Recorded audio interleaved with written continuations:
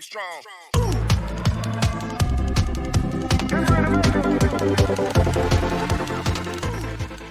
The tale began when a horrifying disaster called a dungeon break occurred 7 years ago on the day of catastrophe. Because of that incident, a lot of people suffered, and the parents of the main character of this tale also passed away.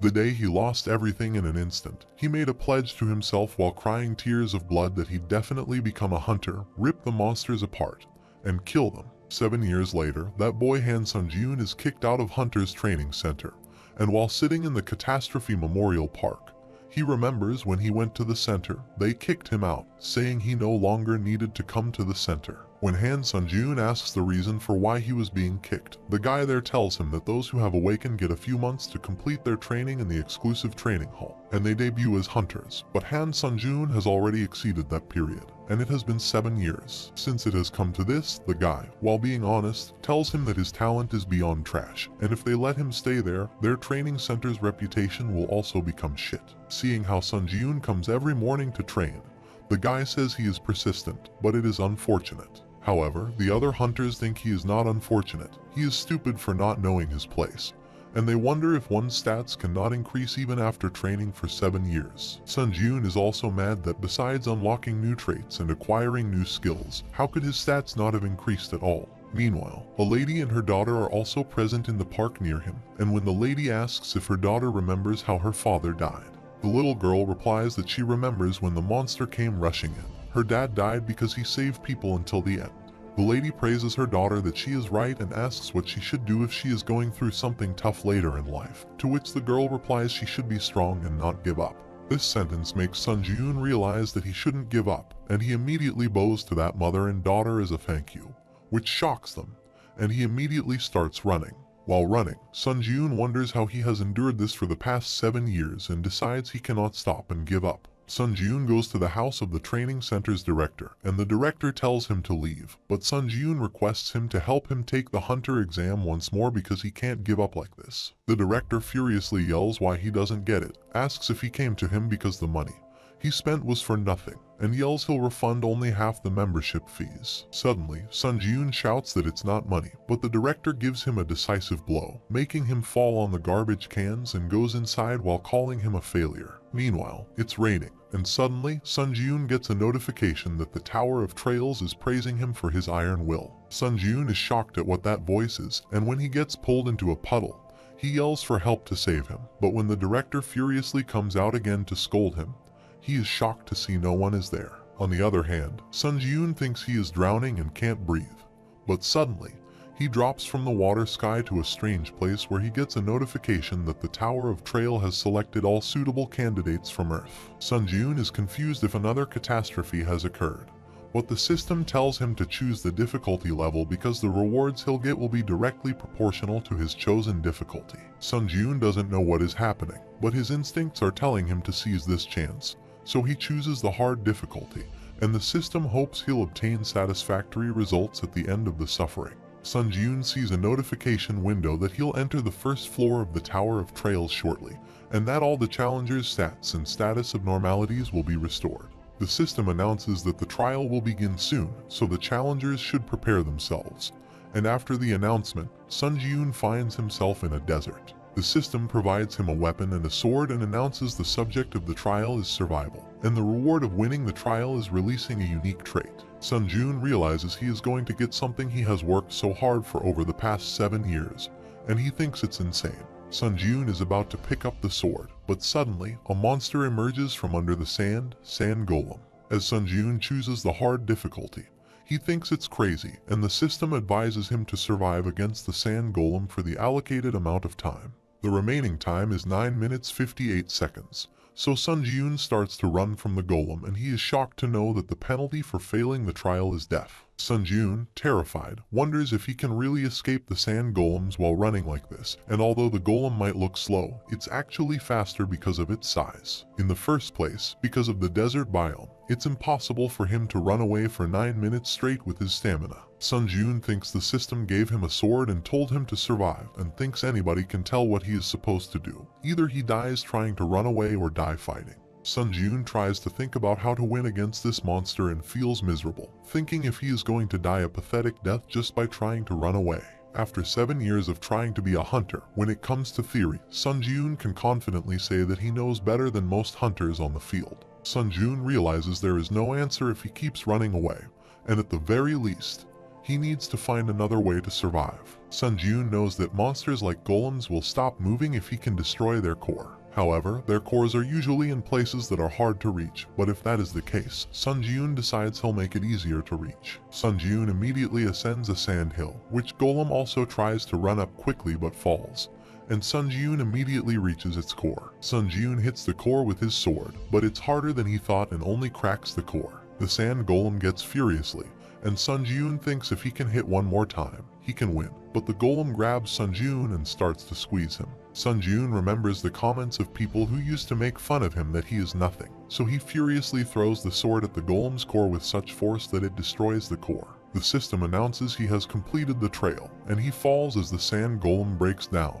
and he can't believe he did it. The system congratulates him. He has cleared the Tower of Trial's first floor and earned unique traits and 1,000 points. Sun Jun also earns the fast recovery skill and 500 more points as an additional clear reward, which he cannot believe. Sun Jun realizes he put in a lot of effort for the past 7 years, and the only things he got back in return were scorn and mockery. The system notifies that Sun Jun has been titled with the unique trait Necromancy, and he thinks he can become a hunter, too.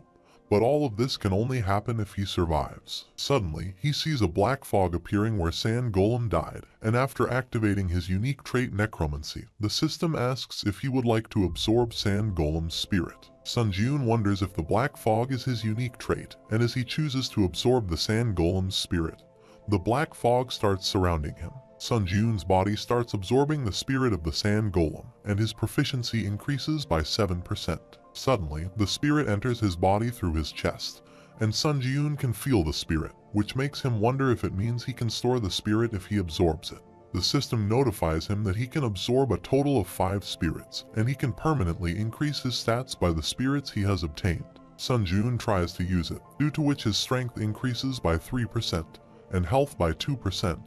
And he can feel the energy filling his body. Sun Jun has not been able to raise his stats for the last 7 years, and he is finally able to increase those stats permanently. Due to the unique trait of necromancy, Sun Jun can absorb the spirit of the dead and use them as he pleases. Sun Jun can also permanently increase his stats, which is proportional to the rank and quality of the spirits used. Moreover, he can also store and use the spirits, and the number of the spirits he can store increases with his rank. Sun Jun is happy because if he returns with this skill, he can become a hunter too, and the system tells him to move to the waiting room. Suddenly, a portal appears, and as he passes through it, he falls and thinks his injuries are worse than he thought. But when he gets up, he notices his injuries are all healed. Sun Jun wonders if his body will be healed when the trial is over, but he leaves it and thinks about how the system can only provide him with a single bed in such a big room. Sun Jun lies down and wonders if he can escape the tower and why it calls him to that place. Suddenly, he gets a notification from the system that he can use 5 commands: info, store, community, inventory, and trail, and saying these command words will activate the commands. Sun Jun decides to focus on surviving for now, so he says the word trail, and the system notifies him the time until the second floor trial is 23 hours and 21 minutes, so he has to wait for the next trial. Sun Jun knew there were more of these trials, and by saying the word community, he entered a community of hard difficulty. Sun Jun can see the chat of the people, where everyone seems confused, just like him, and he notices that the people who are not hunters also get dragged there. Shockingly, the admin enters the chat, disables chatting, and announces they have information to share with those who have cleared the tutorial tower. Sun Jun does know how to return to his world, so he decides to focus on the information. The admin starts briefing that they'll teach the players how to use the points they have earned during the tutorial tower, and the points are used as currency within the Tower of Trials. The players can use the community to give or receive the points from others, and within the Tower of Trials, they cannot get even a single drop of water without points. Sun Jun is shocked that points can only be earned by trials, and he realizes he needs to do everything he can to get used to the rules within the tower. The fact that he cannot get water without points means in order to earn points, he needs to keep entering and clearing trials. After the announcement, the admin leaves the chat and unlocks the chat. But Sun Ji-yoon is mad because he thinks he could be a hunter if he just returned. Sun Ji-yoon knows he can't do much with a longsword, so he enters he takes out a shield from saying the store word and starts practicing. Sun Ji-yoon knows all the hunters lost all of their stats when they entered the tower, but he thinks it should be easier for them to learn skills as they have learned before. And that is why he can't forget that he is not on the same starting line as them, and if he doesn't train, there is no way he can catch up to them. Sun Ji-yoon trains for hours, but thanks to the healing effect of the waiting room, he can train easily, and he is glad to be able to train for the next trial easily. Sun Ji-yoon feels hungry, so he opens the inventory and sees he has only 40 points after buying some stuff and food. If he didn't get the additional rewards, he wouldn't have been able to dream about getting a shield. Sun Ji-yoon gets a notification that there are only 17 minutes left in the next trial, and he feels the time went a lot faster than he thought. Sun Ji-yoon wonders if he can manage to syringe again, but he immediately reminds himself he'll survive. Suddenly, the second floor trial begins, and this time, Sun Ji-yoon enters a forest where the subject of the trial is assassinated, and he has to assassinate the orc tribe leader within the given time limit. Sun Ji-yoon, standing on the top of a cliff, can see the orc tribe and is shocked that the system wants him to go into a place swarming with ORCs and defeat their leader. Sun Ji-yoon hides in the bushes close to the tribe to keep an eye on enemies and thinks normally in dungeons. When there is a guard among the orc tribe, there is also a hunter. It is difficult to say that he can win against one orc hunter, but the problem is there are a lot of them. And in order to defeat all the ORCs, he needs at least a party of E-rank hunters to make sure he doesn't die. Sun Ji-yoon starts to ponder what he should do, but suddenly he decides to retreat for now and come back later with a plan because he is sure there is a way to complete his plan. After some while, Sun Ji-yoon makes enough firewood, and he gets happy to know he can store it in the inventory. Sun Ji-yoon knows orcs looks like lazy pigs, but they are quite a diligent race, and the hunters always hunt in the morning. They'll come back when the sun starts to set, so he thinks he has plenty of time to complete the trial. Sun Ji-yoon thinks the only way to complete this trial, which has maximum difficulty and numerical inferiority, is with fire. Sun Ji-yoon remembers according to the Hunters Association, the orc guards are not always standing guard. They return to the village to eat or take a break. So seeing the opportunity, Sun Ji-yoon closes off the village with fire. And now he doesn't have to worry about facing the orc hunters that are coming back from their hunt. Sun Ji-yoon plans that before it happens, he needs to kill at least 2 orc workers. So when an orc worker goes to the stream to bring water to extinguish the fire, Sun Ji-yoon immediately kills that orc by stabbing it. The unique trait Necromancer activates, and when it asks if he wants to absorb the orc's spirit, Sun Ji-yoon immediately absorbs it, which increases his proficiency to 9%. Suddenly, a guard appears behind Sun Ji-yoon and tries to stab him, but he immediately blocks the attack with his shield and uses the absorb skill to increase his stats. Using the stored spirits, his strength increases by 4 and agility by 2, so he easily kills the guard and absorbs its spirit. Sun Ji-yoon is shocked to see his stamina also increased by 4 because of the guard's spirit, strength, and agility. Sun Ji-yoon thinks it's nice, and if it is like this, then the danger of fighting the guard will go down significantly. Sun Ji-yoon attacks the clan and sees he has to face 3 workers, 1 guard, and an old clan head. Sun Ji-yoon thinks if he is careful with the guard, then he'll have no problem defeating the clan head. Sun Ji-yoon kills the workers easily, but suddenly the guard starts to attack him, and it seems as the guard has separated from the clan head, and he gives up on guarding him.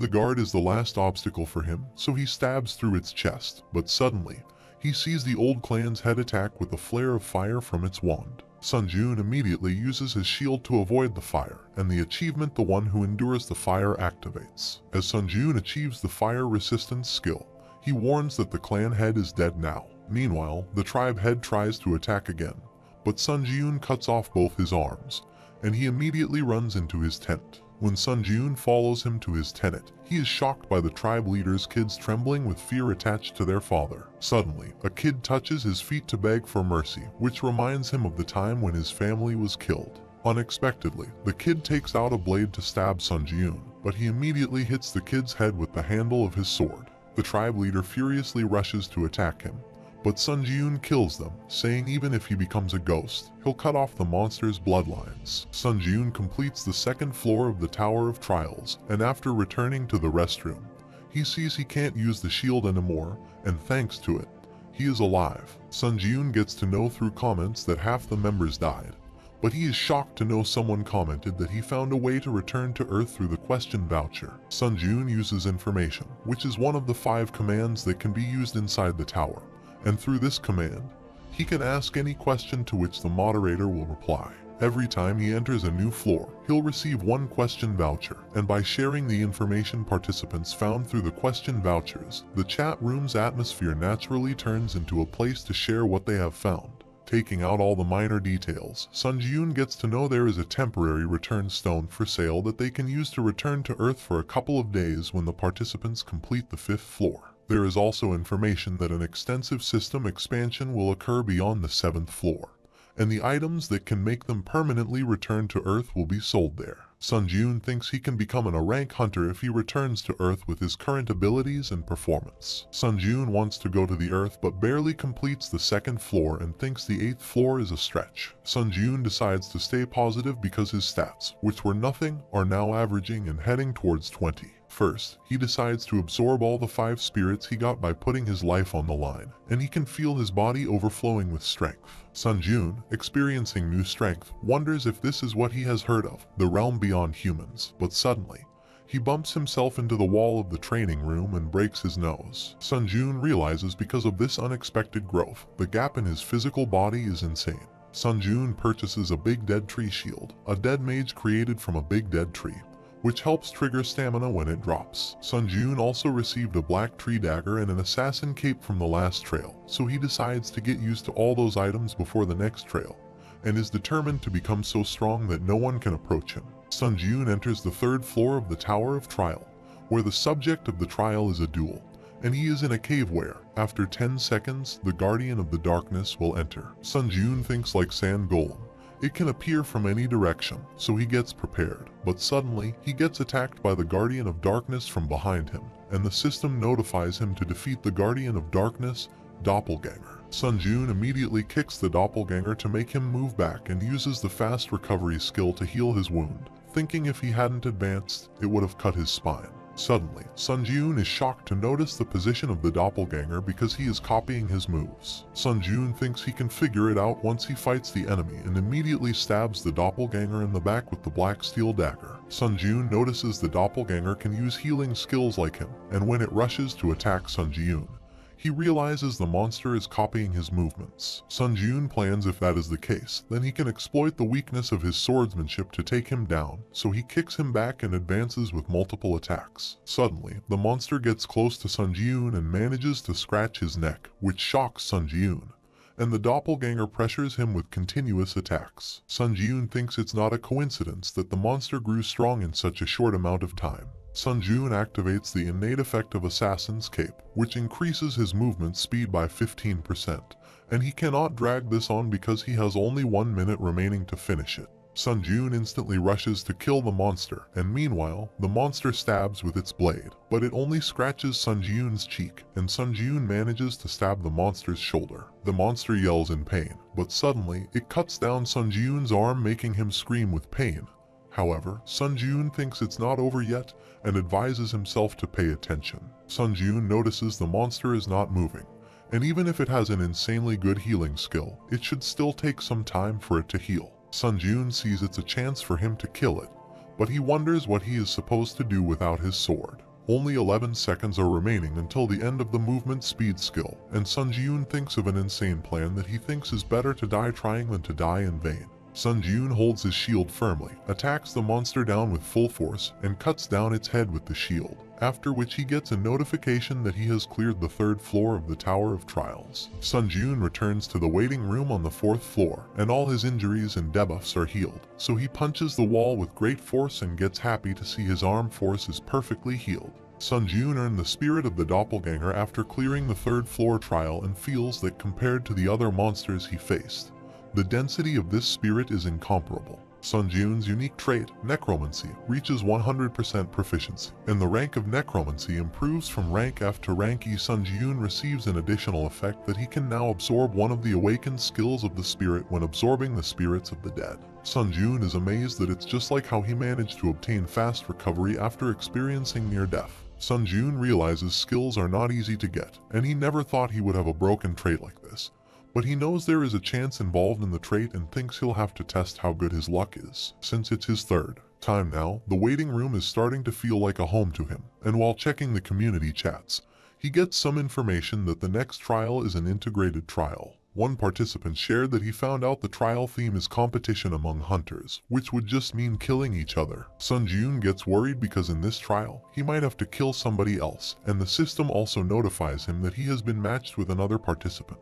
The 4-floor trial begins with a clear condition to defeat the Goblin King within the remaining time, and the remaining time for this trial is 1 day. The system notifies if the challenger team dies or the remaining time elapses. The trial failure penalty will be death. Suddenly, 2 more participants appear there who are Sun Ji-yoon's team members, and one of them says now that they are a team, they should start with introductions. The girl introduces herself as Lee Hae, who specializes in helping the team and says she is an E-rank hunter. The other guy introduces himself as Lee Sun Ji-yoon, who has specialized in close combat and was a D-rank hunter. Sun Ji-yoon wonders why that guy is acting tough and thinks he might be a big shot because he used to be a D-rank. Sun Ji-yoon says it's nice to meet them and tells them that his name is Han Sun Ji-yoon.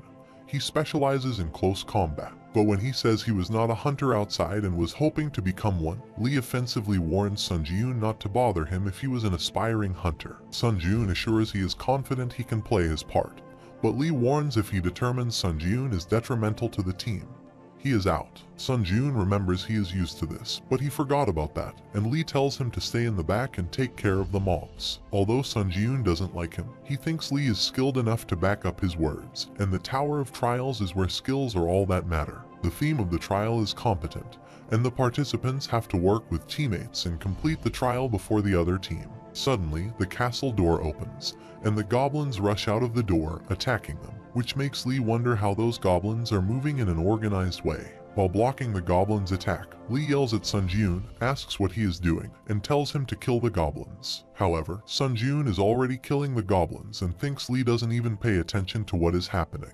Meanwhile, Lee Hae-in is trying to complete her spell, but it's taking some time, and she already has used her supportive spells in previous rounds. Sun Ji-yoon tells Lee Hae-in that it seems Lee Sun Ji-yoon needs his help, so he tells her to excuse him, and he rushes to help Lee. Lee Hae-in tells Sun Ji-yoon to wait because we'll see her back, but when she looks behind her, she is shocked to see all the goblins are dead behind her. Meanwhile, the goblins are beating Lee. They manage to unarm him, and one of them is going to kill him, but suddenly, Sun Ji-yoon stabs that goblin down with a swift attack. Lee is shocked, but Sun Ji-yoon tells him to stay back because he is a bother right now, and he starts killing all the goblins with single stabs. Sun Ji-yoon obtains the accomplishment of Goblin Hunter, while Lee is terrified to see this scene. Sun Ji-yoon notices his teammates are not able to see his unique trait, so he comfortably absorbs the souls of the goblins he killed, due to which his stats start to increase permanently, and the system notifies that he'll absorb one of the skills possessed by the Goblin Ranger. Sun Ji-yoon obtains the skill Ranger's knowledge, which will widen his overall field of view and make it easier to see approaching enemies. Suddenly, Sun Ji-yoon sees his field of view widen and is glad because it's a jackpot for him. Simultaneously, Lee starts laughing and says it seems like Sun Ji-yoon is a lucky participant going against the weak goblins. Sun Ji-yoon says he'll take the lead and give out commands from now on because that will improve the party's efficiency. When Sun Ji-yoon intimidatingly asks if Lee has a problem, he replies he doesn't, and when he asks what he has to do besides following the orders, Sun Ji-yoon tells him that he needs to protect the hunter Hae-in. Sun Ji-yoon commands Hae-in that she needs to continue what she was doing before and will guide them from the back. Hae-in understands, and she asks for Sun Ji-yoon's cooperation until the end. They resume the search, and as the goblins kept attacking them, Sun Ji-yoon finished them all on the way. After some while, Hae-in said she was certain that goblins appeared periodically, but then she thought it was strangely quiet. While they are walking, suddenly Sun Ji-yoon rushes towards a fountain, and they are all shocked to see goblins' slaughtered bodies lying everywhere. Lee thinks other challengers have gone through that area before them and thinks it's crazy, but Sun Ji-yoon feels the blood of the dead bodies is still warm, and if they hurry, they can catch up to them. Sun Ji-yoon fears that if the other team gets the boss before them, his team will be penalized for failing to complete the trial, and they'll die, so he thinks they should hurry up. Simultaneously, the other team's leader fiercely kills all the goblins and says he is slowly starting to gag at killing goblins. The leader, Lee Xian, confirms with his teammates that these are the last goblins and cuts off them with a single slash. Lee Xian's teammates praise him, but he taunts them that he is doing all the hunting and asks Lee Jinhu if he is happy because he is getting carried, to which Lee Jinhu replies that it's not like that. Lee Xian tells Jinhu to go and open the boss room's door so they can hurry and go back, but Jinhu, feeling mad at Xian, heads towards the door to open it. Suddenly, the system notifies that all the members of the Challengers team will enter the Goblin King's Spiral Tower, and the boss battle will begin when only one of the two teams remains. The system creates a barrier around that area and tells Xian's team that no one can leave the current location.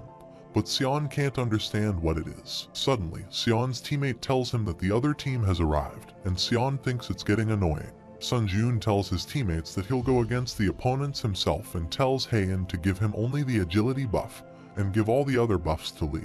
Heian knows he is strong because she has seen his strength with her own eyes, but she warns him that human hunters might be more frightening than the monsters. Sun Jun understands this and says if it gets dangerous, he'll let Heian know and leave the backup to her if that happens. Heian gets the plan and increases Sun Jun's agility by 2, and the effect of the increased agility will last for 10 minutes. Sun Jun thinks he has confirmed that he is better than the average hunter, and he has killed more than 30 goblins in this trial, so he thinks he can finish the opponents. Meanwhile, the opponent's team prepares to see him running towards them. Xian commands Jinhu to use his shield with all his power to stop Sun Ji-yoon, and he follows the order, creating a protective shield around them. But Sun Ji-yoon breaks that shield with an impactful hit of his sword. Sun Jun immediately kills Jinhu and the other members of their team with a single stab, which shocks Heian and Lee. Similarly, Sun Ji-yoon starts attacking Xian with strong hits, but Sun Ji-yoon thinks it's weird that Xian is strangely blocking his strikes. Sun Ji-yoon decides to use more strength and swiftly moves behind Xian to attack from the back and finish him. But Xian immediately stops the attack with his sword. Sun Ji-yoon gets shocked and realizes Xian's eyes can see the path of his sword, so he throws his shield in front of Xian to block his view and immediately finishes Xian with a stab. The system congratulates Sun Ji-yoon for accomplishing the special task and gives him additional rewards. Suddenly, Heian sees Sun Ji-yoon's hand shaking, so she asks if he is okay, to which Sun Ji-yoon replies he is fine. But Heian realizes he might be in shock after killing a person. Sun Ji-yoon tells them he is planning on proceeding with the boss immediately, and asks if that is fine with everyone, to which they reply that they are good with it. After some while, Sun Ji-yoon skillfully kills the Goblin King, making Lee think of him as a monster, and the system congratulates him for completing the 4th floor of the Tower of Trials. The reward for completion of the trial is an increase in all his stats by 4, and he also obtains the skill Instant Acceleration as an additional reward. After that, the system announces they'll be moved to the lobby, and Lee goes first, but Sun Ji-yoon wishes Heian a safe return. Heian thinks she might be overstepping by saying, but she tells Sun Ji-yoon that he did what he needed to because it was something he had to do, and if Sun Ji-yoon couldn't do it, then she would have. First, Sun Ji-yoon gets startled, but then he is glad she thinks so, and suddenly, he gets a notification that Challenger Lee Heian sent him a friend request. Before leaving, Heian says it's all thanks to him that they finished the 4th floor's trial, but it's a little upsetting that she didn't get any rewards. Heian requests Sun Ji-yoon that when he returns to Earth, he should look for Lee Heian of the White Silver Guild, and after that, she leaves. Sun Ji-yoon thinks he is alone, so he has to make an important decision about whether he is going to absorb a human soul or not. When Sun Ji-yoon first found out he could do this, he put it off because he knew if he did it, he would have crossed a line he couldn't go back on. Now Sun Ji-yoon makes up his mind and absorbs Xian's soul, thinking he must get stronger, but he won't kill people for that. However, if the situation demands it, he'll. His dream of becoming a hunter has brought up his other internal desires, and the Tower of Trials gave him a chance, so that he will seize that chance. Sun Ji-yoon wants to keep progressing through the Tower of Trials, and as he enters the lobby of the 5th floor, the system expands, and a system that'll grade every challenger's rank is created. The system asks Sun Ji-yoon to enter an alias, and as he types Hunter, the system immediately shows him the rank of the participants. Sun Ji-yoon is shocked to see his rank is 16th because he thinks it's a lot higher than he thought, and the system notifies that challengers in the top 50 will be called pioneers and they'll obtain benefits on the 8th floor. The system says if Sun Ji-yoon remains a pioneer till the 8th floor, he'll obtain a privilege called Halo, and he wonders if it is a skill. The system asks Sun Ji-yoon to choose the soul he would like to absorb from the recently absorbed souls of Xian.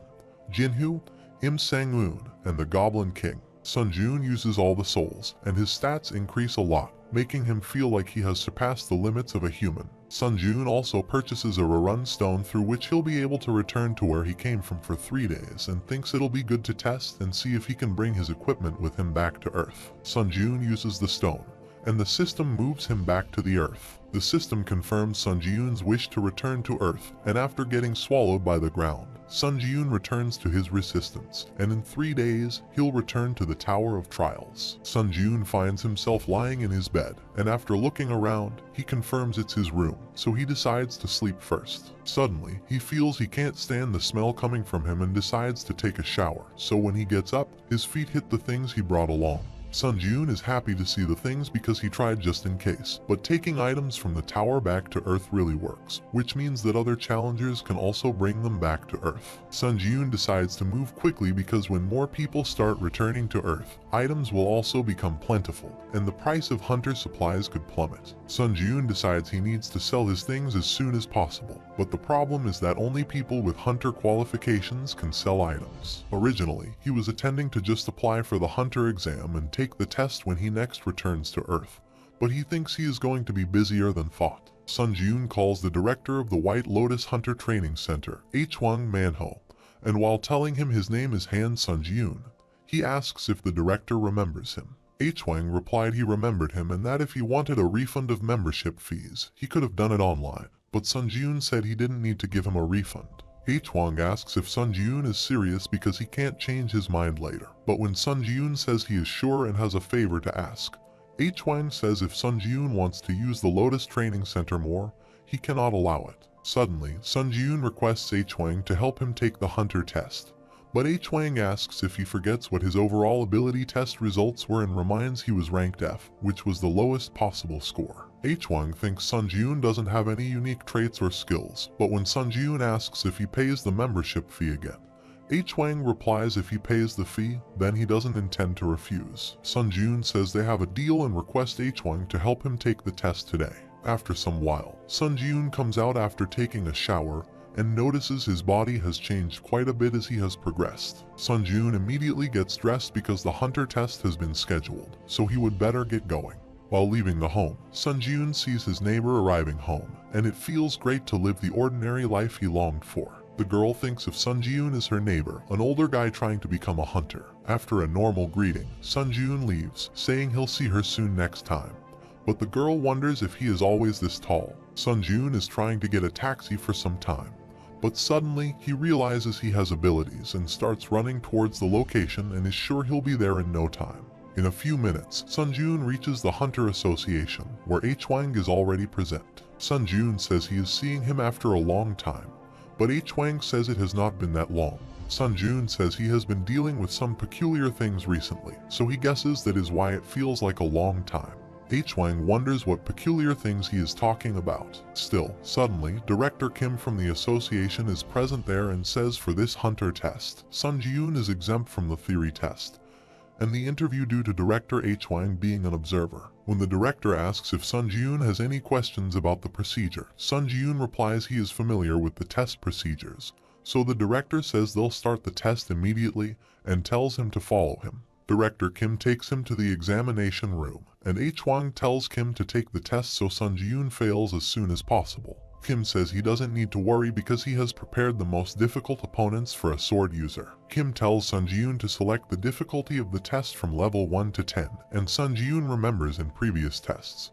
He always did the level 1 test and lost to a goblin because he was weak. Hwang thinks Sun Ji-yoon will choose level 1 again, but this time, Sun Ji-yoon chooses level 10, which shocks Hwang, and when Sun Ji-yoon smirks at him, he thinks Sun Ji-yoon is crazy. The test begins, and Sun Ji-yoon has to hunt down a phoenix, but shockingly, Sun Ji-yoon's movement decreases by 25% because of the ability of Predator's Roar. Hwang is sure there is no way Sun Ji-yoon will pass the test because Hwang messed up his weapon a while ago, and thinks he'll brutally show Sun Ji-yoon what happens when he doesn't know his place and starts acting up. A few years ago, when Hwang first became a hunter, he felt like he was best. However, the gap between his colleagues gradually started to grow, and in the end, he couldn't catch up, so he gave up. In the world of hunters, being born with talent was everything, so he accepted that reality and stopped working hard. H-Wang thinks humans give up when they can't overcome, and it's not just him, everyone does that, so he thinks Han Sun-Jiun will also do the same. When the Phoenix attacks, Sun-Jiun tries to defend, but his sword breaks, and he feels no matter how low of a grade this weapon is, it shouldn't break like this. Sun-Jiun understands it's H-Wang's doing, and H-Wang looks at him with a devilish smile, thinking what Sun-Jiun is going to do now with a broken sword. However, Sun-Jiun thinks it turned out better than expected because this situation is perfect for testing out the skills he got in the trial on the 4th floor. Sun-Jiun uses instant acceleration to jump above the Phoenix's level and sticks to the roof, thinking this seems a lot better than the movement speed buff from the assassin's cape. Phoenix prepares to attack with a flare of fire, but Sun-Jiun grabs its beak and stabs its eye with a broken sword. As expected, the blade is short and doesn't cause much damage, so he grabs a tile from the floor and throws it with his entire force at Phoenix's head. The tile slits open the Phoenix's head in half and gets stuck in the wall behind H-Wang, and Kim and H-Wang get baffled. Sun-Jiun passes the test and asks H-Wang if he is alright because he didn't know the tile would end up in the wall near H-Wang's face. Sun-Jiun receives his official hunter card, and the lady at the association congratulates him because he has been registered in the Hunters Association, and has a rank C when Sun-Jiun asks if entering the dungeon and selling items are possible for him. The lady replies he is right. On the other hand, H-Wang asks Director Kim to explain to him what's going on because he told him to make sure Sun-Jiun fails in 10 seconds, not pass. Kim is also confused because they did the best they could, and as H-Wang requested, with Sun-Jiun's abilities, they made the test so he couldn't pass, but he still did.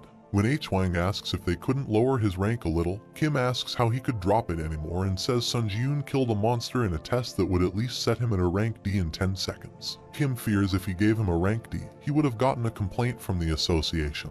But H-Wang is persistent that he should have done whatever it takes. Suddenly, Sun-Jiun enters the room saying he got his hunter's license, and Kim congratulates him. But Sun-Jiun says H-Wang doesn't look well and asks if something happened. H-Wang unwillingly congratulates Sun-Jiun and questions, now that he thinks about it, if H-Wang's rank before he retired was C, but H-Wang asks him what it is that he wants to say. Sun-Jiun asks if he remembers when he called him a failure the other time, and being honest, he thinks H-Wang is a failure. Suddenly, H-Wang gets mad after hearing this and proceeds to punch Sun-Jiun while Kim tells him to calm down. But Sun-Jiun thinks, as expected, the provocation worked well. Sun-Jiun, dodging H-Wang's punch, punches him in the stomach with a decisive blow while saying it's self-defense and slams him down, saying it's payback. A while later, while leaving, Sun-Jiun asks if Kim wants him to be an exclusive hunter for the Hunters Association, to which Kim replies it's right, and the salary is at a minimum of 1 million won.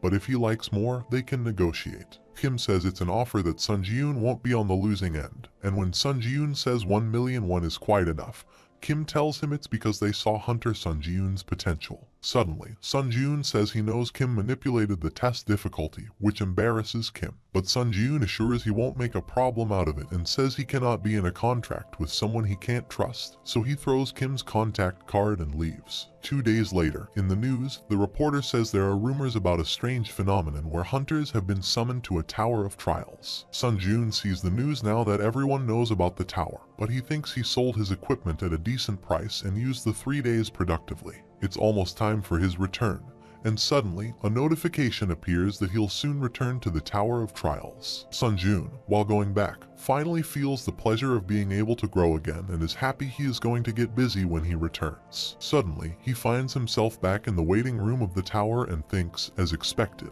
that he can use his items freely both in the tower and the real world. Sun-Jiun puts the cleaning stone, which he can use for cleaning his body, and the restoration box back in the inventory and decides to warm up before he can go to the 5th floor's trial. Sun-Jiun receives the achievement of the first returner and obtains the skill Eyes of the Truth. The system explains that using the skill allows him to view the details of anything and determine the truth of a person's words. Sun-Jiun thinks it's great that he can determine if someone is lying and sees it as unexpected luck. Sun-Jiun purchases Thunder Sword and Secretive Hunter's Shield from the points he obtained from the last trial, and although it's expensive, the sword's bonus effects are good. The system tells him when he hits a person with this sword, there is a 10% chance of being paralyzed, and Sun-Jiun is sure it'll help him. Sun Jun enters the 5th floor of the Tower of Trials, and the title of that trial is Hunt, with the remaining time 1 day. Sun Jun has to defeat the wolf person, the boss of the Wolf Gorge, to pass this trial, but if the time runs out or he dies,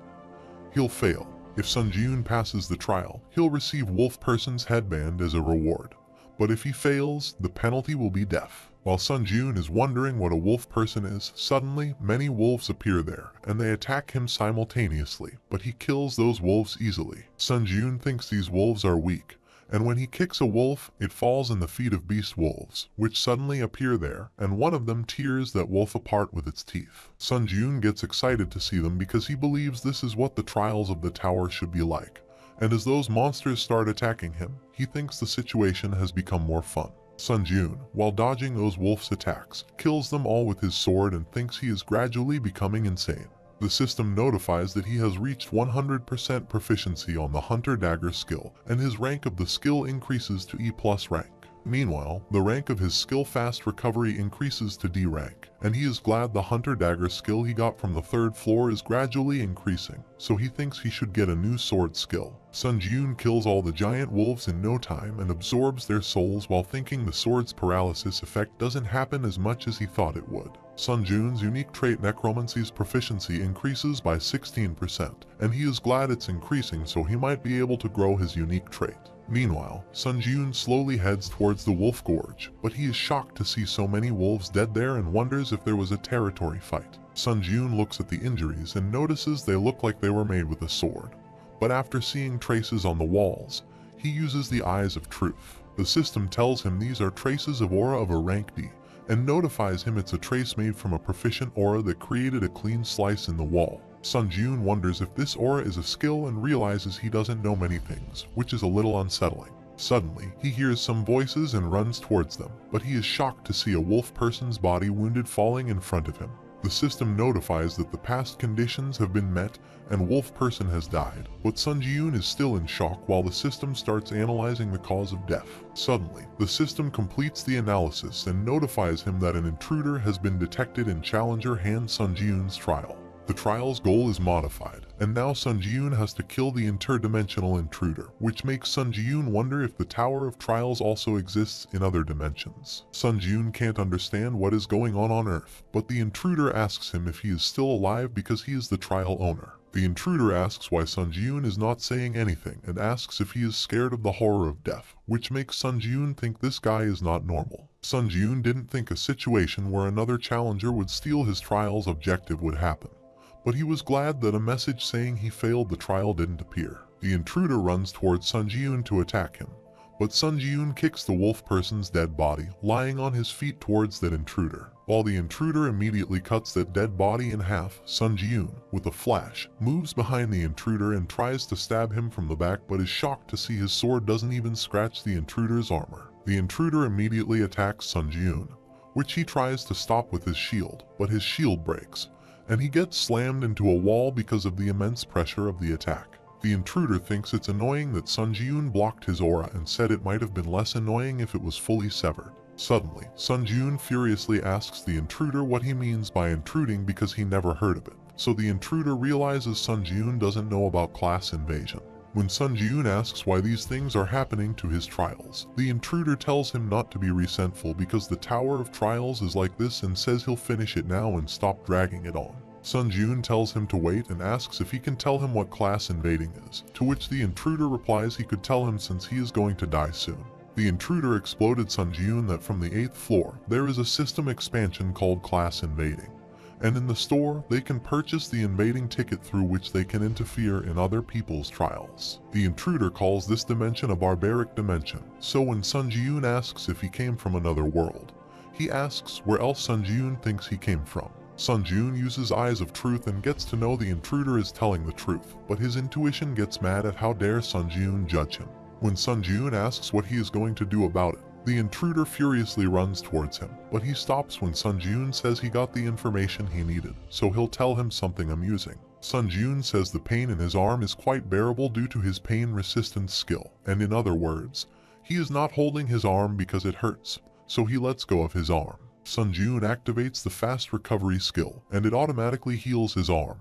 He says he helplessly acted so he could get information from the intruder. The intruder gets shocked and realizes Sun Ji-yoon is a healing-type swordsman and says if that is Sun Ji-yoon's full strength, then the fact he'll die would not change. Sun Ji-yoon picks up his sword, saying his strength will keep on increasing, and uses all the possessed evil spirits, which increases his stats permanently. The system notifies that Sun Ji-yoon's strength, agility, magic power, durability, and stamina have increased, which startles the intruder. Sun Ji-yoon activates the Assassin Cape's exclusive effect, which increases his movement speed by 15% for 1 minute. Sun Ji-yoon uses instant acceleration, and the intruder is shocked to see how a 5th floor challenger can have so many skills. Sun Ji-yoon starts attacking the intruder, and the intruder feels damned because he is on the 5th floor, and the restrictions on his stats are severe. The intruder furiously attacks with his aura, but Sun Ji-yoon dodges the stab and thinks it'll be dangerous if he gets hit by the aura skill since it is of high rank.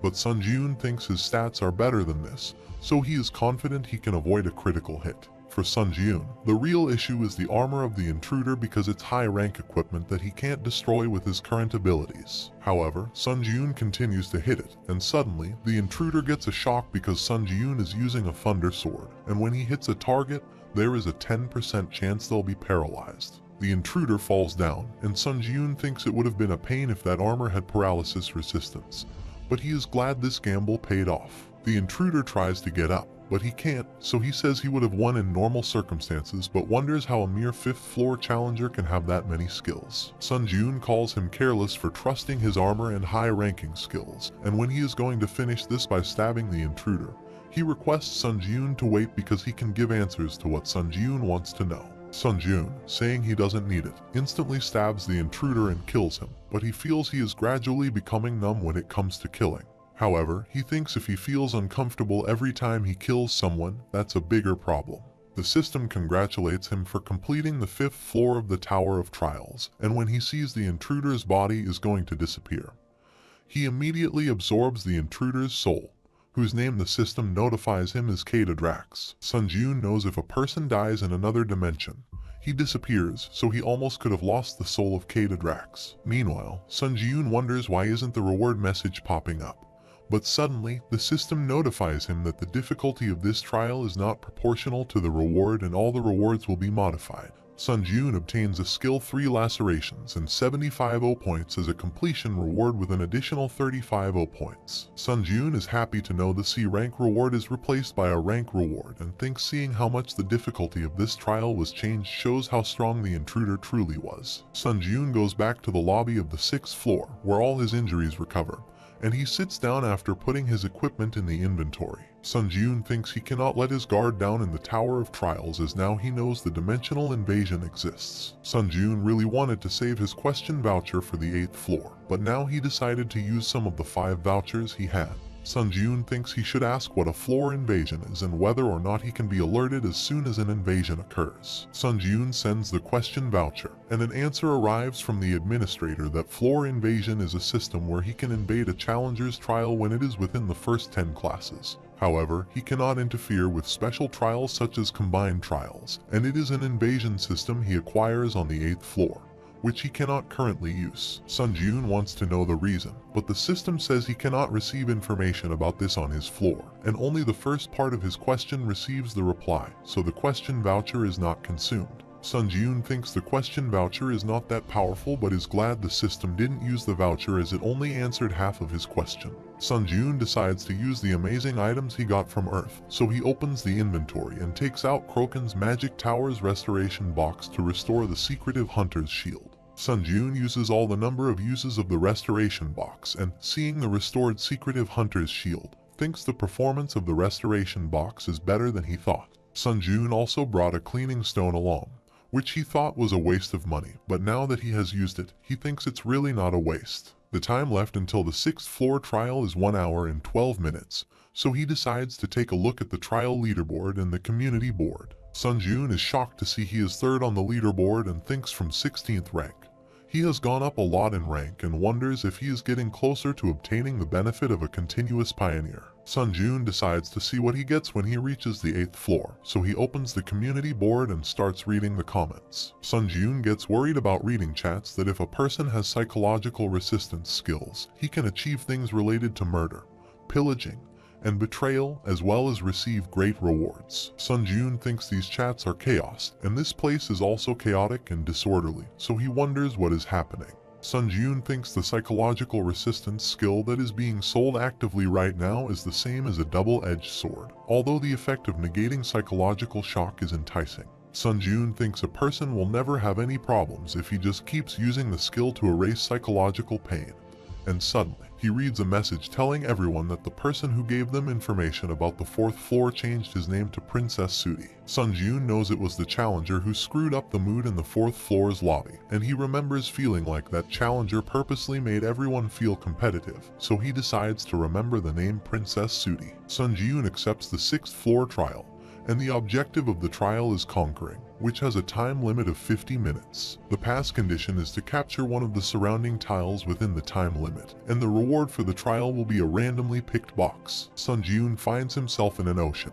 This time, the system notifies his teammate that allocation has been completed, so he has to cooperate with the teammate to complete the trial. Sun Jun wonders why his teammate is not coming out, but suddenly he notices a dagger is going to stab him from above, but he grabs it and slams the teammate down. Sun Jun asks the challenger what he is trying to do by attacking his own teammate, to which the guy replies that Sun Jun would have known what was going on if he had looked at the community board. When the guy says murdering is the easiest way to obtain achievements, Sun Jun shockingly asks if killing a teammate doesn't matter as long as he can obtain power. The guy says Sun Jun is acting hypocritical and says he should look around before he pretends to have a conscience. Sun Jun sees other challengers killing their teammates mercilessly to obtain achievements, and his teammate asks him if he understands it now. Simultaneously, another challenger tells his teammate that at a time like this, they need to combine their strength, and his teammate is glad he met someone who thinks the same as him. But suddenly, that challenger stabs his teammate. The challenger says his teammate should have paid attention to how he cluelessly shook his hand without a second thought about how he was going to grab the sword.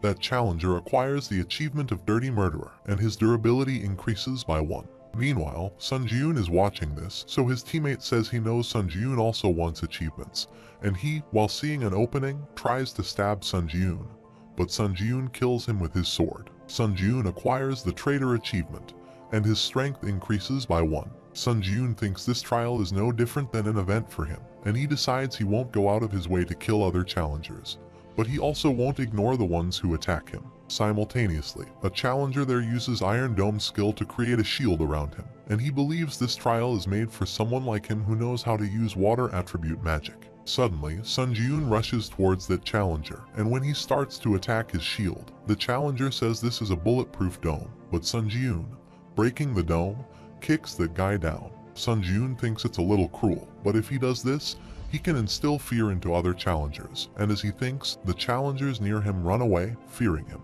To be honest, Sun Jun wants achievement, but he doesn't want to commit unnecessary murder, so he sits on the tile he is currently present on.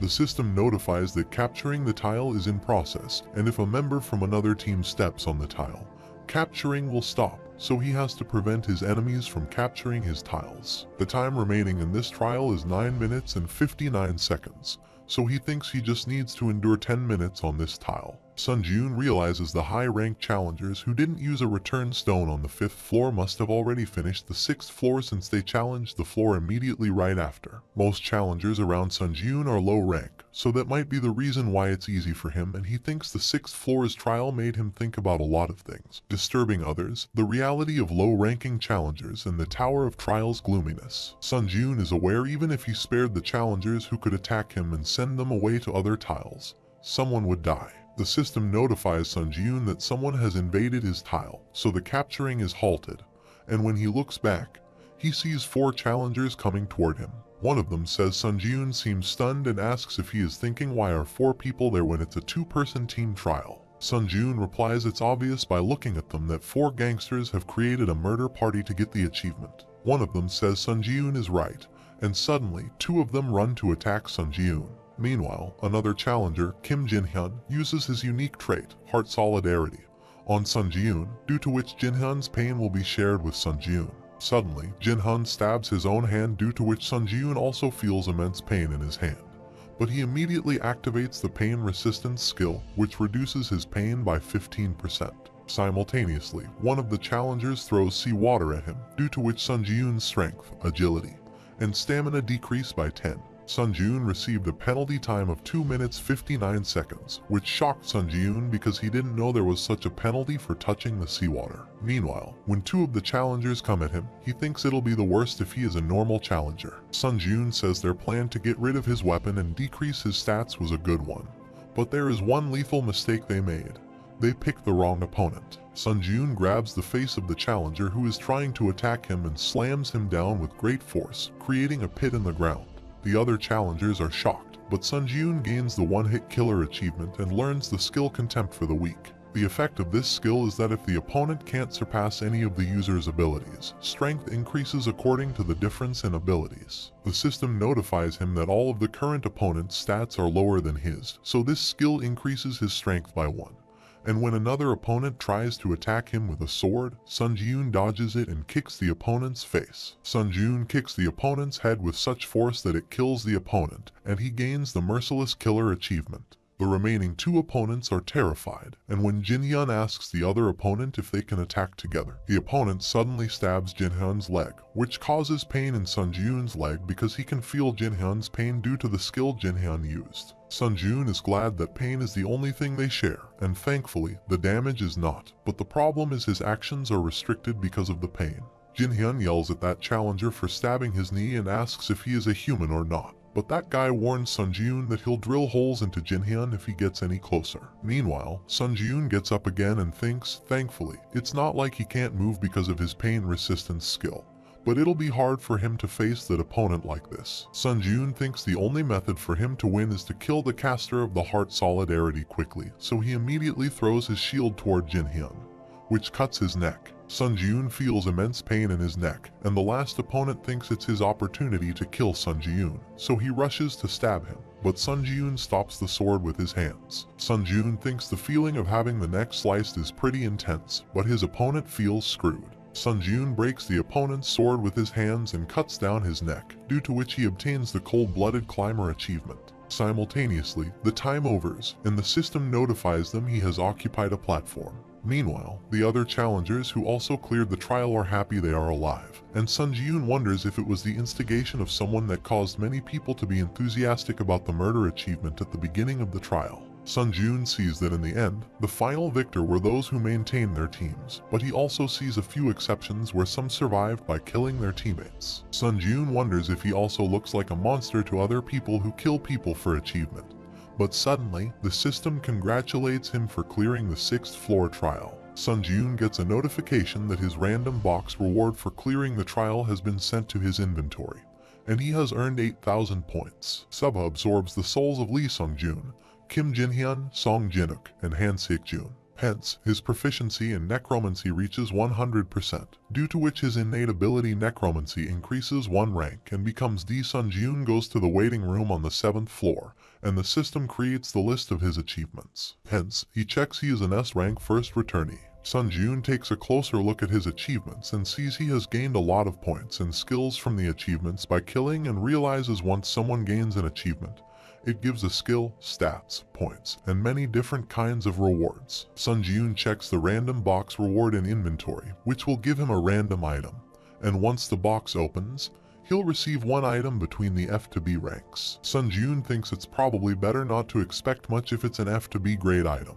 but when he opens it, he gets shocked to see a little monster jump out of it and wonders if he catches it. Sun Ji-yoon tries to catch that little monster, but it keeps jumping from one point to another, and when Sun Ji-yoon finally manages to capture it, the little monster bites his arm and escapes from his hands. Sun Ji-yoon yells that he was thinking of going easy on it since it was cute, but now he gets serious and punches that little monster's head with a critical hit, due to which it breaks like a toy. Suddenly, a necklace appears after the little monster breaks, and the system notifies him that he has received an item with the highest possible grade from the random box. Sun Ji-yoon realizes it must be a B-grade item, and the system tells him it's a wrought iron pendant of grade B, which has the spirit of a skilled blacksmith who worked with iron his entire life. This pendant makes the metal and blade-related skills more effective, and upon inserting mana, the steel's blessing will be activated. Sun Ji-yoon decides to take a look at it, so he activates the steel's blessing, and his skin adapts a property that absorbs all physical damage by 10%. The pendant increases his blade-related skills by 7%, so Sun Ji-yoon thinks it's a better item than most upgrade items and a cheat item with both attack and defense effects. Sun Ji-yoon thinks he has hit the jackpot, so he wears the pendant, but suddenly, he gets a notification that his mana has been exhausted and the effect of the wrought iron pendant Steel's blessing has been deactivated. Sun Ji-yoon realizes the downside of it is that it uses a lot of mana, so he decides to use it in emergencies and save up his mana. In the meantime, he decides to take a look at his innate ability that went up a rank. But suddenly, a notification appears that if he wants to challenge the 7th floor trial, Sun Ji-yoon wonders what's going on because he is sure the challengers were always given time to rest in the waiting room before going on to the next trail. Sun Ji-yoon believes it's not bad for him to go through the trials faster, but he wonders if this means the waiting time has also disappeared for others. Sun Ji-yoon enters the community chat and sees the message that it has disappeared for everyone. It looks like the wait time has disappeared and doesn't mean much to everyone, nor the benefits given to pioneers because they are only interested in getting home. Sun Ji-yoon wonders if this is because they are mostly low-ranking challengers, and he notices the atmosphere in the community chat is different compared to the 6th floor, as murdering challengers are staying quiet. Since the next trial is solo, they don't speak to bring attention to themselves, and Sun Ji-yoon thinks those murderers who use their companions' lives as tools are definitely targets he needs to be on guard against. So he plans to train a skill that isn't shaken by any kind of variable. Sun Ji-yoon takes a look at this innate skill necromancy and gets to know the basic effect is changed a bit, and now he is able to absorb the souls of the dead to increase or reinforce stats, mana, or something of a similar nature. Previously, it only increased his stats, but now it can change things like his magic or give him a defense shield. Sun Ji-yoon was hoping he would increase the efficiency of his soul absorption, but still, he did need a defensive skill to protect his body. Sun Ji-yoon takes out a dagger and throws it up in the air to test out to see how good the soul shield is. Sun Ji-yoon knows that even if his arm gets cut off, the waiting room has a regenerative effect, so he moves his arm under the falling dagger, but suddenly, a shield appears above his arm. The system notifies him that in order to avoid injuries, the souls have absorbed the damage, and player Song Jin-kook's soul has been used for this, so he now owns 3 souls. Sun Ji-yoon grabs the dagger and thinks this effect is amazing, so he decides to leave a few souls to use as a defense instead of absorbing them all. Lastly, he checks the trial leaderboard, and he is on the 4th rank, which means his rank went down by 1. It's a little disappointing, but he thinks that's not important. All he needs to do is place within the top 50 to be a pioneer, and suddenly, he decides to enter the next trial because he is running out of time. Sun Ji-yoon enters the 7th floor of the tower, where the objective of the trial is to prove himself in 40 minutes, and the condition to pass the trial is that he has to clear 3 trials in the given time. If he dies or runs out of time, he'll fail, and if he passes, he'll get the skill wins grace. Sun Ji-yoon finds himself standing in a corridor and feels it's different from other trials he has had so far. Sun Ji-yoon doesn't feel any presence, and it's kind of annoying, but suddenly, he sees a bright light approaching him, and he enters the area of the first trail where he has to prove himself by overcoming fear. Sun Ji-yoon finds himself standing in a desert, and while he thinks it seems familiar to him, suddenly, a sand golem appears, so he realizes this place is making him go through his tutorial trial again. Sun Ji-yoon realizes he has to retake 3 trials that he has cleared until now, and he is confident he can win against a sand golem with his eyes closed now, so he wonders if it means the system wants him to hurry up and head over to the 8th floor. Meanwhile, when the sand golem completely appears out of the ground, Sun Ji-yoon wonders if the sand golem is this big because it looks at least 3 times bigger to him. The sand golem is about to punch Sun Ji-yoon, but he immediately takes out his sword and shield from the inventory and dodges the punch. He jumps up in the air, but he can't see the sand golem's core. While Sun Ji-yoon wonders if it relocated inside the body as it grew, the sand golem suddenly grabs him in its fist. Sun Ji-yoon, breaking the fist, comes out of it and thinks that if he doesn't find the core, he'll have to slice everything off. Sun Ji-yoon attacks the sand golem with multiple slashes and tears it apart, but it returns to its shape again, and Sun Ji-yoon realizes he must somehow find the core and destroy it. The sand golem gets angrier and tries to smash Sun Ji-yoon, but he barely dodges the attack and runs, thinking it's not about dodging, but it falls like a ton of sand when the golem attacks. Suddenly Sun Ji-yoon gets half buried under the sand, and it pisses him off, so he gets up immediately and runs towards the sand golem to attack it. Sun Ji-yoon uses the skill triple laceration, which, using mana, strengthens the blade for 3 attacks, and Sun Ji-yoon cuts down the sand golem's hand with a single hit. Sun Ji-yoon remembers he was a little annoyed when his floor got an intruder, but now he is grateful to that night. Sun Ji-yoon sees the sand golem regenerate with sand, but he thinks he has to keep cutting it until he finds the core, so he cuts the sand golem from multiple parts but is unable to find the core. Suddenly, he notices the golem is getting smaller and guesses that the sand that makes the body of the golem a resource can't be drawn from the environment indefinitely, which is why it got smaller. In that case, Sun Ji-yoon cuts the golem in half horizontally so that when it regenerates, its size gets smaller and the core appears on its back. Sun Ji-yoon wonders if he spent about 10 minutes because the limit of the 7th floor is 40 minutes, and he has to complete 2 more trials after this. So he decides to hurry up. The golem continues attacking Sun Ji-yoon, but he dodges the attacks and notices it has become faster after getting smaller. Sun Ji-yoon wants to play longer with it, but he doesn't have time, so he gets behind the golem and stabs its core, shattering it into pieces. The system notifies them that he has proven he can overcome his fear, and the first trial on the 7th floor concludes. Suddenly, Sun Ji-yoon sees the other trial approaching him, so he immediately tries to extract the sand golem's soul. But he fails to do so and gets moved in the next trial. Sun Ji-yoon is present in the area of the 2nd trial, where he has to prove that he has overcome his own wisdom. Sun Ji-yoon sees that the area is the orc village from the 2nd floor's trial, and the village is in the situation where he left. Sun Ji-yoon sees the orc hunters have arrived, and they are standing beside their leader's dead body. The orc hunters go berserk on the death of their leader, and Sun Ji-yoon knows a berserk orc is no measly rank monster. Suddenly, the monster rushes to attack him, so he activates the instant acceleration and 3 laceration skills and kills all of those hunters until one is left, but its arm is cut off. Sun Ji-yoon tells the monster that he has to stand by and watch as his family is dying, which infuriates the monster, and it tries to attack Sun Ji-yoon, but he cuts off the last orc's head, with which the 2nd trial ends. Sun Ji-yoon immediately absorbs the souls of those orc monsters before he gets pulled by the 3rd trial, and his proficiency of necromancy increases by 6% while the number of souls he possesses increases to 19. Sun Ji-yoon's skill Hunter Dagger and instant acceleration levels up to D rank, and its proficiency reaches 100%.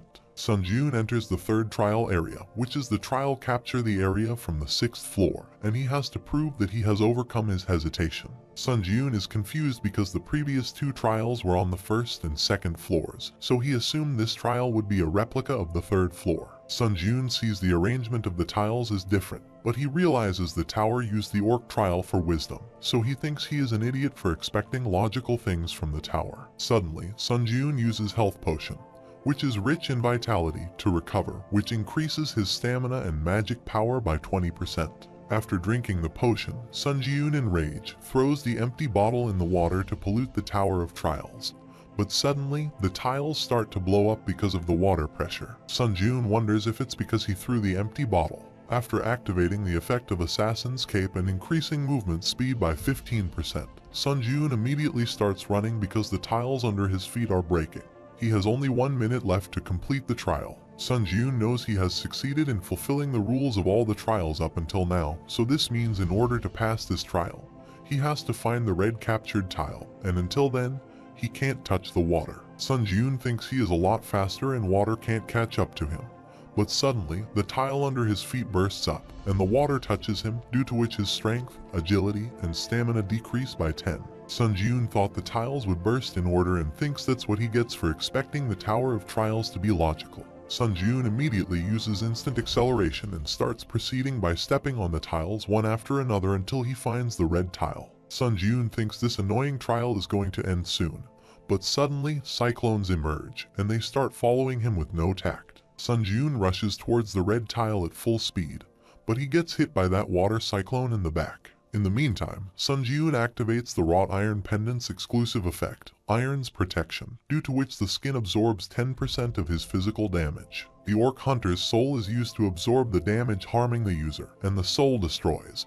But Sun Ji-yoon is sure he felt the shock and thinks the shield protection led him just before he took the damage from the shock. Suddenly, Sun Ji-yoon again starts running towards the red tile, but the exclusive effect of Assassin's Cape deactivates. Sun Ji-yoon continues running while thinking if the instant acceleration gets deactivated too, He is done, so he immediately eats a hunter's soul, which replenishes his magic power. Sun Jun feels his power increasing and sees only a little more distance is left.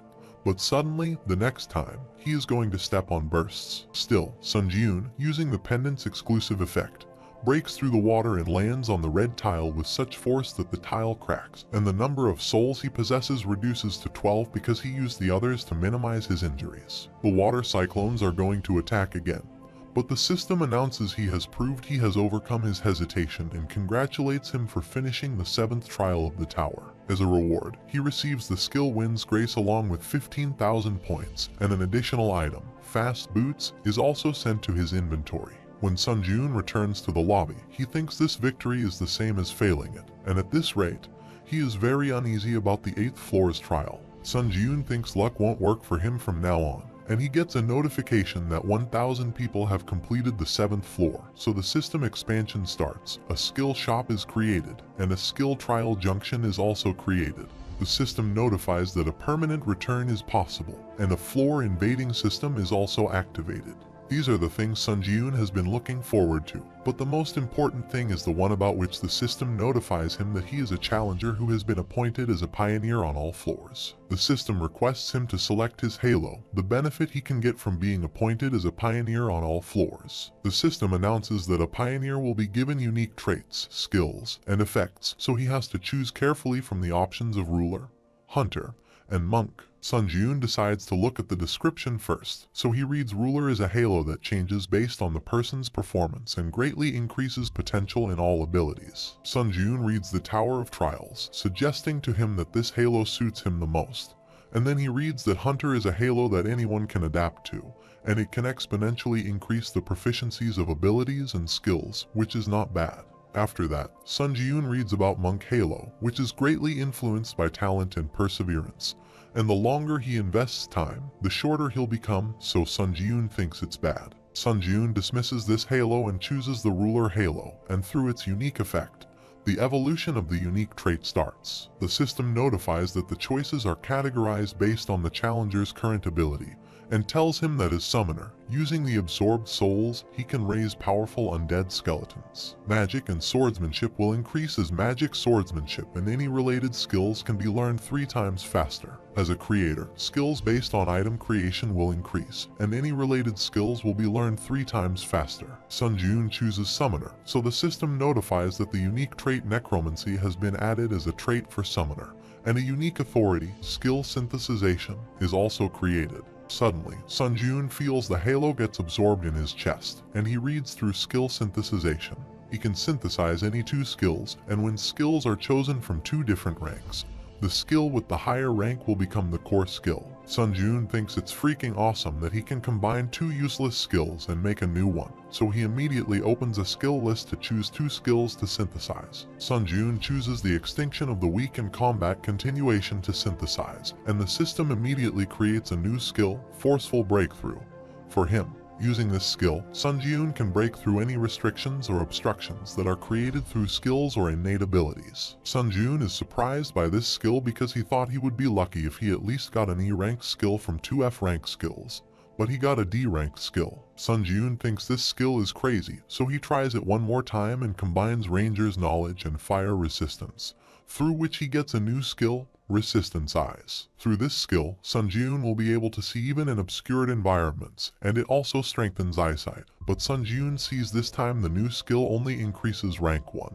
Sun Jun understands the result of combining Contempt for the Weak and Sustained Battle turned out good because of their compatibility, which means that Ranger's Knowledge and Fire Resistance are not compatible. Suddenly, Sun Jun lies on his bed while thinking that it feels strange with the Radiance reward from being a pioneer continuously, and wonders if it is all due to his hard work or if he has just been lucky this whole time relying on his special ability. Sun Jun gets up instantly and decides to take a look at his rewards, so he checks the skill Wind's Grace and reads it increases all speeds by 10% upon declaration of the skill's name, and its effect can be stacked up to 7 times. When the maximum amount of stack is reached, the skill receives a 1-day cooldown. Sun Jun thinks it's awesome because this means he can increase his speed up to 70%, and this skill also doesn't use mana. After this, Sun Jun checks the Boots of Swiftness he got as a reward, and he loves that all the rewards from the 7th floor have to do with speed. Suddenly, Sun Jun enters the skill store, where a list of skills is displayed from which he can purchase any skill. Sun Jun checks the skills sold in the skill store are unexpectedly of low quality,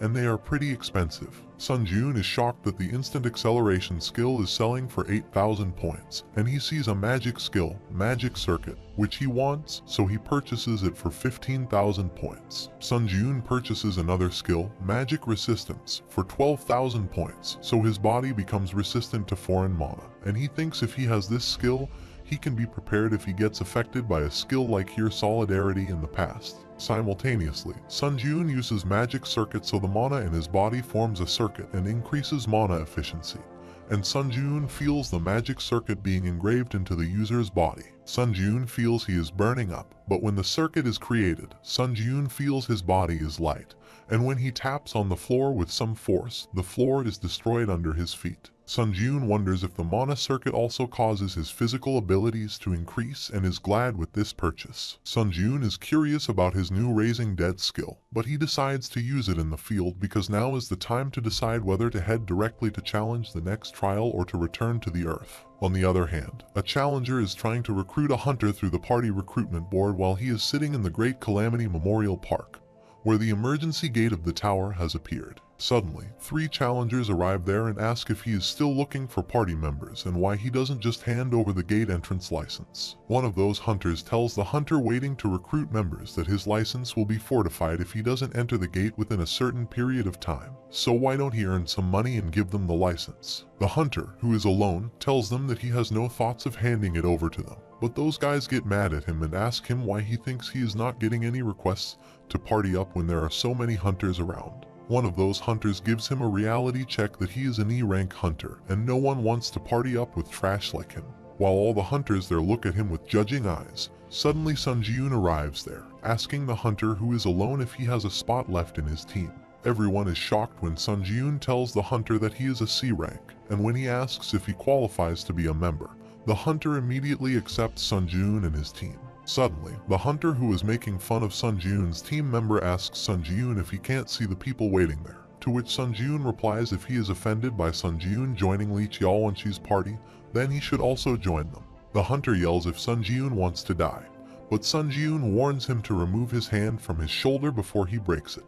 The guy gets scared by Sun Jun's terrifying energy, so he immediately removes his hand from Sun Jun's shoulder and wonders if Sun Jun is really a C-rank hunter like him. The hunter's teammates get happy to think it's their leader's energy, but the hunter corrects them it's not his energy and says since the people from the association are watching, he'll let it slide this time. The hunter leaves with his teammates, and Lee Chiao-Wen is sad about why things turn out like this from the start. Sun Jun tells Lee that judging by the atmosphere, it doesn't look like anyone else is going to join, so he thinks they should head in through the gate. But Lee shockingly asks if only the 2 of them.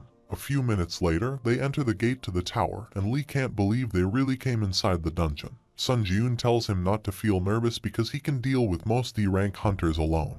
But Lee asks if this is Sun Jun's first dungeon, to which he replies that it is right. Lee says this might come off as rude as they just met, but clearing a dungeon is a matter of life and death, so he feels like he has to point that out. When Lee asks Sun Jun what he thinks about the E and C rank hunters who have a higher death rate, Sun Jun stays quiet. Lee tells him that most would think that the weaker E-ranked hunters would have a higher death rate, but in reality, it's the C-rank hunters who do. Because E-ranked hunters know how weak they are, they sometimes get overly cautious, but those within the C rank start feeling overly confident, which is why their death rate is so high. Lee says it's the same when it comes to driving, that the accident rate increases when a person is overly confident, and that dungeons are much more dangerous than Sun Jun thinks. Lee thinks they entered the dungeon without a tanker and healer, so he is worried because of how overly confident Sun Jun is. Sun Jun agrees he does have a point, and Lee says he might only be an E-ranked hunter, but he has a lot of experience in dungeons, so he asks if it would be alright for him to take the lead in the party. Tough, Sun Jun wanted to take the lead, but he said it was alright, and Lee thanked him for his consideration and requested him not to be upset since this was all for the sake of their safety. As they head out, a lizardman appears, and Lee knows it's well known for using weapon skills, so he says he'll take aggro for now and wants Sun Jun to aim for an opening. Sun Jun agrees to do that and decides to see how hunters with a lot of experience can handle this, but he is shocked to see that Lee and Lizardman are having a staring contest instead of fighting. Sun Jun only has 3 days since it's only a temporary return to Earth, so he doesn't have time to waste on one lizardman near the entrance. Sun Jun, while asking Lee to let him join, enters the fight, and while Lee tries to stop him because it's dangerous, Sun Jun uses instant acceleration and slashes that lizardman down into pieces. Sun Jun clarifies that he jumped into the fight because he was in a rush and hoped Lee understood. Lee says it's okay, and Sun Jun requests that he takes the lead from now on. After some while, when Sun Jun kills all the lizardmans coming their way, Lee thinks it's a one-way massacre, and he is stunned that he might even be witnessing the fight of a super rookie. Sun Jun takes out a mana-filled core from the heart of dead lizardmans, which will be beneficial during the alchemy or crafting. Sun Jun stores those cores in Lee's bag, and Lee apologizes for not being of any help except as a bag boy. Suddenly, a giant lizardman tries to stab Sun Jun from the back, but Sun Jun avoids the stab by tilting his head and punches that lizardman with such force that its head gets stuck in the roof. Lee says they should talk about their cuts when they get out since it could get dangerous if they don't concentrate. Suddenly, Sun Jun absorbs the souls of all the dead lizardmans while pretending to yawn, and as his proficiency increases by 0.7%, Sun Jun realizes it's getting hard to increase his proficiency with D-ranked monsters now. Simultaneously, the boss room gate appears, and Sun Jun is shocked they come to the boss room gate with just the two of them. Lee thinks clearing half of the dungeon wouldn't have been a successful run, but with Sun Jun, completely clearing the dungeon is possible. Suddenly, Sun Jun says he is thinking of entering the boss's room, and when he asks if that is okay with Lee, Lee replies it is okay with him, but he wonders if Sun Jun doesn't need a break. Sun Jun says it's fine, and when they head right in, they see the King of Lizardmen sitting on his throne, so Lee worryingly asks what Sun Jun is going to do. Sun Jun tells him to wait for a second, but when Lee asks if he doesn't have a plan or something, Sun Jun replies that he doesn't. Suddenly, the king starts attacking Sun Jun with an increasing speed, but Sun Jun dodges the attack and thinks this speed doesn't suit the size of the king. However, Sun Jun thinks it's not like he can't catch this speed, so he tries to stab the king, but it hits Sun Jun with its tail, making him slam into the wall. Lee gets terrified, but Sun Jun immediately gets up because he used the soul to absorb the damage and, while smiling, says this monster should at least be this difficult so he can properly test his new skills. Sun Jun tells the Lizard King that its throne is broken, and he feels like this is foreshadowing something bad. Suddenly, the king furiously blows out a beam towards the sky, due to which Sun Jun is tied, and the system notifies that the slow movement skill is triggered. Because of this, all his movements will be slowed down by 25%. As expected, Sun Jun activates the forceful breakthrough skill and breaks the chains that are tying him. The system notifies that all the effects of slowness from all movements have been negated, and the Lizard King is shocked to see this. Sun Jun is also surprised because he was a little uncertain about the skill forceful breakthrough as it was created through synthesization, but it performs well. Meanwhile, Lee is also tied with the magic chains, and he cannot move, so he tells Sun Jun to help him. But suddenly, the king rushes to kill Lee. Sun Jun worriedly rushes to stop the Lizard King, but he thinks he is too far to reach on time, so he immediately summons the undead to stop the Lizard King. However, the Lizard King breaks those undead with its sword, and Sun Jun realizes they are inadequate. But in that 1 second he created, he uses the Wind's Grace skill and stacks it 6 times so his movement speed increases by 60%. Sun Jun cuts the Lizard King into pieces so the system notifies that the dungeon boss Lizard King has been slain, and the next dungeon boss will appear in 14 days. As Sun Jun absorbs the Lizard King's soul, his stats exponentially increase, and he absorbs one of the Lizard King's skills, Spiritual Eyes, which will allow him to perceive the opponent's invisible attacks during a match. On the other hand, a team leader feels bored because, besides the fact that 3 gates opened at the same time, nothing special happened. When he confirms with his team members that nothing significant happened, they tell him that there is nothing.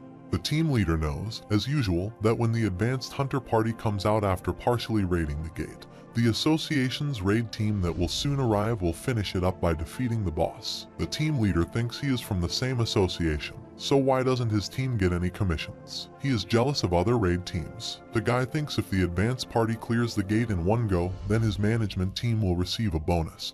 But that is only possible if they have a rank hunter, and he thinks it would be crazy if a hunter like that is there. In the meantime, Sun Jun and Lee come outside the gate, and the team leader sees that the 3rd gate's advance party has finished their raid and is coming out. The team leader, seeing 2 people raiding the dungeon, thinks they probably came out after barely clearing 1/2, but he gets shocked to see the gate's color turn gray, which means they completed the dungeon. The guy shockingly asks Sun Ji-yoon if it is true that the gate raid has been completed, but Sun Ji-yoon asks him who he is to ask him that. The guy immediately apologizes for rudeness and says he is the one who is in charge of the urgent gates that have appeared in the park. The guy introduces himself as the team leader of the Hunter Association Gate Management Team, Shin Woojin. Suddenly, when Lee asks Shin if he came to purchase the gate's ownership, Shin replies that he is right and that he wants to make an offer to them. Lee says that's not something he can decide because Hunter Han Sun Ji-yoon raided the dungeon himself. Shin is shocked and asks if Sun Ji-yoon raided it all by himself, then he must be an A-rank hunter. But Sun Ji-yoon corrects him that he is a C-rank hunter. Sun Ji-yoon says it's unimportant right now, and they should get to the main point of how much they'll give for the gate's ownership. When Shin says the gate management team would like to purchase it for 1.2 billion won, Sun Ji-yoon is shocked. On the contrary, a hunter, Lee Hae-in, is exhausted because she has been working non-stop after returning from the Tower of Trials. Lee Hae-in is a team leader for the Tower of Trials management team, and the higher-ups gave her the task, which he finds tiring. Even though the challengers are in hiding, she doesn't think winning them over would be such a difficult job, and she couldn't even get 10 people. Furthermore, they are all the challengers who chose easy difficulty, so this is barely enough to satisfy his superiors. Suddenly, she wonders what Sun Ji-yoon is doing and remembers him as a guy who is so strong that it would not be an exaggeration to say that he cleared the 4th floor all by himself. Lee Hae-in regrets she should have made him an offer, but suddenly, she gets a call and wonders who is calling her this late. Hae-in was shocked to see she received a text from Sun Ji-yoon, and he asked her if they could meet. After some while, Sun Ji-yoon, while waiting for Hae-in in a cafe, receives the money for the gate he sold to Shin and wonders if he can buy a house from it. Suddenly, Hae-in arrives, and seeing her exhausted, he wonders if she came running and tells her that she could have taken her time. Hae-in instantly complains that he didn't reply to her messages and asks if he realizes how long she waited for his reply. Sun Ji-yoon apologizes and says about her message he doesn't have any interest in such things, so it seems he missed it. Hae-in says it's alright, but he has to buy her a coffee and cheesecake, to which Sun Ji-yoon agrees. When she asks if he has stopped climbing the tower, Sun Ji-yoon replies he is planning to continue, and the reason he contacts her is because he has a favor to ask. Sun Ji-yoon tells her that he needs a guild, a placement that'll let him enter the tower as he pleases and raid dungeons. Sun Ji-yoon says his conditions include the authority to decline summons from the guild, the guild's non-involvement in his activity inside the tower, and the authority to use the guild dungeons whenever he pleases. When Sun Ji-yoon asks her if there is a guild that can agree to his conditions, he thinks the mood has changed and wonders if he asked too much. Hae-in tells him the conditions he named are impossible because if he looks at it from the guild's perspective, they don't gain anything, and Sun Ji-yoon realizes he asked too much. Suddenly, Hae-in holds his hand and offers him to join her White-Silver Guild and says she'll make his impossible conditions possible. After some while, Sun Ji-yoon, while lying on a riding bus, thinks he was really productive the whole day as he raided dungeons, sold items, and joined a guild. Sun Ji-yoon thinks there is one thing he has to do more. He has to clear a C-rank dungeon by himself because he needs to be that skilled for Hae-in's superiors to accept him. Hae-in told him that the authority to use the guild's dungeons can't be just given to anyone, and that only a minority of people can reap the benefits of the White-Silver Guild's dungeons, so he has to be either a rising star or a hunter that the guild expects a lot from him. Sun Ji-yoon told her to prepare a C-rank dungeon for him to clear by himself, so she said she'd make sure he didn't regret his decision. The next day, Sun Ji-yoon, while riding the bus, sees Chunbo Mountain, where the dungeon is, so he decides to run to the remaining distance and warm up. Simultaneously, Hae-in goes to the dungeon and tells the management team that she came for the reservation of a gate raid in an hour's time. The managing team of the dungeon tells her there is a lot of time left so she can sit under the tent, but as she is about to sit, suddenly, Sun Ji-yoon arrives there with such speed that it causes a shockwave. Sun Ji-yoon apologizes while grabbing the chairs from flying away, and Hae-in is shocked if he really made such a gust of wind just by running.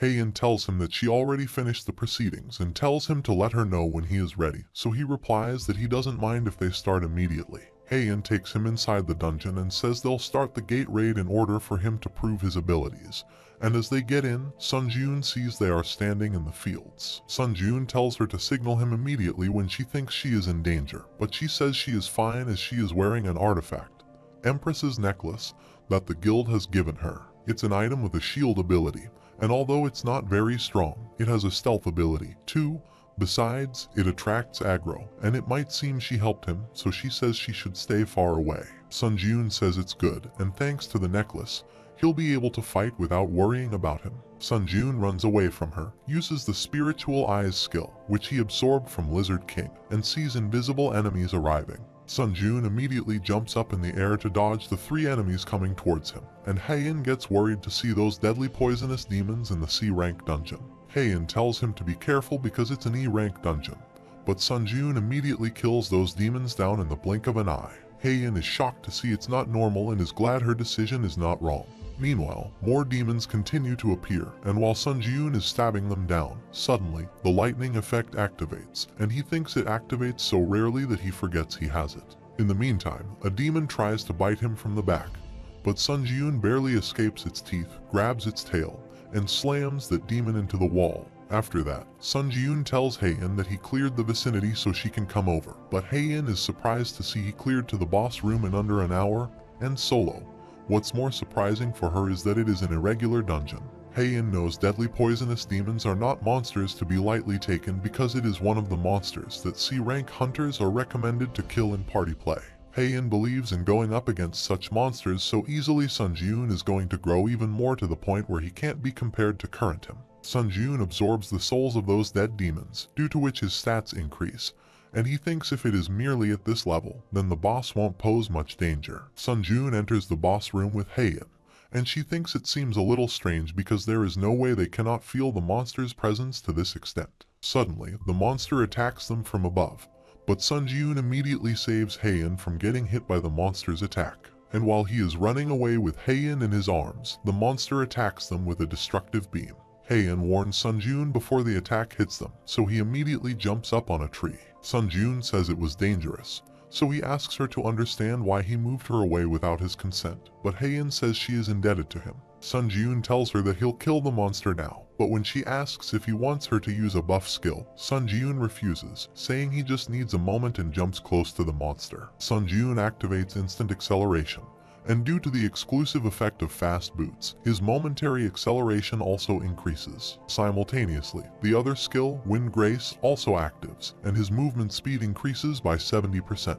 While the monster is preparing to attack him with a blast again, Sun Ji-yoon instantly moves close to the monster, and, using 3 lacerations, he cuts down the dungeon's boss, Demon of the Blue Fire of Destruction. Meanwhile, Haein is happy but also confused about who the monster is, and as she steps out of the boss room, she says she doesn't know he would clear the dungeon of this level so quickly. Haein tells Sun Ji-yoon that he has passed the test and can now use the White Silver Guild's dungeons, and says her guild is not so stupid to let go of someone like him. Suddenly, Haein says it's a different topic. Still, when someone is first called to the Tower of Trials, the difficulty they select is not important because, for those who have difficulty in their trials, their later trials gradually become more difficult. Likewise, those who selected hard difficulty can change their difficulty to easy if their scores aren't great. Haein says when a person anticipates those principles, the fact that Sun Ji-yoon achieved such overwhelming growth, despite his ranking in the Tower of Trials being among the top 50, means his difficulty is probably deadly. Haein tells him it would be better if he could be a little more careful because she wants to accompany him and see him grow over the years. After returning from the dungeon a few days later, Sun Ji-yoon is sitting on a rooftop, ready to enter the Tower of Trials in 5 minutes, and thinks the past 3 days were really busy. Sun Ji-yoon is glad because his stats increased by a fair bit, and he gained a lot of confidence, too. Suddenly, he returns to the tower, and the system asks if he would like to accept the 8th floor's trial, so he accepts the trial. The system asks him to choose the turning point of the trial from transcription, combat, and raid, so he chooses combat because he thinks if he wants to increase his proficiency in necromancy, he needs to choose the combat option. Suddenly, the system says Sun Ji-yoon has a pioneer qualification, so he can have a face-to-face chat with an administrator, and the system starts searching for an administrator who specializes in combat. Sun Ji-yoon gets shocked, and as the search completes, the system notifies him that the chat with the administrator Iron-Blooded Monarch will begin. Suddenly, Sun Ji-yoon gets transferred to the Iron Blood world. The status window notifies that the search is complete, and a chat with the administrator, Iron Blood Monarch, a specialist in combat, will begin. He reaches there, looks around, and thinks if this is the Iron Blood world. The status window notifies him that he has entered the Iron Blood world. He uses the power of the Eyes of Truth. The status window notifies him that the skill Eyes of Truth has been activated. It notifies that the Iron Blood world is a special place where the administrator, the Iron Blood monarch, lives, and those who are uninvited cannot enter. He considers that there are things like this, too. The status window notifies him that the administrator, Iron Blood monarch, feels offended by someone's search. He wonders if an admin can convey their feelings through messages. He observes a magical sword. The status window notifies that the administrator, Iron-Blooded Monarch, is instructing him to stop engaging in useless activities and to follow the sword. He begins to follow the sword. After a while, he sees a house in front of him and enters it. The status window notifies him that the administrator, Iron-Blood Monarch, is looking at him. Iron-Blood Monarch sits on a chair and states that he is finally here, welcoming him. She says she is the admin in charge of his interview, the Iron-Blood Monarch. He considers that she is undoubtedly a beauty, but in reality, she is an admin of the Tower of Trials. She comes close to him. He wonders when she came close, and he never even took his eyes off her. She says she was wondering what kind of monster he was, but he looks quite normal. He asks if she knows about him. She says, of course, the 4th floor left quite an impression. He asks if she has been watching his trials up until now. She says she only knows the results. After all, observing challengers below the 8th floor is impossible. He thinks it's impossible to observe, even for an admin like her. She says, looking at his expression, it seems that he has misunderstood something. An admin is not an omniscient being like a god, and they do not rule the tower either. He asks what she is saying. She says, instead, admins are subordinated to the tower, so he does not need to be so nervous. As long as she is inferior to the tower, she can't harm him. She says, well, let's leave the small talk. Having a personal interview is a benefit given to him, and if he has anything he is curious about, he can ask as much as he wants. He thinks he certainly doesn't feel any hostility from her. He asks if he can know what this personal interview is. She asserts that a personal interview, as she mentioned earlier, is a privilege granted to pioneers, and he can pose any questions to the admin, receiving answers without using a question voucher. He contends that on the 5th floor, he was nearly killed by an otherworldly challenger and queries why the challenger approached his floor, suggesting that the challenger could have invaded any other floor. She replies that there is no specific reason. She explains that when he invades another world's floor, he can not only claim rewards from there but also enjoy additional benefits. She notes that otherworldly challengers are typically individuals who have been in the tower for dozens of years. Consequently, when a challenger defeats them, the rewards are substantial, and the tower of this world will eventually merge with the tower of another world. He inquires about the meaning of her statement. She clarifies that she means exactly what she said. She adds that after the 20th floor, there will be more combined trials instead of individual trials, signifying that he will encounter challengers from other worlds. He wonders if this means they are attempting to eliminate their potential competitors early on. She inquired if that was the only thing he wanted to know. He responds that he has one last question. What is the Tower of Trials? She expresses her curiosity about that as well. He asks if she doesn't know despite being an admin. She explains that admins used to be challengers too, and those who die after the 40th floor gain the authority to revive and become admins in the past. She also aspired to reach the top, but she was unable to. Not only him but all the admins died without reaching the top, and that's why they are now admins. He asks if admins were originally challengers. He mentions that he was eager to learn about the tower top. She becomes angry, picks him up by the neck, and asserts that the tower top is not something he can talk about so casually. She points out that he doesn't seem surprised and questions why he isn't scared. He reminds her that she mentioned this interview was a benefit, and he doesn't sense any killing intent either. She casts a spell on him and throws him away. He unsheathes his sword and declares that he won't let her attack him so easily. She remarks that it's her first time witnessing someone break into an admin's house. However, this has convinced her. She announces that challenger Han Sun-jiun and he will form a disciple contract. The status window informs him that he is entering the lobby of the 8th floor. Upon reaching there, he accesses the exclusive store. The status window notifies him about the contractor's exclusive store, SP-1000, and the contractor is Iron Blood Monarch. He acknowledges that he indeed made a contract with an admin. She states that she can't let go of a skilled challenger who also has guts. The status window inquires if he will accept the sponsorship contract. He clicks on yes, and it notifies him that a contract has been established. A contractor's exclusive store, where SP can be used, will be created, and all stats will be increased by 1 due to the contractor's bonus. She mentions that it was fun and expresses that she will see him later. The status screen notifies that the category authority of the contractor's exclusive store is opening. He reflects on whether there are ranks to the store's authorities and if the unique authority he obtained on the 8th floor is different from these. He suggests, let's check the next page. The status screen informs him that he does not have the right to open the second page of the authority list, and he will be able to open the second page in the lobby of the 10th floor. He acknowledges that he can only see these 3 authorities at the moment. The status screen informs him that the authority is a serene mind, with a price of 1000 SP.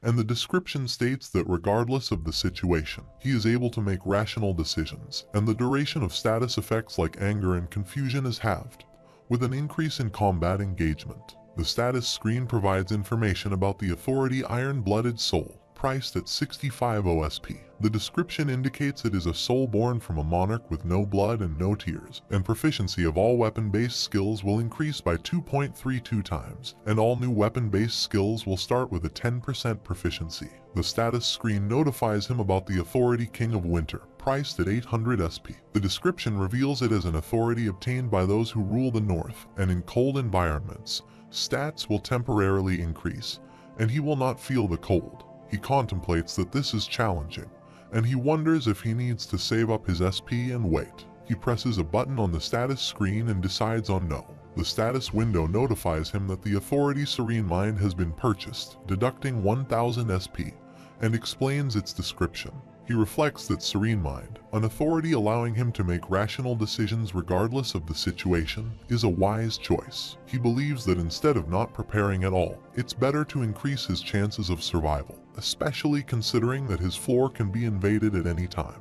The status screen inquires whether he will accept the trial on the 8th floor. He enters the portal, and the status screen notifies him that the 8th floor's trial will commence with a difficulty level of difficulty. The completion conditions are to defeat the lick that summons skeletons.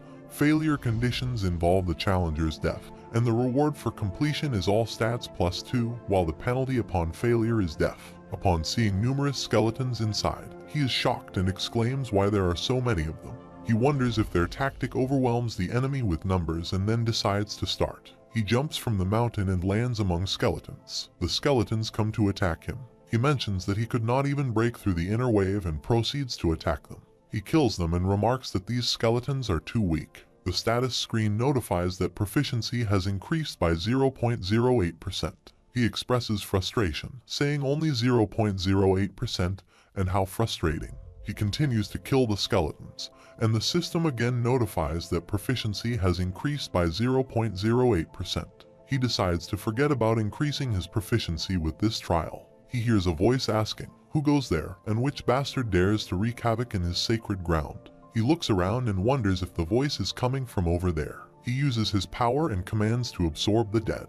The status window notifies him that he has consumed and absorbed the skeletons, and the number of possessed souls is 1/30th. Suddenly, a skeleton throws a stone towards the other. He remarks that he never knew skeleton soldiers were so useful, and decides to leave this area to them while he looks for the boss. The status screen notifies that the skill Wind's Grace has been activated, increasing all movement by 60%. The current skill stack progress is 6/7, and due to the exclusive effect of Fast Boot C+, his speed has increased momentarily. He runs from there, spots a temple in front, and says, "Over there," as he runs towards it. He sees the boss skeleton and exclaims, "Found it." The boss skeleton declares that for a lowly human to come to his sacred land, he will pay dearly and summon monsters to attack him. He remarks that they are around the same level as the sand golem. The boss skeleton asks if he now understands whose land he stepped on. He inquires why he can't summon anything strong. He questions what, but he takes a sword from the system, stating that if this is all there is, he is going to be disappointed. The boss skeleton retorts, calling him a crazy human and claiming that he and his guardian will be enough to rip out that arrogant mouth of his. The monsters come to attack him, and the status window notifies him that the skill instant acceleration has been activated. He kills the monster instantly, leaving the boss skeleton shocked to see this. He moves to attack him. The status window notifies him that proficiency has increased by 1.2%, and he relaxes himself. He reflects that the undead really does increase his proficiency by a lot. The boss skeleton asks where a monster like him comes from. He uses a reinterpretation of the Lick's perspective. He moves to attack him and says, "Let's end this." He observes the books of the boss skeleton and thinks, come to think of it, this Lick can summon any monster at will. He wonders if he can become his own proficiency slave. He inquires if he can summon another guardian. The boss skeleton asks why he is asking that. He states that if he can't, then let's end this. He asserts it's possible, don't come closer. He inquires when he can summon that guardian monster. The boss skeleton explains that when a guardian dies, he can summon one a few minutes later. Han Sunjun suggests that he can summon one right now, and the boss skeleton agrees. He tells him to do it, questioning why and stating that they do not stand a chance against him. He, feeling tired, asks if he should just end it now. Han Sunjun insists that he summon one right away. He agrees, opens the book to summon it, and says that's enough. He disagrees, stating that this is just the start. He kicks him, instructs him to call all the skeletons that are not dead yet, and puts everything he has into those guardians. He summons more monsters, and Han Sunjun kills them.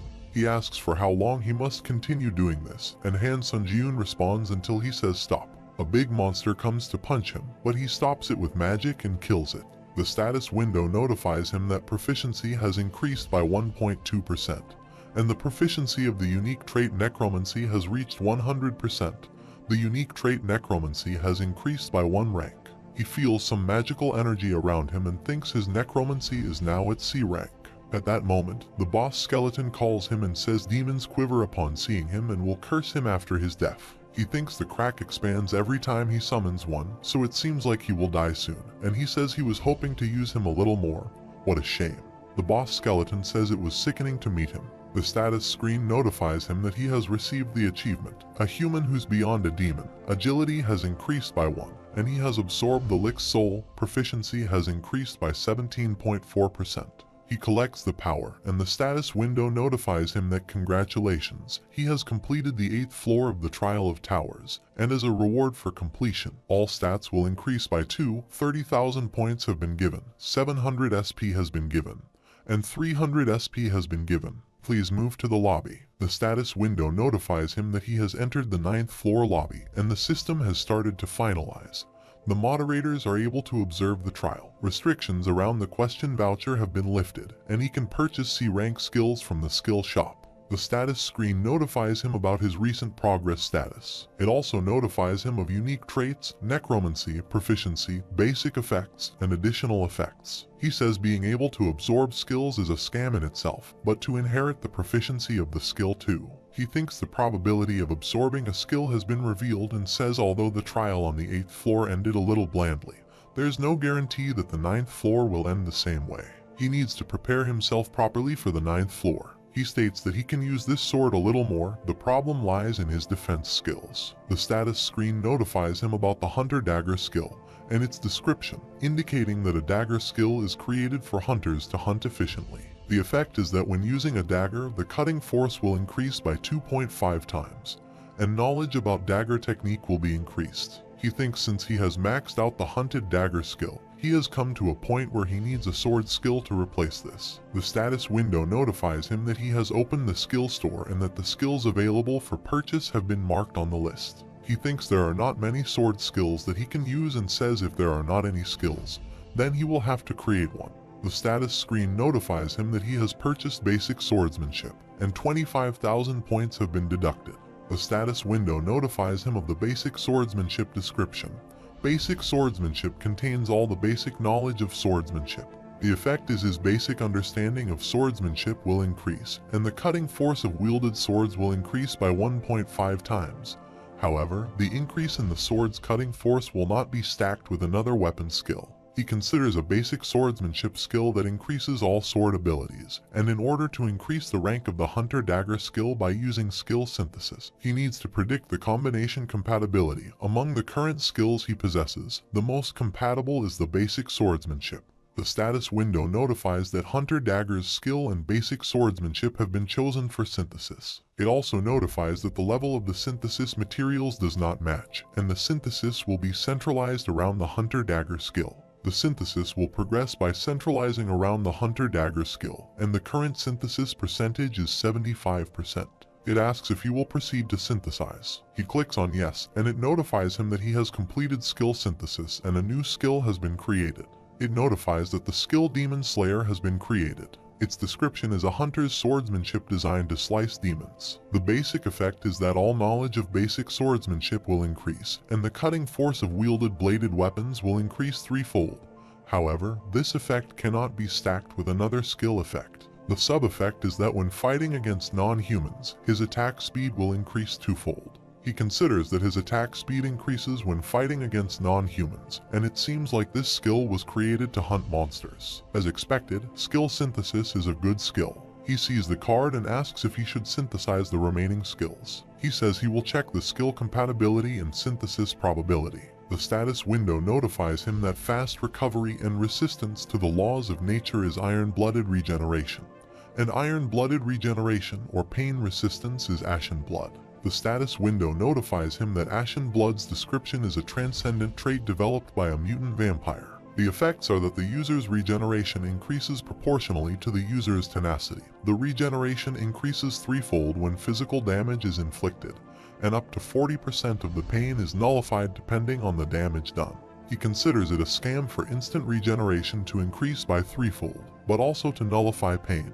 He mentions that the lobby has a regeneration effect, so he can't test this out properly. He thinks that 100 points are not too burdensome right now. The status window notifies that the lobby's regeneration effect has been removed. 50 points have been deducted, fatigue will stack, and he will not recover from physical damage. He considers that he has absorbed all the souls, so there's no chance of a shield activating. Then, he will test this out. He collects his magic and thinks it's an amazing ability, and even if he is not in the lobby, it's the same as having a body recovery skill, given his great regeneration ability and a soul shield. Honestly, he does not need anything else, he says, but he should use this until it breaks. In the community, there isn't anything special to pay attention to, and since there isn't any more waiting time, there is no need to wait any longer. The portal is entered, and it is notified that he has entered the 9th floor of the Tower of Trials. The difficulty is hard, and the topic of this trial is a fight. The time remaining is 1 day. The condition for completing the trial is to kill all the monsters in the arena within the time limit, and the conditions for failing the trial are the death of the challenger or the running out of time.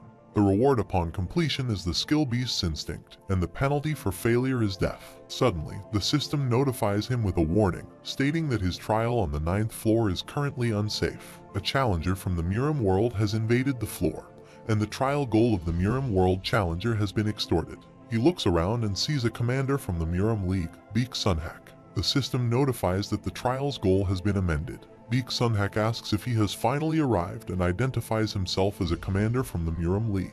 The status notifies him to please kill Beek Sunhak, the Murim World Challenger. He thinks about the otherworldly challenger. Beek Sunhak asks for his name, and he wonders why he is asking all of a sudden.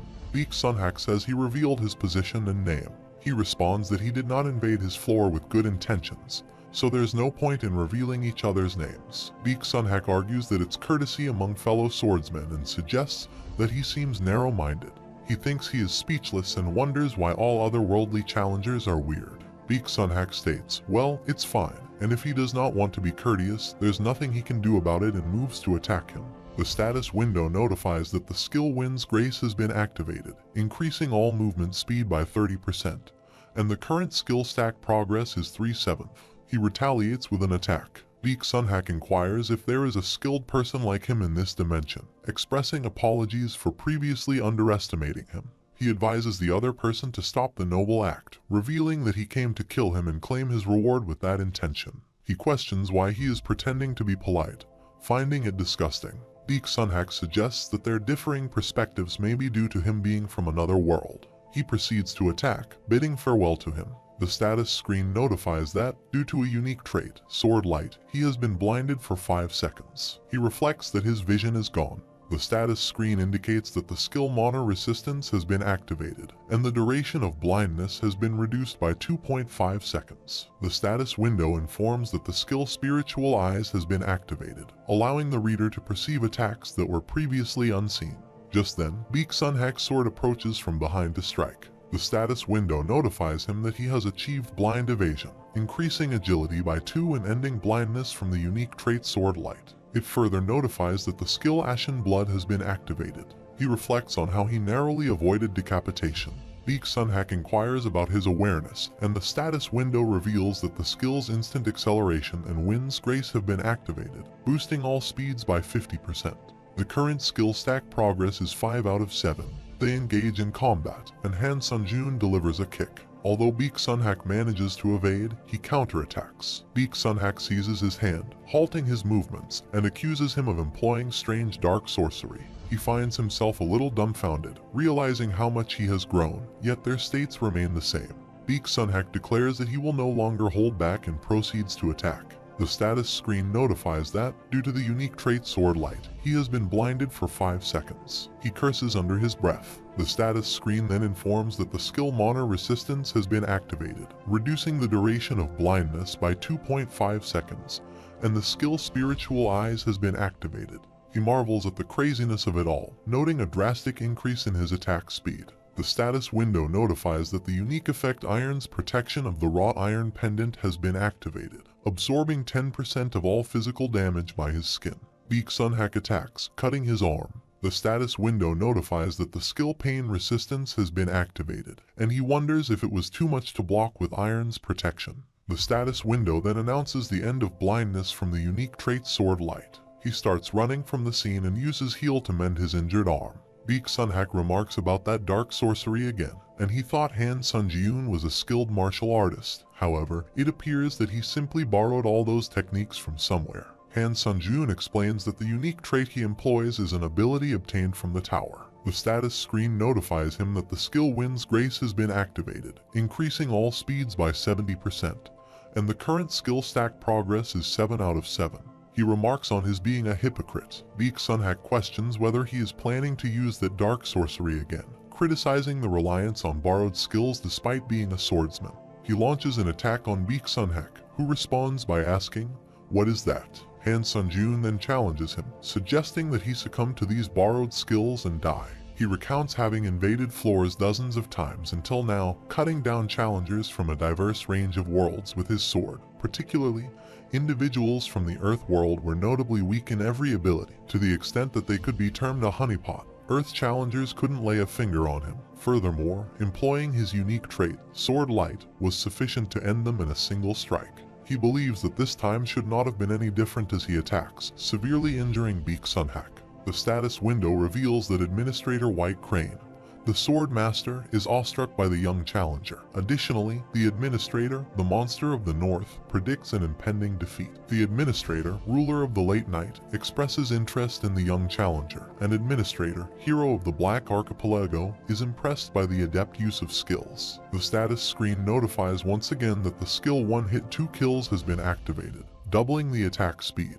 The skill Lightning Sword Kai has been activated, infusing the sword with lightning energy, and the skill Single Flash has been activated, increasing the cutting power of the sword twofold for the next attack. The status window further notifies that the skill Fairy Steps has been activated, boosting movement speed by 2.8 times for 1 minute. He questions if there wasn't just criticism about sorcery. The status window notifies that the penalty for floor invasion is currently in effect, resulting in an 8-point decrease in all stats, and a portion of his skills cannot be used. It indicates that the skill One Hit 2 Kills has been forcibly deactivated. The skill Lightning Sword Kai has been forcibly deactivated, and the cooldown of the unique trait Sword Light has concluded, activating the unique trait Sword Light. He perceives that he is gradually becoming accustomed to this pattern.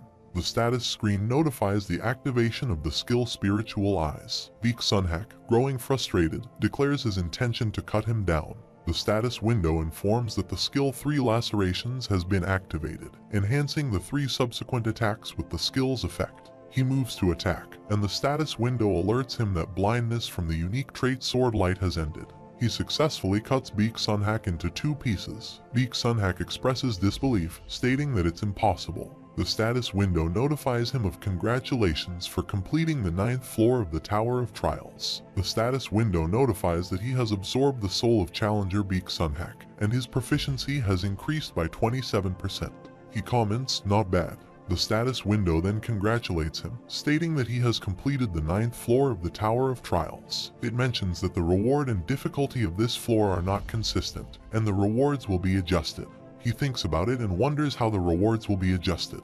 The status screen notifies that adjustments are complete, and rewards will be given in order. A skill called Sixth Sense has been created as a reward for completion. 35,000 points have been obtained, and as an additional reward, 1,000 SP has been obtained. He will be moved to the lobby. He reflects on Sixth Sense, considering it a slightly better rank than the original reward, Beast's Instinct. He decides he will examine the details when he is in the lobby, and a portal gate opens in front of him. The status window notifies him that Administrator White Crane's Swordmaster is impressed by his fight. Administrator, the Monster of the North, went wild at his effort. Administrator Ruler of the Late Night is amused by his performance, and Administrator Hero of the Black Archipelago applauds his battle sense. He moves toward the portal gate, and the status window notifies him that the system is expanding and administrators can now observe the trials. He recalls a message about this and feels a sense of pride because most administrators who saw his fight were touched, and he feels a little proud looking at it from a different perspective,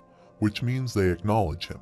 The status window notifies him that Administrator Iron-Blooded Monarch is frowning due to the excessive interest in her contractor. Administrator Iron-Blooded Monarch is telling him not to be bewitched by the other administrators, and Administrator White Crane's Swordmaster wants to add authority to the contractor's exclusive store. She asks if he will allow it. He considers what the White Crane Swordmaster wants. He inquires about what is happening, and they clarify that they want to give him authority. The status window notifies him that Administrator Iron-Blooded Monarch is begrudgingly saying that he can accept the authority. Seeing a window, he asks if he can just receive it. The status window notifies him that Administrator Iron-Blooded Monarch is saying that they give authority to gain a contractor's favor. He wonders if there is something good about gaining favor from a challenger who has completed their contract. He then asks if there will be other times when they will contact him. The status window notifies him that Administrator White Crane's Swordmaster is laughing and saying that there will be a lot in the future. Administrator Iron-Blooded Monarch adds that the given authority won't be that good, so he should not be too burdened. He reflects that it's not a particularly good authority, but it's given to gain favor. In the end, they are offering it to him with certain expectations, and he realizes there's no need for him to hesitate. He clicks on the status window, and it notifies him that Administrator White Crane's Swordmaster's authority has been added, and Sword Kai Master has been added to the Contractor Exclusive Store's authority category. Administrator White Crane's Swordmaster is smiling and tells him to remember his kindness. He responds, saying he understands and will use it well. The status window notifies that he has entered the lobby of the 10th floor, and the system has started expanding. Now, he can enter the public area. He comes out of the portal, looks around, and wonders if this is a public area. He ponders whether the administrators can observe what happens here and if they are perhaps still watching. The status window notifies him that the category is the authority of the contractor's exclusive store and describes its details. It further notifies him about the authority called Sword Kai Master. The price is 15 OSP, and its description is a sword kai that only the top martial artists can use, embodied as an authority. It is more powerful than the normal sword kai and, when acquired, allows him to strengthen bladed weapons with mana, kai, or other energies. However, mana consumption will increase in proportion to the duration of activation. He thinks that he can infuse mana into the weapon and use sword kai, stating that they said it's just a normal authority, but it's quite good. He decides to look at the next page now and presses on 2. The status window notifies that second in the list of authorities are Bone Reconstruction, Iron-Blooded Sword, and Hand of Death. The status window provides more details, stating that Bone Reconstruction's price is 15 OSP, and its description is that the bone structure can be reconstructed to suit any martial art, increasing all stats by 2. Iron-Blooded Sword's price is 5000 SP, and its description is that he can summon the Iron-Blooded Sword, made up of mana, and the user's mana will not be consumed. However, he may only summon one Iron-Blooded Sword at a time. Hand of Death's price is 25 OSP, and its description is that necromancy and black magic become twice as effective and cause slight deterioration after injuring his opponent while holding an item. He exclaims these abilities are insane. He reflects that he only has 2000 SP in his possession currently, and the authority he can obtain right now is one of those authorities. The status screen notifies Bone Reconstruction and Sword Kai Master. He contemplates what he should do and wonders if he should save up some more SP. He recalls the old man, Beak Sunhack, whom he met on the 9th floor, who was also incredibly powerful. He contemplates that, in order to avoid death for those people, it's crucial for him to purchase authorities and click on the screen. The status window notifies that the Authority Sword Kai Master has been purchased, and 15 OSP has been deducted. The Authority Sword Kai Master has been activated. He notes that the 3 lacerations skill uses mana, and although the feeling is completely different, he thinks of describing the 3 lacerations skill as mana flowing into the sword like a wave in an instant. While for Sword Kai, the mana flows like water. The status window notifies that the Authority Sword Kai Master has been activated for 1 minute, and mana consumption has increased by 2%. It then updates, stating that Authority Sword Kai Master has been activated for 2 minutes, and mana consumption has increased by 4%. Further, the status window notifies that the Authority Sword Kai Master has been activated for 3 minutes, and mana consumption has increased by 6%. He calculates that for every minute, his mana consumption rate increases by 2%, so it will take 50 minutes for 100% of his mana to be consumed. The status window then notifies that the Authority Sword Kai Master has been deactivated. He acknowledges that he needs to manage his mana well while using this. He inquires if the reward for the 9th floor was the 6th sense skill. The status screen notifies that the proficiency of the skill 6th sense is 0%, and its effect is that his instincts are heightened to the point of becoming a 6th sense that can be used as a basis for judgment. He states that if it means that his instincts will improve and if his instinct can develop into judgment, then it's quite useful. He thinks it's fine and wonders if there will be any mentions of the new public area. The status window notifies that he has entered the community. The difficulty is hard, and it's the community on the 10th floor. He observes many people's comments and thinks he knew it. There are a lot of comments about the public area that was added to the 10th floor's lobby. He sees the comments and inquires if he can exchange authorities. He mentions a place where he can personally see countless challengers and make deals with admins. He asks them if he should go and personally check it out. The status window notifies that he will be moved to the public area on the 10th floor. Meanwhile, Glutton arrives at a public place with his friend and remarks that this is a public area. He believes he used a question voucher to inquire about some things, aiming to maximize the benefits, and then return. Nam Jinhyun observes him following her friend and concludes that he is a Korean hunter. Hyun Mujin affirms that's correct. He's a ranked Korean hunter, recalling having seen his profile. He expresses that it bothered him when they claimed to be a powerful hunter nation, but also asserted the possibility of killing others outside the public area. Glutton walks through the forest. The status window notifies that the rate of mana consumption has increased by 100% due to the effect of the unique trait Weakening Light. Additionally, due to the effect of the unique trait Terrorize, all stats have decreased by 20%, and because of the unique trait Eyes of Horror, a section of his body has been paralyzed. He falls down and is unable to move his body. Just then, Nam Jinhyun comes close to him, asking what he is doing.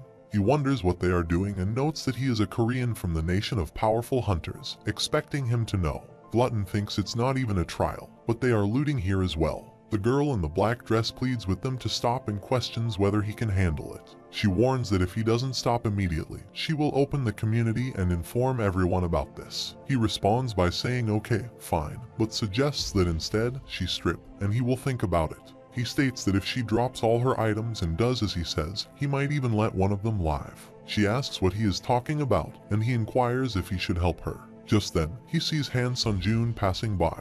He asks what's with that man, calling out to him. Han Sunjun asks if he is talking to him. He confirms and asks if he is also Korean, and they throw magic toward him. Han Sunjun says he wanted to walk past quietly. The status window notifies that the skill Forceful Breakthrough has been activated. The skill Mana Resistance has been activated, and the effect of the mana consumption rate increasing to 100% has been negated. The effect of all abilities decreasing by 20% has been negated, and the paralysis of one part of his body has been negated. He stops their magic and retaliates by throwing magic at them. He takes out his sword from the system and says these guys started this. The status window notifies that the skill Instant Acceleration is being activated. Han Sunjun moves to attack and successfully eliminates his opponents. Nam Jinhyun attempts to defend using an ice shield, but Han Sunjun punches through it, breaking the defense. Realizing his mistake, Han Sunjun says to wait. The status window then notifies that he has absorbed the spirits of Play Hyun Mujin, Lee Chen-jin, and Nam Jinhyun. As a result, his proficiency has increased by 6.4%. The girl in the black dress apologizes, expressing regret that she should have assisted, but the fight concluded sooner than expected. Han Sunjun reassures her, saying it's okay, and instructs her to leave without worrying about it. She thanks him and departs. Glutton spots him and inquires if he might be in a ranker. Han Sunjun responds that he supposes he can claim that, noting he has consistently ranked within the top 10. Glutton acknowledges this, expressing that it's an honor to meet him and conveying gratitude for being alive because of him, thanking him profusely. Han Sunjun thinks he assisted him because he thought he might also be threatened. He dismisses it, stating it's nothing, and informs him that he can leave now, moving to depart from there. He calls out to him, requesting that he please give these bodies to him. Han Sunjun questions the reason, and Glutton explains that, as a repayment for saving him, he will grant him a skill. Utilizing gluttony magic, he opens a mouth on his hand and absorbs all the bodies, expressing satisfaction. Han Sunjun wonders if this absorption technique is also considered a skill. In response, Glutton declares that he will fulfill his promise and bestow a skill upon Han Sunjun. The status window notifies Han Sunjun that the addition of additional skills from Administrator Glutton and Wings of Steel is being included in the shop's skill category. Han Sunjun reflects that he did not expect to acquire another skill. He explains that it's a skill that creates wings on his back, enabling him to fly, and he can use it immediately by purchasing it with SP. He expresses gratitude and plans to check it out as soon as he returns to the lobby. The status window further notifies that Administrator White Crane Swordmaster warns him not to approach his challenger. Administrator Glutton is angry about the lack of business ethics, and Administrator Iron Blood Monarch is complaining about the loiterers around the contract. Administrator Dark Devil observes the three arguments. Han Sunjun thinks they are so dramatic, and seeing their competitiveness over challengers, he speculates that there must be something they want from them, and he guesses he will find out. They both begin walking. Glutton mentions that the public regions are divided into the arena, auction site, and the gambling area. He adds that there's something helpful for Han Sunjun to know. Glutton explains that the currently known other dimensional worlds that have invaded other classes are Ares, Murim, and Kalian. These are the only three invading the earthly dimension. Ares prioritizes chivalry, and the challenges in Murim are similar but more aggressive. Han Sunjun reflects, realizing that the Black Knight is from Ares and the White Crane is from Murim. Glutton continues, stating that Kilian is a nation of elves, fairies, and human beasts. Han Sunjun comments on Glutton's extensive knowledge. Glutton reveals that he acquired the information using his question vouchers. After a while, he mentions that they have finally reached the public area. He hands him a card and says, "It's not that great, but here's his business card." Han Sunjun takes the card and learns that he was the team manager of the Challenger managing team in the Hunter Association. He encourages him to call him whenever he is curious about something.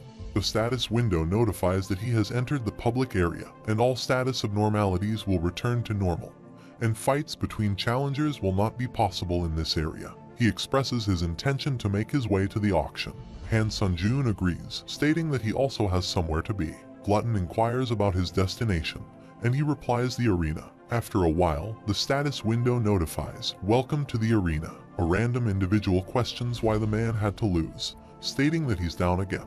Another person informs that he has a skill. Han Sunjun observes them and realizes that they are in an arena. The status window notifies that Administrator Dark Devil reminisces about the good old days. Administrator Iron-Blooded Monarch turns his head away from the arena in disgust, and Administrator White Crane Swordmaster is excited by the arena's atmosphere.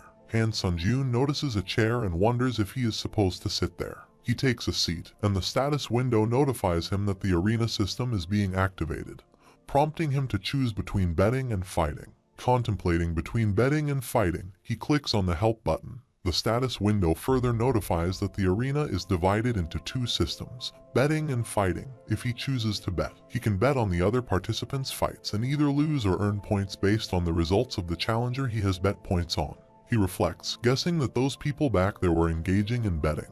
The status screen notifies him that if he has chosen to fight, then he can engage in battles with other challengers for a reward. Once the fight is confirmed, each other's real name and ranking will be revealed, and the fighting will only be confirmed when he has bet on a reward, such as a skill item or authority. He will only be matched with those whose rewards are equal in value. Once the fight is confirmed, he will be able to fight in the Colosseum, and the fight will be over if one surrenders, with a return to the original location before the fight. He speculates that it will transport them automatically to the Colosseum once the fight is confirmed. In summary, he assumes that the points of the arena are rewards. He decides to look for a reward that catches his eye. A brown-haired girl asks if that is not the Witch of Hellfire, Catherine. The yellow-haired boy says she is the hot and famous American hunter. The black-haired girl says she has never seen her in real life before. Catherine Bennett also sits there and remarks that no one is requesting a fight with her. She questions whether it's because she has too many wins and suggests that more people would have requested a fight if the records weren't shown.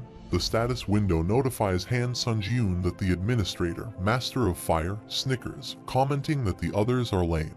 Catherine agrees, saying there are only cowards here and expressing her boredom. She decides to leave instead of wasting more time. At that moment, she receives a fight request from Han Sunjun. She notes that he's picking her despite never having fought before and finds it interesting. The status window notifies her that the fight has been confirmed, and Han Sunjun is being transported to the Colosseum. They both gather in the fighting place. She remarks that she likes his gallantry but suggests he should have been more careful while choosing.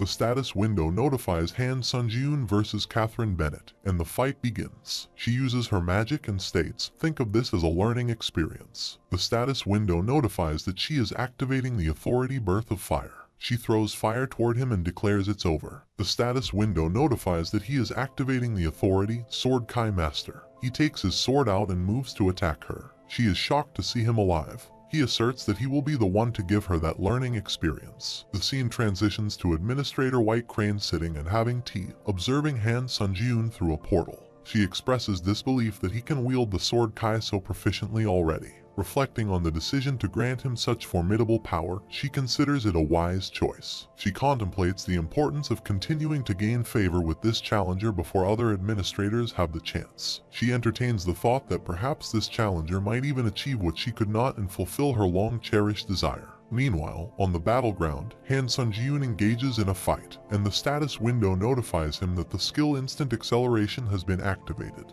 He attempts to shield himself from Catherine Bennett's fire attacks, but his shirt catches fire. Returning to the floor, he reflects that the effect of the cloak is not as significant without the wind's grace. She gathers her fire snicker, wondering how long he will endure. The status window notifies that Administrator Iron-Blooded Monarch looks at the fire with interest. Administrator White Crane Sword Saint has high expectations for him, and Administrator Black Divi bursts into laughter. She hurls fire toward him.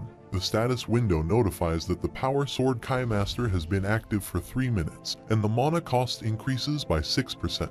The status screen again notifies that the Power Sword Kai Master has been active for 4 minutes, with the mana cost increasing by 8%.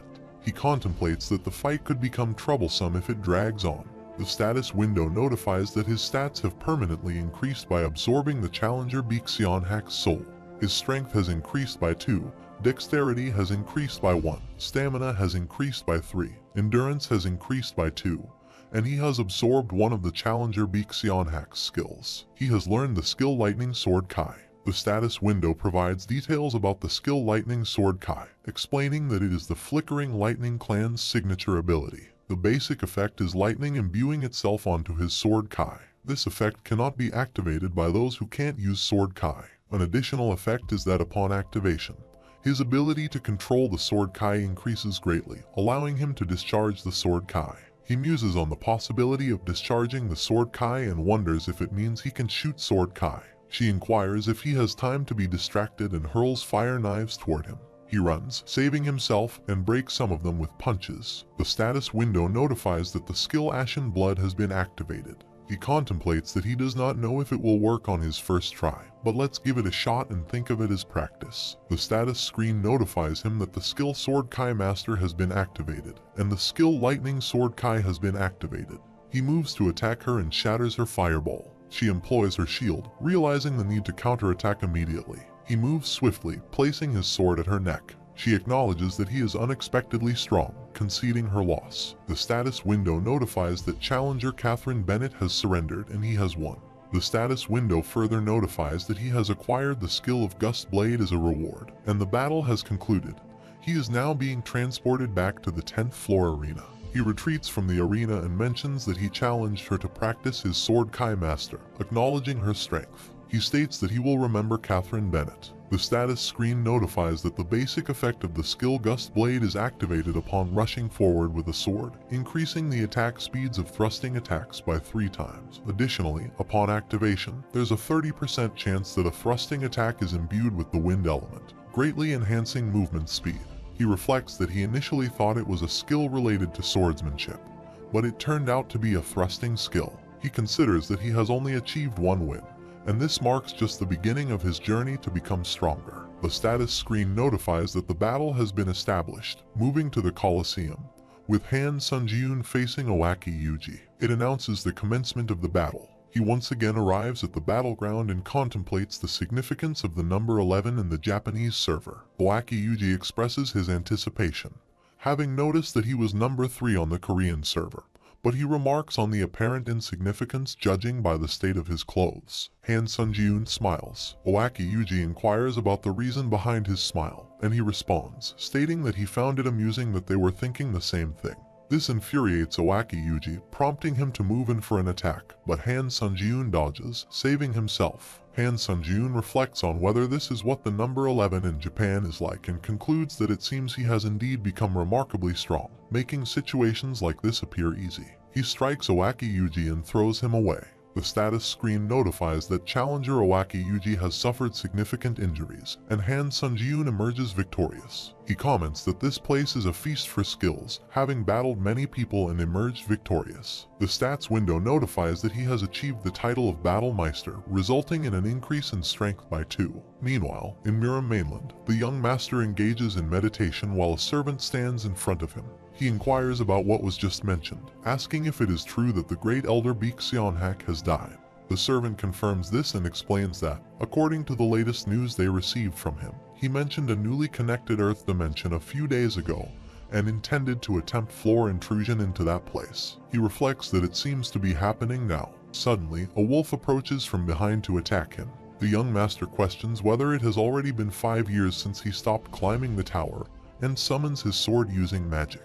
He moves to attack the wolf and successfully kills it. The servant observes this, noting that defeating a mythical creature of that extent so easily showcases the young master's frighteningly strong martial arts skills. Seeing the dead wolf, the young master remarks on the Earth dimension, finding it interesting. He instructs the servant to utilize any necessary resources and means to find out who the challenger is that killed Baekseonhak.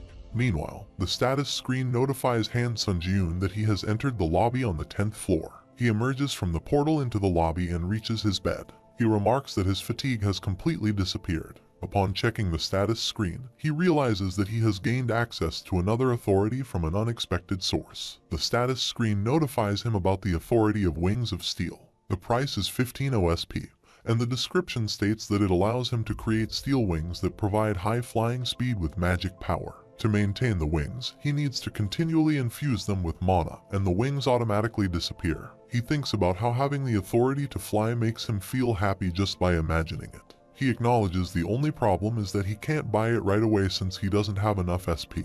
He wonders if he should start synthesizing. The status window notifies that unique authority skill synthesization has been activated and skill synthesization has been completed, resulting in the creation of a new skill.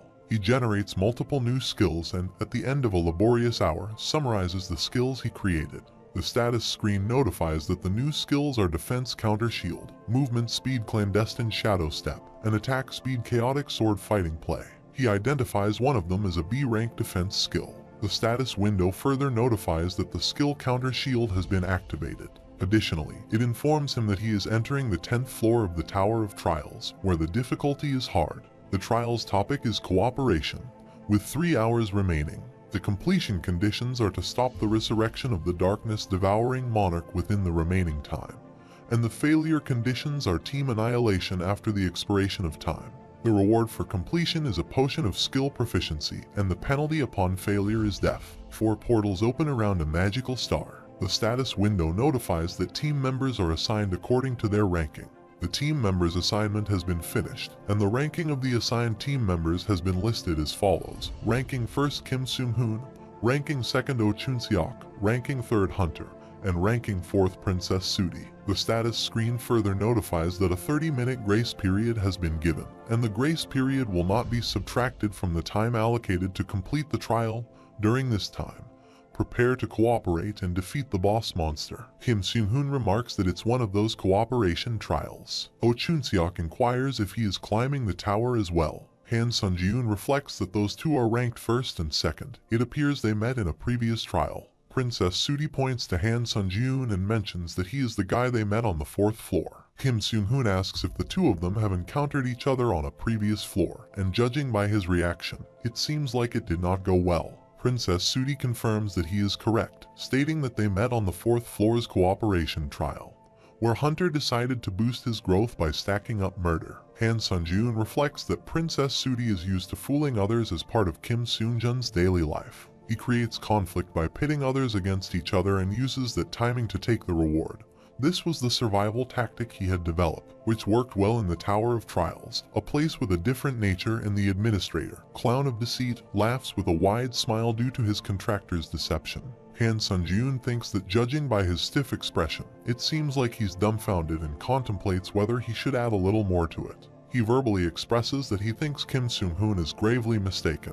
Princess Sudi adds that, on top of that, he ruthlessly killed his own teammates. Han Sun-jiun questions what he is talking about. Kim Seung-hoon takes out a hammer from the system and states that instead of 4 disunited people, he'd prefer 3 people with good teamwork. He emphasizes that the Tower of Trials is not an easy place and asks who's telling the truth, adding that the liar will be exterminated on the spot. Han Sun-jiun considers that if things go astray and he goes up against these 3 at the same time, that will be the worst-case scenario. Oh Chun-seok urges everyone to relax for a moment. He asks Princess Sudi if it is correct that Hunter was met on the 4th floor. He affirms, saying yes, that's right. Oh Chun-seok then mentions that he should know Hunter's real name because the nickname system has become available in the lobby of the 5th floor. Princess Sudi reveals that Hunter's real name is Lee Cheolman, thinking that there's no way to prove his name here. Oh Chun-seok turns to Han Sun-jiun and asks if he has something to say.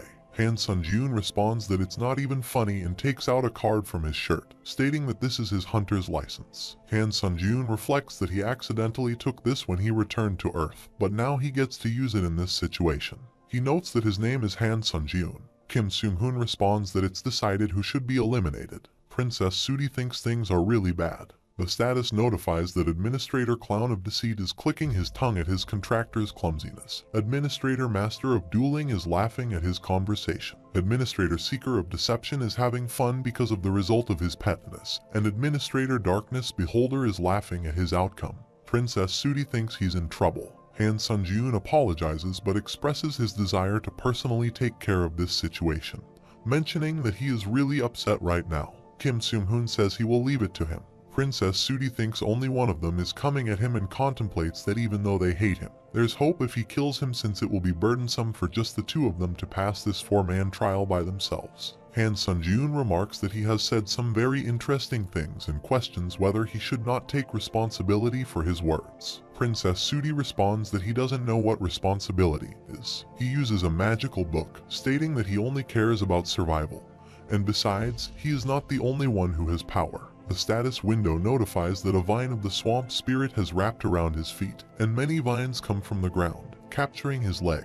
The status screen notifies that the skill Mana Resistance has been activated, and a vine of the swamp spirit has completely disappeared. He moves to attack Princess Sudi, who finds it annoying, and uses Mana Resistance, along with a protection shield, to protect himself. Kim Seung-hoon suggests that it would be best if they put some distance between them. Oh Chun-seok expresses his liking for how he can feel the fight here. Kim Seung-hoon holds him and states that it's good to be careful, telling him to stop whining. He adds that a front row view is so good, though. Princess Sudi throws magic at him and commands him to die. Han Sun-jiun barely saves himself. He remarks that it seems like the hunter has become prey. He notices the magical spheres he launched earlier collectively converging on Han Sun-jiun. Princess Sudi comments that he was showing off, but now, looking at him, he is shocked to see him protecting himself with a protection shield. The status screen notifies that the skill counter shield has been activated. It describes its basic effect as, once the skill name is memorized, he is able to summon a red shield made from magic power. The additional effect is that 25% of the damage received by the shield will be absorbed and released in one go. Han Sunjun questions why he is so surprised and asserts that this is just the beginning.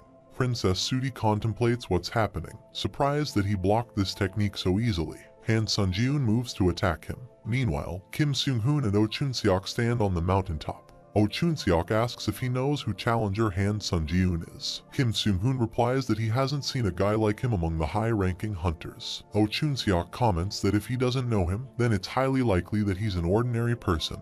But is that possible? Kim Seung-hoon responds that if he's not a high-ranking hunter like them, it'd be difficult. He adds that the thing that's more surprising is that Han Sunjun is not going all out right now. Kim Seung-hoon suggests that he might be on a similar level to him. Oh Chun-seok asks, even though his final ranking is 2 places below. Kim Seung-hoon clarifies that it's just an assumption. But if he did not have any team luck in the cooperation trials until now, it's possible that he was undervalued compared to his skills. Han Sunjun attacks Princess Sudi and cuts his arm. Kim Seung-hoon looks at this and thinks he is surprised. He did not kill his opponent but oppressed him, and with a lot of composure at that. He moves to attack again, but Princess Sudi says wait. If he kills him, he might not be able to survive this trial, and he adds that they should think carefully. This trial is made up of the highest 4 rankers, and in a situation like this in the Tower of Trials, will they give them a trial that's easy enough that he will pass with having 1 less person? Kim Seung-hoon responds that they won't interfere and do as he pleases. Princess Sudi takes out his sword to attack Han Sunjun, but he retaliates and cuts his head. The status window notifies that the unique trait Deceit has been activated, and all stats will momentarily be increased by 10. Princess Sudi says he wanted to hide his last trump card. He uses magic and goes to attack him with the chains, but Han Sunjun employs a protection shield and saves himself. The status screen notifies that Skill Wind's Grace has been activated, increasing all speeds by 40%, and the current skill stack progress is 4/7. He comments that instead of doing this trial as a 3, he knows it's a lot more dangerous doing it with trash like him. The status screen further notifies that the skill counter shield will release the accumulated damage in one go. Han Sunjun attacks him and kills him. The status window notifies him of the Vampire Count's old tailcoat, which is one of a Vampire Count of Callahan's favorite special tailcoats. When being attacked, the user can temporarily create a bloody shield by consuming stamina or blood. Additionally, the Heavenly Blood Demonic Sword is a famous sword passed down in a blood demon cult of Murim. The blood kai sheathes that blade, and the mana flowing within the user's veins becomes harmonious. He says he will use these items well. Kim Seung-hoon and Oh Chun-seok come down. Kim Seung-hoon asks if everything is done. Oh Chun-seok responds that he is amazing. Han Sunjun acknowledges that, yes, thanks to them, he was able to finish it well. The status screen indicates that there are 10 minutes until the start of the 10th floor trial. All challengers are requested to stand by for the upcoming trial. He says, alright, let's get going. Oh Chun-seok notices a statue and remarks, a statue of a cavalryman. It's huge, and it won't come alive. Kim Seung-hoon comments that if it's the tower, it's possible. They all see the statue and enter the tower. Oh Chun-seok suggests that they are in the right place, noting 3 more statues that give off a bad feeling. He sees a statue without a head and states, this is probably the Dark Monarch. The status window notifies that the grace period has ended. The trial of the 10th floor will begin. The remaining time will decrease, and the Dark Royal Order will appear to stop the resurrection of the Dark Monarch. The statue is seen starting to move and is ready to fight them. Kim Seung-hoon stated that he was feeling stiff but should warm up. Han Sunjun says it's the head, and they need to stop the guards from signaling to the monarch that they are carrying it on their backs. Kim Seung-hoon suggests, well, it's simple then, they will each take one of them. The statue monsters come to attack them, and they wish each other good luck. Han Sunjun thinks he will finish it in one strike with the Sword Kai and attacks the statue monster. He is shocked to find Sword Kai in his hand and thinks it's not an easy opponent. He wonders if the others will be okay. On the other side, Kim Seung-hoon fights with the monster, and the monster throws him away. He gets up and says they are all boss ranks, advising them not to be careless. Oh Chun-seok says he thinks he was the one being careless. He puts on a hat and mentions that the hat does not suit him, so he does not really want to wear it. The fact that he is wearing this ridiculous hat means he is going to die. He attacks the monster with an arrow bow, but it comes back to attack him. He says when he fights a mage, it's standard procedure to fight him at close range, but that only applies if his opponent is a normal mage. On the other hand, Han Sunjun thinks that, since he has only seen weak challengers up until now, seeing those guys makes his blood boil in excitement, and he just needs to do well and go attack them. The status window notifies that the skill Wind's Grace has been activated, all movement speed has increased by 50%, and the current skill stack progress is 5/7. He runs toward the statue monster. The status screen notifies that he is currently stepping on a shadow. The skill Clandestine Shadow Step has been activated, and strength has temporarily increased by 3. It notifies that the skill Chaotic Sword Fighting Play has been activated. The attack speed for swords has been increased by 10%. The current skill stack progress is 5/10, and the skill Light Sword Kai has been activated. Kim Seung-hoon uses the lightning bomb to attack the statue monster. Oh Chun-seok utilizes his spear to assault the monster. The monsters are starting to run from there. Oh Chun-seok inquires if they are running away. Kim Seung-hoon asserts that, since they have destroyed the monarch's head, they won't need to worry about its resurrecting. They all run towards them and say, "Let's wrap this up quickly." Just then, Han Sun-jiun hears some sound and wonders, what's that sound? He is shocked to see that the statue monsters are kneeling down in front of the statue that was in front of the tower, and thinks about the statue that was at the entrance. The monster goes near the headless one to put his head back. Han Sun-jiun sees this and thinks it's already too late since they are running. He throws a spear, and it hits the monster's head, destroying it. The entrance statue monster screams loudly upon seeing this, picks up the crown, puts it on his own head, and gets ready to attack them. Oh Chun-seok says they need to stop it. The entrance statue monster breaks his head and puts it on the headless monster's body, causing a big explosion. The status window notifies that conditions have been met. The Dark Monarch is resurrecting, and the special objective is to please defeat the Dark Monarch. The status window notifies that, due to inviolability, all damage is negated. Challengers whose stats are higher than the Monarch will be able to inflict damage. Han Sun-jiun thinks he has never heard that a monster could use authorities. The boss monster takes its sword and moves to attack them. They all move aside to save themselves. He wonders what's with this ability, and if it's impossible to inflict damage, then they can't do anything. The boss monster attacks Han Sun-jiun, but he barely saves himself and thinks since they could not finish things, it's gotten so annoying. He looks at these monsters and thinks something. Oh Chun-seok approaches him and inquires if he is okay. Kim Seung-hoon responds that he believes they should find a way to attack the monarch. But first, let's take care of those knights. Han Sun-jiun states that he has a request and asks if both of them can stop the monarch. Kim Seung-hoon replies that they can't inflict any damage on the monarch, so wouldn't it be more efficient to take care of the knights first? Han Sun-jiun mentions that he has considered one possibility, and a way to defeat the monarch. Kim Seung-hoon agrees, saying they will trust him, and it will be challenging for them to stall for a while, so he advises not to take too long. He instructs Oh Chun-seok to let go, and they both proceed to attack. He asks if the others want to join him. Kim Seung-hoon uses the lightning bomb to attack the monster. The status window notifies that due to inviolability, all damage is negated.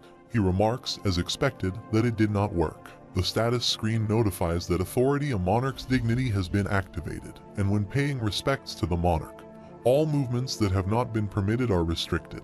They both place their weapons on the floor. The monster attacks them and strikes his sword on the floor. The status screen notifies Kim Seung-hoon that skill Mana Resistance has been activated, and the seal is temporarily lifted from his body. The monster's attack is about to hit Oh Chun-seok, but Kim Seung-hoon steps in front, saves him, and gets injured. Oh Chun-seok asks Kim Seung-hoon if he is alright. The monster is about to strike them with his sword, but Han Sun-jiun arrives, protects them with his protection shield, and apologizes for being a little late. He uses the absorbed power, and the status window notifies him that he has used all stored souls and his stats have been permanently increased. Strength has increased by 4, agility has increased by 3, stamina has increased by 3, magic power has increased by 6, and durability has increased by 4. It notifies that the skill counter shield will release the accumulated damage in one go. Authority Sword Kai Master has been activated, and skill Lightning Sword Kai has been activated. He takes his sword and goes to attack the monster, thinking it worked. The status window notifies him that authority, a monarch's dignity, has been activated. When paying respects to the monarch, all movements that have not been permitted are restricted. It notifies that skill Forceful Breakthrough has been activated, and skill Mana Resistance has been activated. He collects all the power, and the status window notifies that all restrictions have been completely lifted. The status screen notifies that proficiency of skill Forceful Breakthrough has reached 100%. Skill Forceful Breakthrough has increased to rank C. Proficiency of Skill Mana Recovery has reached 100%, and Skill Mana Recovery has increased to rank C. He uses his protection shield to defend himself and wonders why he is laughing in this dangerous situation. He ponders if it is the feeling of a sense of victory, and if it is the fundamental raging fire of desire for him to grow stronger and attack the monster. Oh Chunseok observes him and remarks that the challenger, Han Sunjiun, is a monster. Kim Seung-hoon expresses a strange feeling, thinking that he is looking at someone's back, but suggests congratulating him for becoming the new top ranker. A status window notifies Han Sunjiun that recharge is complete and the skill counter shield has reached maximum damage absorption capacity. He throws the magic toward him, contemplating if decreasing the scope of the counter shield's burst and concentrating the energy will exponentially increase its strength. The status window notifies that the skill counter shield will release the accumulated damage in one go. He breaks the monster's arm and moves to attack him again. The status window notifies that Skill Wind's Grace has been activated. All movements have increased by 70%. Current skill stack progress is 7/7, and due to the skill stack being maxed out, a cooldown of 1 day has been applied. Skill Chaotic Sword Fighting Play has been activated. All sword type attack speeds have increased by 10%. Current skill stack progress is 10/10. He attacks the monster and severs its head from its body. The status window notifies that he has defeated the Dark Monarch. Meanwhile, the Iron-Blooded Monarch observes Han Sunjiun fighting with the monster. She remarks that to have a challenger with such a rapid growth rate as her contractor is quite remarkable. She explains that standard challengers climbing the tower usually prepare meticulously to avoid risks, and after spending a considerable amount of time, they barely complete one floor. She emphasizes that Han Sunjiun is a rare and valuable individual, even in other dimensions, embodying the desire to grow to an exceptional degree. She reflects on the issue that, as time passes, other admins will gradually become interested in Han Sunjiun.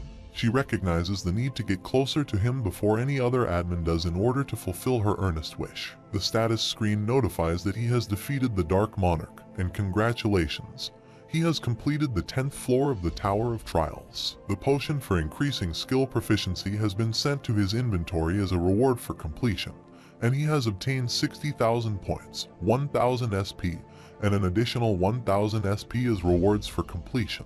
It notifies that challenger Han Sunjiun has contributed the most to the special task. He has obtained 10,000 SP and an additional 15 OSP as rewards for the special task. He thinks the additional rewards are great because this trial was that difficult. Oh Chunseok asks how. Han Sunjiun says he had a skill he could use for this. He thinks he got lucky. Kim Seung-hoon says he surprised him today in many ways. Let's talk about things in detail after he sent him a friend request. The status screen notifies that challenger Kim Seung-hoon has sent him a friend request, and challenger Oh Chunseok has sent him a friend request. The portal opens, and they leave, saying they will see him again. He returns to the lobby. The status screen notifies him that more than 1,000 people have completed the 10th trial. System expansion will now begin. Category Dimensional Travel has been added to the store, and he can now travel to other dimensions. He contemplates dimensional travel and comments that he thinks it's implying that he can travel to places like Ares or Murim, but that would be suicide. The status window notifies that the administrator observation domain has extended to Earth's dimension. He is able to converse with an administrator in the lobby. The administrator interference domain has extended to Earth's dimension, and he is able to go to the administrator's territory and make additional contracts. However, only one additional contract can be made, and it will be restricted after the contract has been created. He can terminate the additional contract at any time. He thinks it's just an additional contract, but if he is able to terminate his contract at any time, then the administrator is at a loss. He mentions that he can't tell as of right now, so let's organize the things he got from the 10th floor. The status screen notifies that the potion for increasing skill proficiency is a potion that was specially created for those who are gifted with skill, and upon consumption, he can increase the proficiency of one of his skills by 20%. He drinks the potion, and the status screen notifies him that he has consumed the potion to increase skill proficiency, and asks him to choose the skill he wants to increase his proficiency in. He says Wind's Grace. The status screen confirms and notifies that the proficiency of Skill Wind's Grace has been increased by 20%. Skill Wind's Grace has reached 100% proficiency, and Skill Wind's Grace has increased by 1 rank. It notifies that skill wins Grace's effect. Upon saying the skill's name, all speeds will increase by 10%, and this skill can be stacked up to 7 times, and when the maximum number of stacks is reached, 1% of his magic power will be consumed every minute. He thinks the cooldown is gone. He absorbs the soul of the monster he killed earlier. The status screen notifies that he has absorbed the soul of the Dark Monarch, and his stats have permanently increased. Strength has increased by 5, agility has increased by 4, stamina has increased by 4, magical power has increased by 7, durability has increased by 5, and he will absorb one of the Dark Monarch's possessed skills. The skill mana management has been obtained. It notifies that the skill mana management's effect, with regards to mana management, has stepped into the realm of natural talent. Most restrictions related to mana management will be lifted. However, skill proficiency increases only through independent realization, and the frequency of usage does not affect proficiency. He thinks that now he is a genius who's gifted with magic power. He does not really believe it, just by reading this. He sees on the status window that Administrator White Crane's Swordmaster and Iron-Blooded Monarch have invited him to their territory. He says this at the same time. The status window notifies that he has accepted the invitation and will be moved to the Administrator's territory, and he has entered the Iron Blood world. The Iron-Blooded Monarch comes out from her house and says, as expected, that she knew he would choose her. She says thanks to him, she won the bet. He wonders why they invited him at the same time. He asks if he can ask her one thing. He says he obtained the skill of mana management coincidentally and asks if she perhaps knows anything about it. She says he has great skills. She says before they head into the cabin, he will briefly tell him about it and, with the new magic management skill, try bringing up all the magic power within his body as intensely as he can. He tries to collect the power. The status window notifies that his mana circuit has been greatly affected due to the activation of skill mana management. Skill mana circuit has been forcibly increased by mana management. He thinks it feels like his physical prowess has increased severalfold. He punches the ground, and it explodes. After a while, both of them sit down to have tea. She remarks that she did not know he was a man who engaged in such devious activities. He denies her accusation. She asks why he appears flustered and suggests that, when he has the time, he should try activating his magic skills one by one with mana management. She explains that as his understanding of mana management increases, it will result in each of his skills leveling up. He inquires why she summoned him. He points out that she is aware the system expanded when she entered the 11th floor lobby. She acknowledges this, stating that it allows her to come here without the tower, but clarifies that it's not the reason the interference domain was added. The true motive is to enable administrators to actively nurture their challengers. He asks for clarification on what that means. She employs magic and says it means this. The status window indicates that Administrator Iron-Blooded Monarch has utilized the interference domain and has bestowed authority upon the challenger.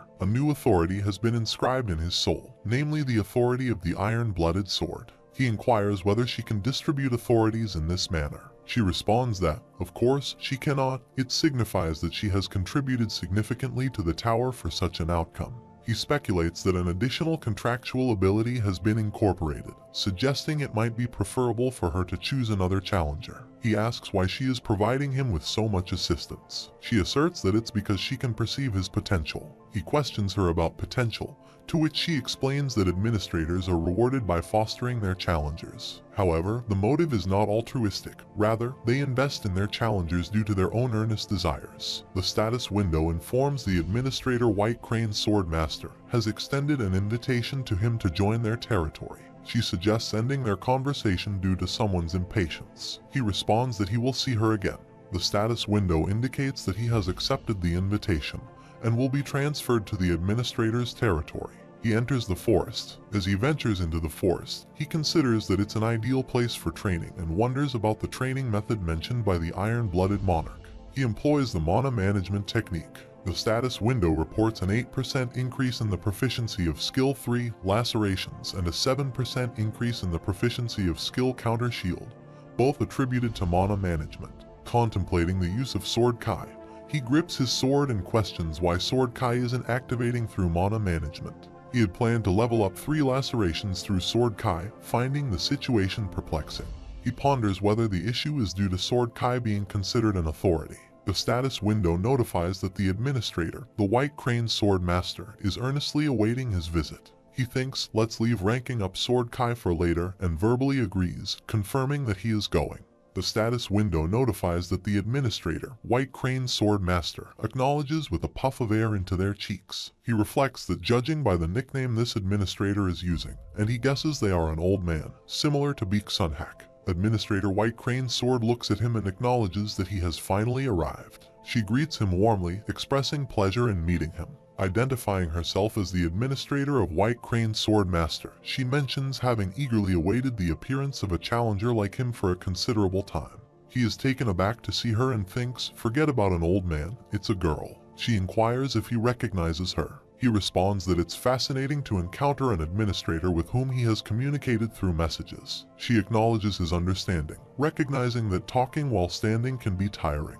She invites him to sit, saying, come sit over here. He politely excuses himself, joins her, and experiences a sense of refreshment. Acknowledging why she prefers sitting on the ground instead of using a chair, he concurs. She remarks on the pleasant feeling of sitting in that manner. She reveals that she has been observing him since the 9th floor, particularly during the intense battle between Beak Sunhack and him. He wonders if it's a waste for her to grant authority to a challenger she has only met once. She firmly denies this, emphasizing the importance of him accurately understanding his worth. She notes that even though the great elder Beak Sunhack could not attain the lightning sword Kai, he was once a formidable swordsman in Murim, and despite losing some strength upon entering the tower, defeating a challenger like him is a notable accomplishment. She asserts that there's no need for him to deny it, especially since she, who was contracted with Beak Sunhack, is acknowledging it. He considers the possibility that she might harbor a grudge against him. She dismisses any notion of bringing down the mood, emphasizing that he was merely an easy challenger to earn points. Adding that she has contracted with numerous challengers, she points out that she has never invited a challenger here except for him. She acknowledges that he may have figured it out, but she prefers to be straightforward. She requests him to make an additional contract with her. In response to his inquiry about the benefits, she explains that if he agrees, she will be able to make him the disciple of Administrator White Crane Sword Master. He further questions the specific benefits he would gain by becoming her disciple. She explains that an administrator can appoint only one disciple in their life. Being called an administrator's disciple in the tower means he has formed a special contract. Challengers who are disciples are also able to purchase all the authority of that administrator. He reflects on the importance of a disciple contract, wondering why the Iron Blood Monarch did not explain this to him even though he is her disciple. He mentions that they mentioned the additional contract can be terminated at any time and questions why she is proposing this one in a lifetime contract when it seems disadvantageous for her. She responds that, like that woman, she chose him to fulfill her earnest wish. She clarifies that it's because she needs the sharpest sword, the best sword that won't bend or become blunt,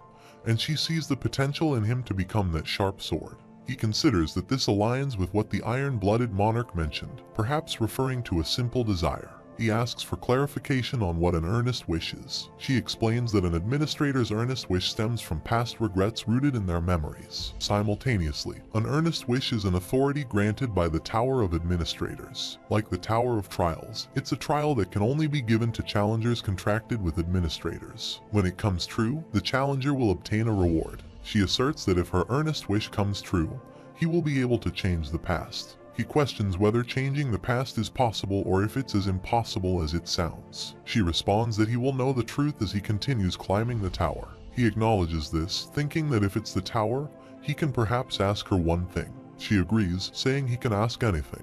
He inquires about how much he has to climb to make her earnest wish come true. She specifies that it would have to be the lobby on the highest floor of the Tower of Trials. The status screen notifies that the contract has been achieved. She expresses confidence in his decision, assuring him that he won't regret it. He contemplates that, in the end, he accepted her contract. He recognizes that the highest floor, the place he needs to reach to fulfill an administrator's earnest wish, is the very top of the tower. The status screen notifies that he has been acknowledged as the true disciple of Administrator White Crane Sword Master. Due to the disciple benefit, the effectiveness of authority and skills in the Murim dimension will increase by 10%. Additionally, mana has increased by 3. As the current challenger, Han Sunjun has been recognized as a disciple of 2 administrators, and due to the benefit of being a double disciple, agility has increased by 3. He acknowledges that he can't let go of this chance to become stronger instantly, and on top of that, he receives a special present. She inquires if he heard anything from that girl about the person who is looking for him. He responds that he hasn't heard much. She expresses curiosity about what iron blood that girl is thinking, noting that it seems like she trusts him completely. She adds that, of course, she trusts him too, but she needs to tell him something, and what she is about to say will use a question voucher, asking if that's all right. He responds affirmatively, stating that he does not have a use for the question vouchers and has been saving them up. The status screen notifies that challenger Han Sunjiun has utilized all of his question vouchers. He reflects on the significance of using all his question vouchers. She reveals that in the Murim dimension, there is a significant power known as the Murim Alliance. Beek Sunhak, the person he killed on the 9th floor, held a high position as a High Elder of the Murim Alliance. Due to this, someone in the Murim dimension is actively searching for him. Concerned, he urges her not to tell him that someone from the Murim Alliance is seeking to kill him. She clarifies that it's not the case. Instead, the Murim Alliance is currently in disarray due to the battle for the High Elder's vacant position. He inquires about the person who wants him dead. She identifies the Sword Dragon from the Namgun family, the Blue Heaven Sword Dragon, and Namgun Hayek. She informs him that Namgun Hayek is someone who has made a name for himself among the martial arts enthusiasts in the Murim dimension for centuries and is regarded as a genius. Although the immediate reason he is looking for him is for revenge, the real motivation is simply curiosity. She emphasizes that she doesn't know when it will happen, but if he ends up facing Namgun Hayek, he needs to prepare to put his life on the line. The status window notifies that he has been moved to the lobby of the 11th floor. Contemplating Namgun Hayek, he summarizes the situation as Murim's psychotic murderer looking for him. Checking the status window, he notes that they are the ones who invaded his floor first. The status window then notifies that the Authority Wings of Steel has been purchased, deducting 15 OSP, and a return stone has been purchased. He realizes that, although he has discovered a new truth, nothing has really changed. Before encountering Namgun Hayek, he understands the need to level up significantly. The status window notifies that he has used a return stone and will return to Earth. Returning to his room, he checks his phone and notices numerous missed calls and messages from Lee Hayan, urgently requesting him to come to the Hunter Association. He wonders if something has happened there. The status window notifies that the Authority Wings of Steel has been activated. He utilizes the wings and takes flight from his location. Meanwhile, in the Hunter Association, a black-haired man expresses relief that it's not a compulsory mobilization. Watching the footage, he remarks that it appeared highly violent, questioning what would happen to Japan. His friend agrees, sharing the concern. At that moment, Han Sunjiun landed there and swiftly went inside. The people in the vicinity are shocked. A man in a blue shirt asks if he just flew. Meanwhile, inside the Hunter Association, a brown-haired man greets him, expressing pleasure at seeing him again and apologizing for troubling him inside the tower. Lee Hayan welcomes him. Han Sunjiun greets them back, asking what's wrong and why they urgently called him here. She explains that something significant happened in Japan, and if he had heard about the incident, she was concerned he might fly to Japan alone, prompting the urgent call. The brown-haired man plays some videos, stating that they need to discuss more, but the situation is dire, so they will get straight to the point. He explains that the bodycam footage is from a Japanese hunter shared with them by Japan. The location is Shinjuku, Tokyo, and the Japanese Hunter Association detected a strong wavelength from a gate. They sent a team of 7 O-rank hunters to the scene. The human that emerged from the gate shockingly murdered 6 of the O-rank hunters in a few seconds. Recently, it has been speculated that he is an otherworldly challenger who has invaded Earth's dimension. Contemplating the otherworldly challenger, he raises the question, and all the hunters left just then, shouldn't he call all of them and go support Japan? He explains that in an unparalleled situation, almost all countries attempt to protect their hunters. Consequently, they are blocking hunters' resources from being dispatched to Japan. And the same holds true for their country. They are not sending hunters to support Japan. In the video, Namgun Hayek announces that the Blue Heaven Sword Dragon Namgun Hayek has come to avenge Beek Sunhak. Han Sunjiun is surprised to hear his name and reflects that he did not expect to encounter him so quickly. Lee Hayan inquires about the seriousness of his expression, stating that it's not compulsory to go. Since it's been a while since they've seen each other, she suggests going to eat something first and asks if he won't go. He responds that, as per the request from Japan, he will go to Shinjuku in Tokyo. She questions why he keeps doing such reckless things, emphasizing that he should consider other people's feelings, even if it's just a little. He expresses gratitude for her concern but insists that this is something he needs to resolve and moves to leave. The story shifts to a flashback. Young Master Namgung Hayek wonders why everyone can't understand the sound of the sword. A brown-haired boy questions if this isn't too much for a light spar. Beak Sunhak arrives and notes that achieving Sword Kai at the age of 13 surpasses what he accomplished in his youth. He greets the Swordmaster. Beak Sunhak emphasizes that martial arts are not meant to harm humans but are a path for transcendence, clarifying that one cannot harm anyone without reason. The status window notifies that the Tower of Trials is selecting a challenger from the Murim dimension. Time passed, and Namgung Hayek's friends cheered for him, mentioning that the young master had climbed to the 20th floor of the tower. He reflects that he is still not satisfied. His desire is not being fulfilled just by climbing the tower. Beak Sunhak expresses disbelief that a 17-year-old has achieved something so significant. He apologizes to his grandfather. The story returns to the present. He reflects that he finds the most enjoyment in destroying humans. He expresses dissatisfaction, stating that killing pathetic humans no longer brings him satisfaction. Additionally, going around Murim and killing people is not allowed. However, he notes that this person named Han Sunjun might make it enjoyable for him. Meanwhile, Han Sunjun comes out, and Eri Chika, the president of the Hunter Association in Japan, shows him the way. He takes the car and reaches his destination. Eri Chika says, "This way, please," and informs him that there are other people waiting inside. Oh Chunseok remarks that after seeing him on the 10th floor, they are meeting again. Kim Soon-hoon remarks that he arrived later than he thought. He mentions hearing from the association that they were here and expresses surprise that they really did come. He inquires if this is everyone who has gathered in response to Japan's support request. Kim Soon-hoon adds that he heard an additional challenger from America will soon arrive. Acknowledging this information, he thinks that even if they say the three of them are all equivalent to S-rank hunters, the current other world challenger in Shinjuku is an unknown monster that might defeat all three of them. He adds that it would be great if the challenger from America is strong. At that moment, Catherine Bennett arrives, surprising him. Eri Chika asks if they know each other, and he responds affirmatively, mentioning that they met in the tower for a moment. Catherine Bennett expresses that she didn't want to meet him in this manner. He inquired if there was another way she wanted to meet. She explains that she wished to meet him in a more normal way. He counters that they didn't even meet normally in the first place, so how could they meet normally now? She concedes that it's true but suggests he could say it in a softer way. Kim Soon-hoon humorously asks if this is a couple's fight. Han Sunjun denies it, stating it's not the case. She wonders why he couldn't just say no. Eri Chika announces that, finally, all the challengers have gathered. She acknowledges that her introduction was late and reveals herself as the president of the Hunter Association in Japan. Eri Chika. Han Sunjun contemplates that he initially assumed she was just an ordinary association employee because she came to the airport. He realizes that Japan must be quite desperate. Eri Chika elaborates that there will be no more support for Japan, and the situation is more severe than he thought, leading them to regulate hunters' support. Oh Chunseok remarks that even with the regulation of hunters, it's surprising that there are only 4 applicants from around the world. Catherine Bennett observes that the situation is worse than she initially thought, noting that no country is currently actively willing to help Japan. She expresses gratitude to all of them who came when everyone else turned their back on Japan.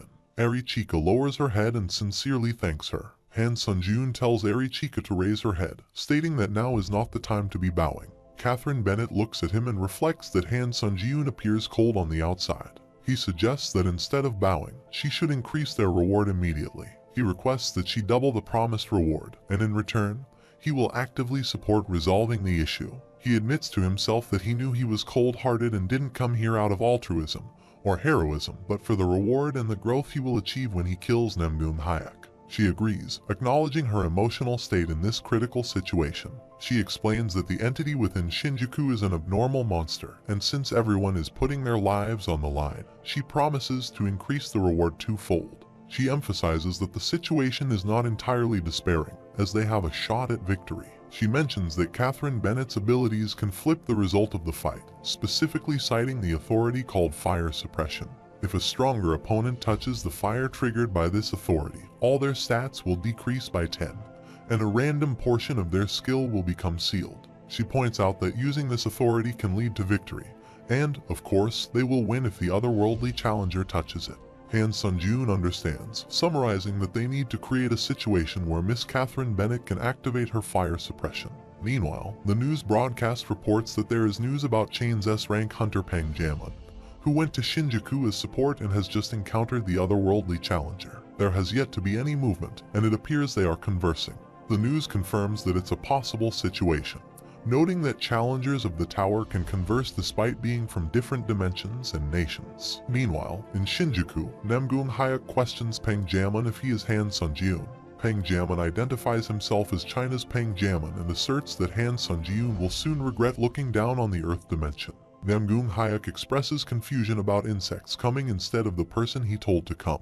He proceeds to punch him in the face. Namgung Hayek remarks on the amusement of facing a martial artist and moves to attack him. Simultaneously, Han Sunjun and his team are in a helicopter. Oh Chunseok questions why the Chinese hunter is acting on his own. Kim Seung-hoon expresses concern, stating that this is bad. Han Sunjun asks Catherine Bennett if she can land properly even if they fall midair. She asks what he means, and she responds, confirming that she indeed has a skill that negates all damage when he falls. He suggests that if it works, they can inflict a lot of damage on Namgung Hayek in one go and requests her to activate her authority at that moment. He holds onto her from the belly and apologizes for his rudeness. She asks what he is going to do. The status screen notifies that the authority Wings of Steel has been activated. He takes a leap from the helicopter and starts to fly. Oh Chunseok remarks on him seriously doing whatever he wants, stating that he hasn't changed. Kim Seung-hoon agrees, saying they can't just watch. They both also jump from the helicopter. Catherine Bennett comments that he is seriously not in his right mind, questioning who goes and flies without any explanation in this situation. Han Sunjun responds that it's good that the Chinese hunter is drawing Namgung Hayek's attention. She thinks he is not even listening to her. He instructs her to use her authority if she sees an opening, leaves her, and mentions that he will go first. Meanwhile, Namgung Hayek engages in a fight with Peng Jamin. Namgung Hayek remarks on Peng Jamin's martial arts, criticizing him for not being able to put martial kai into his fist, and throws him away with a punch. He then notices Han Sunjun coming toward him and attempts to protect himself, but Han Sunjun lands a powerful hit. Han Sunjun states that falling from the sky is something he won't ever do again. Namgung Hayek asks who he is. The status screen notifies that the skill Ashen Blood has been activated, reducing all types of pain inflicted on the user by 40%, and if he manages to barely survive, the proficiency of skill Ashen Blood will increase by 20%. He acknowledges that he was searching for him eagerly, but now that he is here, he doesn't even recognize him. Namgung Hayek identifies him as Han Sunjun, and he affirms with a yeah. The status window notifies that the Authority Sword Kai Master has been activated. Namgung Hayek expresses disappointment, stating that he was looking forward to meeting him, only to find a weak man who uses fake Sword Kai, and he declares that he is pissed off. Han Sunjun responds with a casual "so what" and decides to take the initiative, and attack since he doesn't have a weapon. He moves to attack him, reflecting that it would have been dangerous if he took that head on. The status screen notifies that the skill Ashen Blood has been activated. He realizes that he took a lot of damage during the drop attack, and his counter shield got destroyed in one hit. At this rate, it will be difficult to use the counter shield's ability. He contemplates whether that is the real Sword Kai. Namgung Hayek comments, stating that he thinks he is relying on the witchcraft from the tower. The status window notifies that the skill Lightning Sword Kai has been activated. Kim Seung-hoon and Oh Chunseok also arrive to fight him, and while he observes them, Catherine Bennett comes from behind and throws a fire suppression. The status screen notifies that Authority Fire Suppression, when used on an opponent, will decrease all of the opponent's stats by 110, and a portion of their skills will be sealed. She thinks that his authority does not work. Oh Chunseok points above and instructs to see there. Namgung Hayek comments that these insect humans are ruining his fun. He states that the instincts of a hunter who has experienced many battles of life and death tell them that they cannot block this attack and proceed to attack them with powers. In the flashback, Han Sunjun's hand is held by the White Crane Swordmaster, and she tells him to consider this teaching as a small gift. This is described as a simple mana injection, but the second one is emphasized as not just a simple mana injection, as it maintains a feeling of connection. He asks how it is, and she inquires if he can feel the difference. He responds, stating that he felt the first one was a simple mana injection, and the second one felt like she, the White Crane Swordmaster, was inside of him. She acknowledges this and says that now he just has to apply that to his sword. However, he decides to use it after he leaves this place since he can't be put at a disadvantage due to the administrator's interference. Returning to the present, Namgung Hayek is surprised to see Han Sunjun. The status window notifies that skills and authorities are not manifested through Sword Kai but are instead used through one's own realization. He has used the Earth Dimension's first Sword Kai, and the Tower of Trials sends its praise to challenger Han Sunjun, acknowledging the accomplishment of unification with the sword. Due to the increased mana consumption of the Authority Sword Kai Master, the penalty has been removed. Han Sunjun thinks this is the completed Sword Kai and asks Catherine Bennett if everyone is okay. She affirms, thanking him. She believes that at that moment, he used an attack of the same level to negate it, considering them both as monsters. Namgung Hyuk agrees, stating that's how he is supposed to react, and he is about to be disappointed.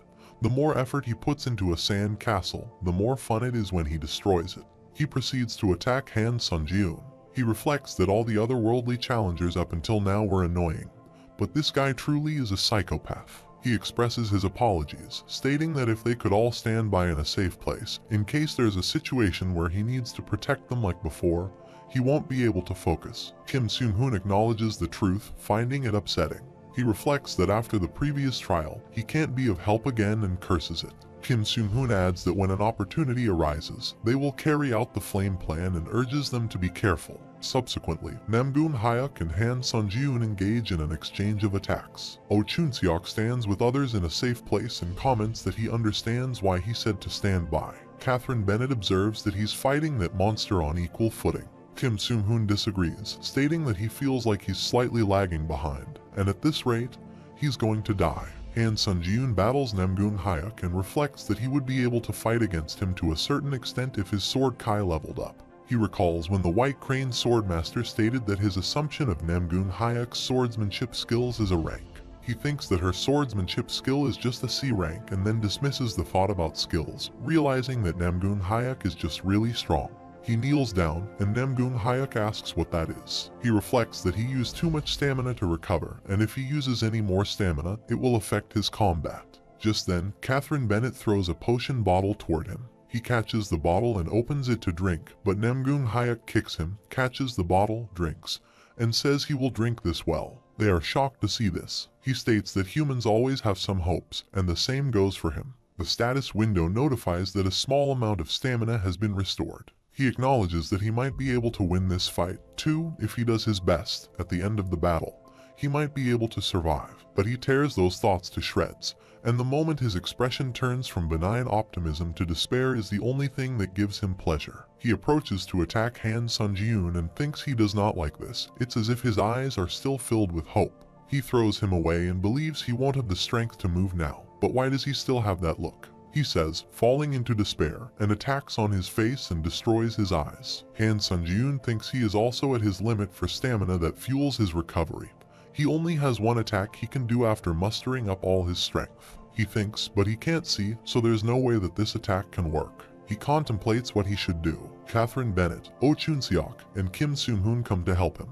Han Sunjun thinks if they come now, they'll only be slaughtered and tells them not to come. Namgung Hyuk mentions his comrades. That's the reason why he was still able to have that look. Catherine Bennett throws her fire magic toward him, but he quickly changes his position and attacks her from behind. Kim Seung-hoon comes to save her and tries to attack Namgung Hyuk, but he throws him away. He picks up Catherine Bennett by her hair and says to let go. He mentions that he can smell his comrades frying. Han Sunjun tells him to stop. He acknowledges that's a good expression. Oh Chun-seok secretly comes and attacks him with ice hold magic, freezing his arm. He saves Catherine Bennett from him and thinks, let's do the minimum emergency treatment. Namgung Hyuk abuses him and unfreezes his arm. Oh Chun-seok creates a Zorb ball magic and places Catherine Bennett in it, thinking that he is going to send her as far away as possible. That's the best he can do. Right after, he will hide again. He attempts to go into hiding, but Namgung Hyuk holds his head to attack and throws him away.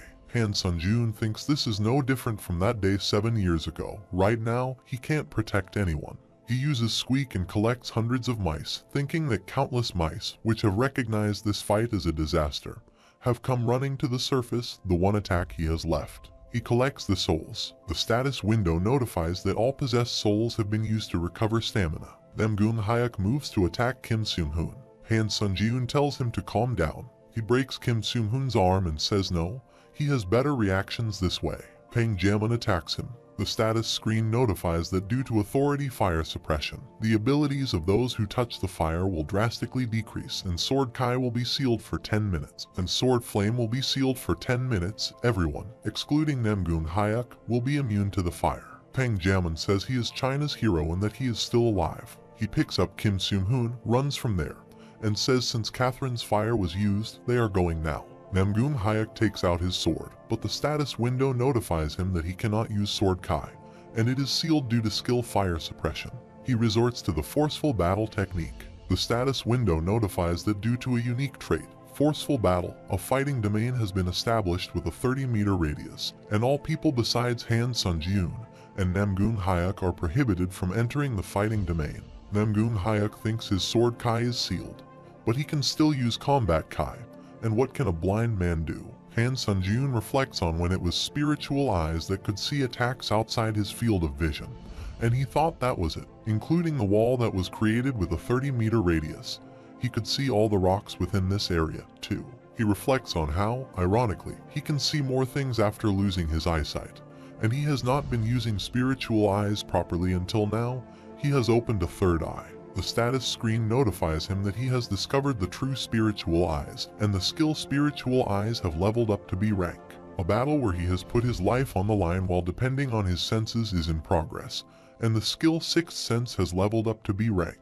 He thinks his sixth sense, which he completely forgets after obtaining it, has evolved, and his sense has become clearer. The status window notifies that he has succeeded in surviving a battle against someone who's well versed with the sword, and the skill Demon Slayer has leveled up to B rank. It further notifies that in a short amount of time, his body has suffered a copious amount of danger, surpassing its limit, and the skill Ashen Blood has leveled up to B+ rank. He thinks he can fight on par with Namgung Hayek, whose abilities have been decreased. Namgung Hayek attacks him, but he moves aside. He wonders about the situation, how his movements are improving, and how his blade is getting sharper. The status window notifies that, by activating the skill Clandestine Shadow Step, the user is moving through an area covered by shade, and the user's moving speed will be increased by 30%. It further notifies that by activating the skill Instant Acceleration and the skill Wind's Grace, all speeds will be increased by 70%, and the current stacks in use are 7/7. Additionally, it notifies that by activating the skill Chaotic Sword Fighting Play, attack speed with bladed weapons will be increased by 20%. And the current stacks in use are 10/10. Han Sun-jun thinks that even if he uses all these skills, they are barely on par with each other, and it's too risky for him. He contemplates that he is going to run out of stamina soon, and Namgung Hayek's decreased abilities will be back to normal in 10 minutes. He needs to end this fight while the flame is still there, and the one thing that can turn the tables in a close fight is an unexpected variable. He throws his sword toward him. Namgung Hayek says he made a foolish choice because he is cornered and tries to punch him, but he moves down. He uses the iron-blooded sword, and the status screen notifies him that by activating the authority iron-blooded sword, he attacks him secretly. Namgung Hayek realizes that it must have affected his Danshin, and he understands the urgency of taking action if he wishes to fully recover later on. The status window notifies that the authority fire suppression has concluded, the unique trait Forceful Battle has ended, and the 30-meter radius fighting domain is about to be undone, making it susceptible to external interference. Oh Chunseok observes that the barrier's going away. Namgung Hayek acknowledges that he was too engrossed in playing, expressing his determination to conclude the fight in the next encounter. He then opens a portal. Kim Seung-hoon expresses his intention to return to the Muram dimension. Namgung Hayek approaches the portal gate, reflecting on the moment when everyone senses that allowing Namgung Hayek to escape could lead to a significant disaster for Earth in the future. They rush toward him, determined not to let him get away, shouting to stop him. In response, he moves backward, utilizing the sword flame to attack them and casting magic in their direction. However, Han Sun-jun intervenes and shields them. The status window alerts that the skill counter shield has been destroyed, and absorbed damage can no longer be released. Han Sun-jun's arm is damaged by the attack. Catherine Bennett expresses concern about his arm, but he reassures them, urging them to focus on the fact that the enemy is still present. Namgung Hayek asserts that he could have finished him off with a single attack from the beginning and questions whether he truly desires to witness this through to the end. Han Sun-jun finds it frustrating but refrains from commenting. Namgung Hayek states that he will return shortly and head to Muram. Han Sunjun loses consciousness. Sometime later, in the Murim dimension, Namgung Hyuk's servant notes his return, observing that he fell and vomited blood. Concerned, he inquires about Namgung Hyuk's well-being and urges him to summon a physician quickly. Despite his condition, Namgung Hyuk declares that, regardless, he will push Han Sunjun to despair. After some time, in a hospital in Tokyo, Han Sunjun regains consciousness. Harry Chika inquires if he is awake, to which he asks about his location. She informs him that he is in the hospital and emphasizes that he cannot move yet due to his severe injuries. She expresses her difficulty in finding words to address his significant sacrifice. The status screen notifies the activation of the skill Ashen Blood. As he heals himself, his arm regrows, leaving her shocked. He reassures her that he is fine and inquires about the others. He enters Catherine Bennett's room to find her undressed. His discovery angers her, and she slaps him in response. Later, he encounters Oh Chun-seok, who questions the condition of his face. He explains that he visited Catherine's room and notes her apparent energy, suggesting she is doing well. He then inquires about Kim Seung-hoon's whereabouts, asking if he knows where he is. Oh Chun-seok responds that he only saw Kim Seung-hoon briefly in the morning and speculates that he might be in a bad state. Additionally, he mentions that Kim Seung-hoon has lost his right arm. Han Sunjun approaches Kim Seung-hoon and informs him that he was present. Kim Seung-hoon acknowledges his arrival, referring to him as the Sword Phantom. Reflecting on the Sword Phantom, he asks if he healed his left arm using a skill, to which he responds affirmatively. Kim Seung-hoon expresses amazement at the skill, praising Han Sunjun's ability to surprise people. Kim Seung-hoon reiterates that he indeed heard correctly about his right arm not being salvageable. In response, he expresses regret, suggesting that if he had been stronger, the unfortunate incident might have been averted. Kim Seung-hoon reassures him, telling him not to worry as he possesses the skill to compensate for the loss. Han Sunjun reflects on his relentless climb up the tower, describing it as if he were an insane man pursuing strength. He mentions feeling as though he were possessed by something, likening the experience to having tunnel vision. Kim Seung-hoon comments that the pursuit of strength, as he described, isn't a negative trait. He believes it is what has made him strong. However, he adds that the strong should assist the weak, emphasizing that this is the ideal he lives by. Reflecting on the battle, he mentions learning something important that had slipped his mind. Kim Seung-hoon decides to reveal his face by removing his mask, expressing relief that he,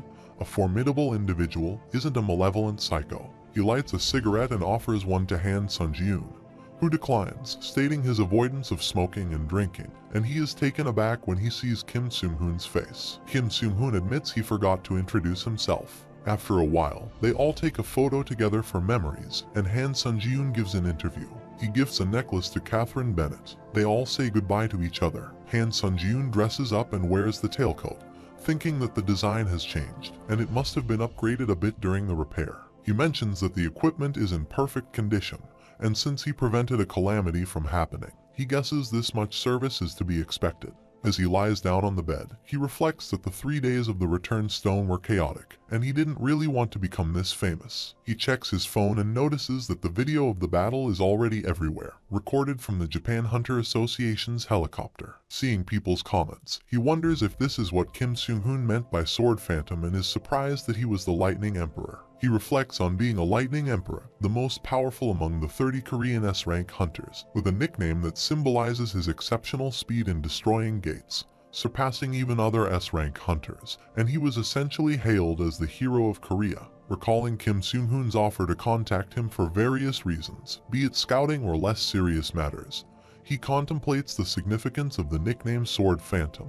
As the status screen notifies that the time is over, he resolves to become stronger to truly deserve the title. The status screen then indicates a return to the Tower of Trials, prompting him to say, "Back to the tower." The status screen indicates that he has entered the 11th floor lobby. Returning to the lobby, he reflects on a lesson learned from the fight against Namgung Hyuk. Upon checking the shop, he realizes the importance of stamina, noting that Ashen Blood, one of his strongest healing skills, requires sufficient stamina for activation. Recognizing the need for a new stamina recovery skill, he decides to explore available options. Reviewing the status window, he finds all skills somewhat uncertain. Opting for a comprehensive solution, He chooses to purchase multiple skills. The status screen indicates that he has acquired automatic stamina recovery, with a description stating that all stamina will be automatically recovered by 0.07% every 180 seconds. This purchase amounted to 15,000 points. Additionally, he has obtained Moonlight Absorption, featuring a description indicating an increased recovery ability of 100% when exposed to moonlight. This acquisition cost 10,000 points. The status screen notifies that he has acquired Sunlight Absorption, with the description indicating that recovery ability will be increased by 100% when exposed to sunlight. This purchase required 10,000 points. Additionally, he has obtained Excess Growth, featuring a description stating that all physical recovery abilities and stamina will be increased by 70%.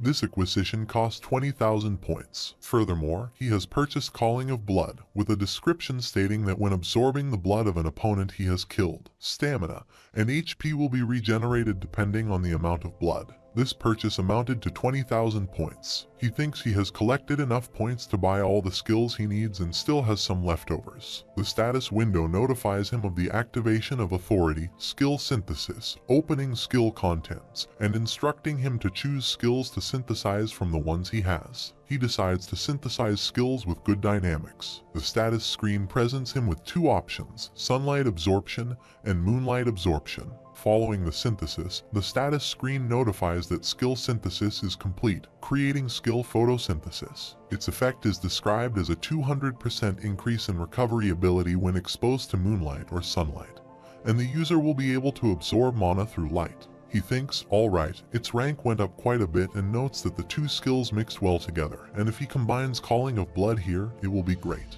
The status screen notifies that skill synthesis is complete and the skill blood tinted contract has been created. Its effect is that the user will be able to extract HP, stamina, and mana from the blood of a living being that the user killed. He mentions that if one skill is a failure, its rank does not go up, and the advantages of photosynthesis disappear, then he will just buy the same one. The status window notifies that he has purchased Calling of Blood, and 20,000 points have been spent. He decides to combine the blood-tinted contract with the Calling of Blood once again. The status window notifies that skill synthesis is complete, and a new skill is being created, Skill Truth Seeker of Blood. It further notifies that Skill Truth Seeker of Blood has a basic effect. The user will be able to extract HP, stamina, and mana from the blood of a living being and will gain a strong blood controlling ability. The detailed effect is that all blood lost by the user will be automatically recovered little by little. He says he can extract HP, stamina, and mana from the blood and also control blood. He cuts his hand with the sword and thinks he is literally controlling blood. He says he can make any shape he wants. He thinks, let's see something like this, and the blood comes out from his finger. He thinks he can squeeze blood out even if he does not directly slice into the skin, although he would have to cut into the skin to use a lot of blood quickly. He thinks Truth Seeker of Blood is gonna be useful, and he puts more time into upgrading the Eyes of Truth. The status screen notifies that skill synthesis is complete, and a new skill is being created. The skill Flame Dragon Eye has been created. Its basic effect is that the Flame Dragon's authority will be imbued into the eye so that the user can see what cannot be seen.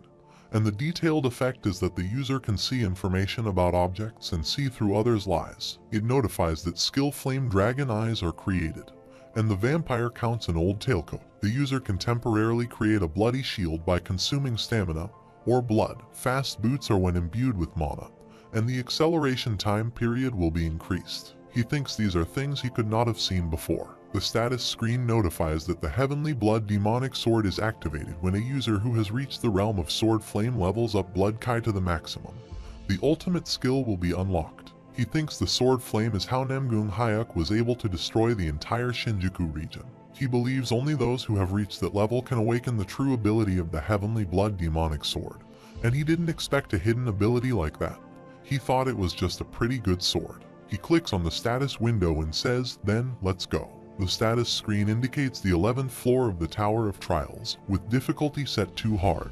The current trial theme is mentality verification, with 7 days remaining. The clear condition is to complete the 7th trial within the remaining time, and the fail conditions are either the challenger's death or a timeout. The trial clear rewards are the old mirror of verification, and the trial failure penalty is death. He arrives there and observes a man. Johan greets him, saying, "Welcome to the Temple of Verification." He inquires about the Temple of Verification. Johan informs him that he will now undergo trials presented by the god of verification, and these trials will persist until his death. Johan mentions that despite being just a mere explorer, he has chosen to face the consequences of taking on the god's trials. Han Sunjun asks what he needs to do to clear the first trial. The man wonders if he is unaware of the rules of the trials of Ares, the 7 leading gods. Han Sunjun responds negatively, thinking that it must be the Black Knight's dimension that the class invaded on the 5th floor. He states that he doesn't understand how a simple explorer like him ended up here and asks for an explanation. Johan explains that the trials are simple, proving one's body, faith, and mentality, with the first being the body and the last being the mentality, which is the most challenging. He explains that the way to clear the trials is simple. A high priest awaits him at each form of the trial, and he just needs to move forward to the next room by either killing them or convincing them. Han Sunjun states that he just needs to get past them, regardless of the method he uses. The man declares that he has provided enough explanation and he can come up with his own answers. He then moves to attack him, saying, "Then let's begin the first trial." Han Sunjun counterattacks and thinks that the man must be at the level of a challenger who earned the pioneer title. The status window notifies the activation of the skill, Truth Seeker of Blood. Han Sunjun attacks him with the Truth Seeker of Blood and throws him away, considering the skill to be insane, and says, "Thanks for the explanation." The status screen notifies that he has absorbed the spirit of the priest, and proficiency has been raised by 5.8%. The administrator priest of the 7 gods is shocked at the scene he coincidentally saw, and the administrator god-slaying swordsman nods at his action. The administrator of the fallen world soldier praises him for being interesting, and the administrator seeker of divinity says that he does not need to worry. He is doing great in proving himself. He reflects that considering their nicknames, he gained their attention because these trials were related to a god. The status window notifies that the administrator Iron-Blooded Lord is shocked at his actions, and administrator White Crane Swordmaster is upset that he entered the trials without saying anything. The man mentions that he has no way to contact the administrator. He approaches Johan's lifeless body, finds something, and remarks there's an item. The status screen notifies that the administrator priest of the 7 gods is silently watching him. The administrator's fallen world soldier is impressed by his greed, and the administrator, god-slaying swordsman, nods as if he understands. It further notifies the activation of the skill Flame Dragon Eye, a mirror containing the high priest's divinity. It's a mirror in which the high priest Johan imbued with his divinity every day. The user can utilize divinity to create a divine barrier just once. When creating a divine barrier, the mentality may become corrupted. He contemplates that this is the basic information, and after that, text appears that can only be seen through the flame dragon's eye. The status screen notifies that the divinity within the mirror might lead the user to prove their fate. He remarks that it might lead the user to prove their fate and asks what that means. He suggests it sounds like just a one-use protective barrier item. He moves to open a gate and hopes there are more body verifications. He comments that it's surprising for an outsider explorer, whose name he doesn't even know, to make it here so fast. Meanwhile, Jane sits inside and remarks that Johan must be past his days. He inquires if she is the 2nd trial's priestess. She affirms, saying yes, she is the 2nd trial priestess Jane. She throws a chair toward him and says, "Nice to meet you." He holds the chair and comments that, seeing as she uses violence, this must also be a verification of the body. She moves to attack him with the sword. He observes her and thinks that this sword Kai feels like what he used to use back in the day. The status window notifies the activation of the Authority Sword Kai Master, and the activation of the skill Lightning Sword Kai. She is shocked to see his aura and asks how a mere explorer uses a complete aura. He questions why he would not be able to use it when she can, too. She explains that priests get their powers from God-given divine power, and she was surprised that someone without any divine power was using such an incredible sword Kai. He reflects on divine power as she uses it to attack him, thinking it is definitely a lethal injury. Divine power is an annoying power. He mentions that from what he heard from the first priest, apparently, he does not need to kill to get through these trials and asks if it is even possible to change her mind. She responds that she does not know, maybe if he has some godly persuasion skills. He inquires about how many of these bodily trials there are. She comments that he is truly arrogant, noting his relaxed demeanor, and asks if he thinks he has already won. She suggests he can ask questions like that after he has won and moves to attack him. The status window notifies the activation of the skill Instant Acceleration. He stops her, holds her hands, and asserts that he has won. She asks why it has to be like this. He states that she should tell him the process of this verification now. She questions if he is going to attempt something. The status notifies that the Administrator Fallen World Soldier awaits his answer. Administrator Iron-Blooded Monarch glares at him through squinted eyes, and Administrator White Crane Swordmaster is shocked at the unexpected question. He clarifies that he is not into that. She says that's good. The status window shows that Administrator Iron-Blooded Monarch agrees with Jane. Administrator White Crane Swordmaster says she knows he was a good guy, and the Administrator Seeker of Divinity is watching him with curiosity. He asks why she would ask that and who comes all the way here just to do something like that. She questions if he really thinks people would not and remarks that he is really naive for an explorer. He insists she just gives him the explanation for the trials. She explains that there are now 2 bodily trials left, and the proof of faith begins at the 5th trial and ends at the 6th. He asks if there is only one proof of mentality at the end. She confirms, but before he challenges that one, he better consider giving up, as no one has ever passed the 7th trial. She adds that everyone who entered that trial either went crazy or died bleeding from everywhere. The status window notifies him that the skill Flame Dragon Eyes has detected no lies. She concludes that those are her last words and says, let's just say he hasn't had a good fight like this in a while. He asks if there's a way to pass this place without killing her, then tells him. She responds that he can't do that. He questions if she is not afraid to die. She replies that not at all, as she would just be going back to God. He thinks that nothing good will come out of stalling this any longer and kills her. The status window notifies that he has absorbed the spirit of Priestess Jane, and proficiency has risen by 8.8%. He reflects that, somehow, he feels really disgusting. He opens the next door and sees Lucilian standing there with a sword. Lucilian introduces himself as Lucilian, the future sword of the god of verification. He states that he will test Han Sunjiyun's martial arts from now on to prove that he is worthy of moving on to the next trial. Lucilian uses his aura blade. Han Sunjiyun thinks it's unstable, but that's definitely Sword Flame and Sword Flame on the 3rd trial. He moves to attack him and thinks he might have to risk his life from this point on, but something's strange. His bodily capability and his sword attacks are worse off than his. He wonders why his sword Kai is being destroyed instead. He reflects that after seeing Namgung Hyuk use Sword Flame, he thought it was an advanced skill. Maybe he was just insanely strong. And this Sword Flame skill is not an advanced skill. They both attack each other, and Han Sunjiyun thinks he knows it, no matter how many times he tries. His sword Kai keeps losing. Lucilian remarks that even if Han Sunjiyun's aura is strong, he cannot destroy this sword. He asserts that the only ones who can destroy it are those who can handle that which cannot be seen. Han Sunjiyun thinks Lucilian is weaker than him but uses Sword Flame, saying it's like seeing someone who's dumber than him always do better on tests. He resolves to destroy it no matter what and moves to attack him. Lucilian states that only those who can handle that which cannot be seen are able to make a sword that can slice through all things. Han Sunjiyun is determined to destroy it. Lucilian counterattacks, saying that is how the blade possesses aura, absolute power is born. Han Sunjiyun attacks him, breaks his sword, injures him, and thinks he sees the difference between Sword Flame and Sword Kai. He concludes that the source of Sword Flame's power is a will that's strong enough to be realized. Lucilian asserts that his sword is genuine, not like his, which is unstable because it was borrowed from the god of verification.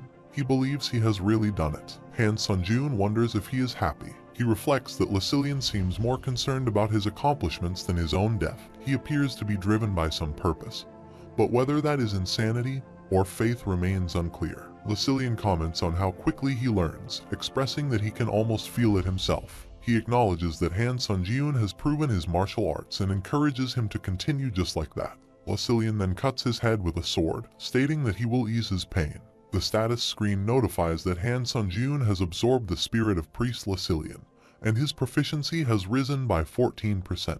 Furthermore, with exclusive authority, Necromancy's proficiency has reached 100%, and with exclusive authority, Necromancy's rank is leveling up. Han Sunjiyun thinks it's already B rank and wonders what skills were added this time. The status window notifies that a sub-effect when absorbing the spirit of a stronger opponent may allow him to extract authority. He considers that a skill to extract someone's authority, necromancy, never fails to surprise him.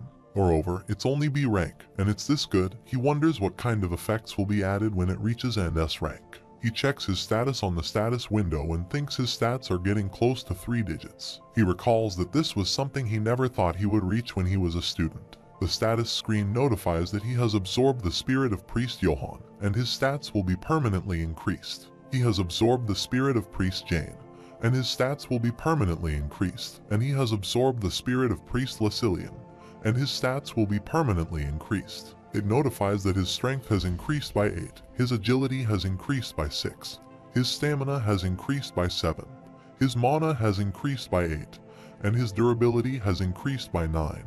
Having absorbed one of Priest Lasilian's skills, he has obtained the skill of Indomitable Will, and its description is the symbol of a person who does not give in to despair and continues to challenge the impossible. The basic effect is that physical capabilities and concentration will be heightened when facing an opponent stronger than the user, and the sub-effect is that when the skill is activated, it will be easier to learn something new, and mentality protection skills will be reinforced. He moves toward the next room, opens the door, and finds no one there. Priest in training, Chiron, flies up and remarks that he guesses Lasilian died, and that's unexpected.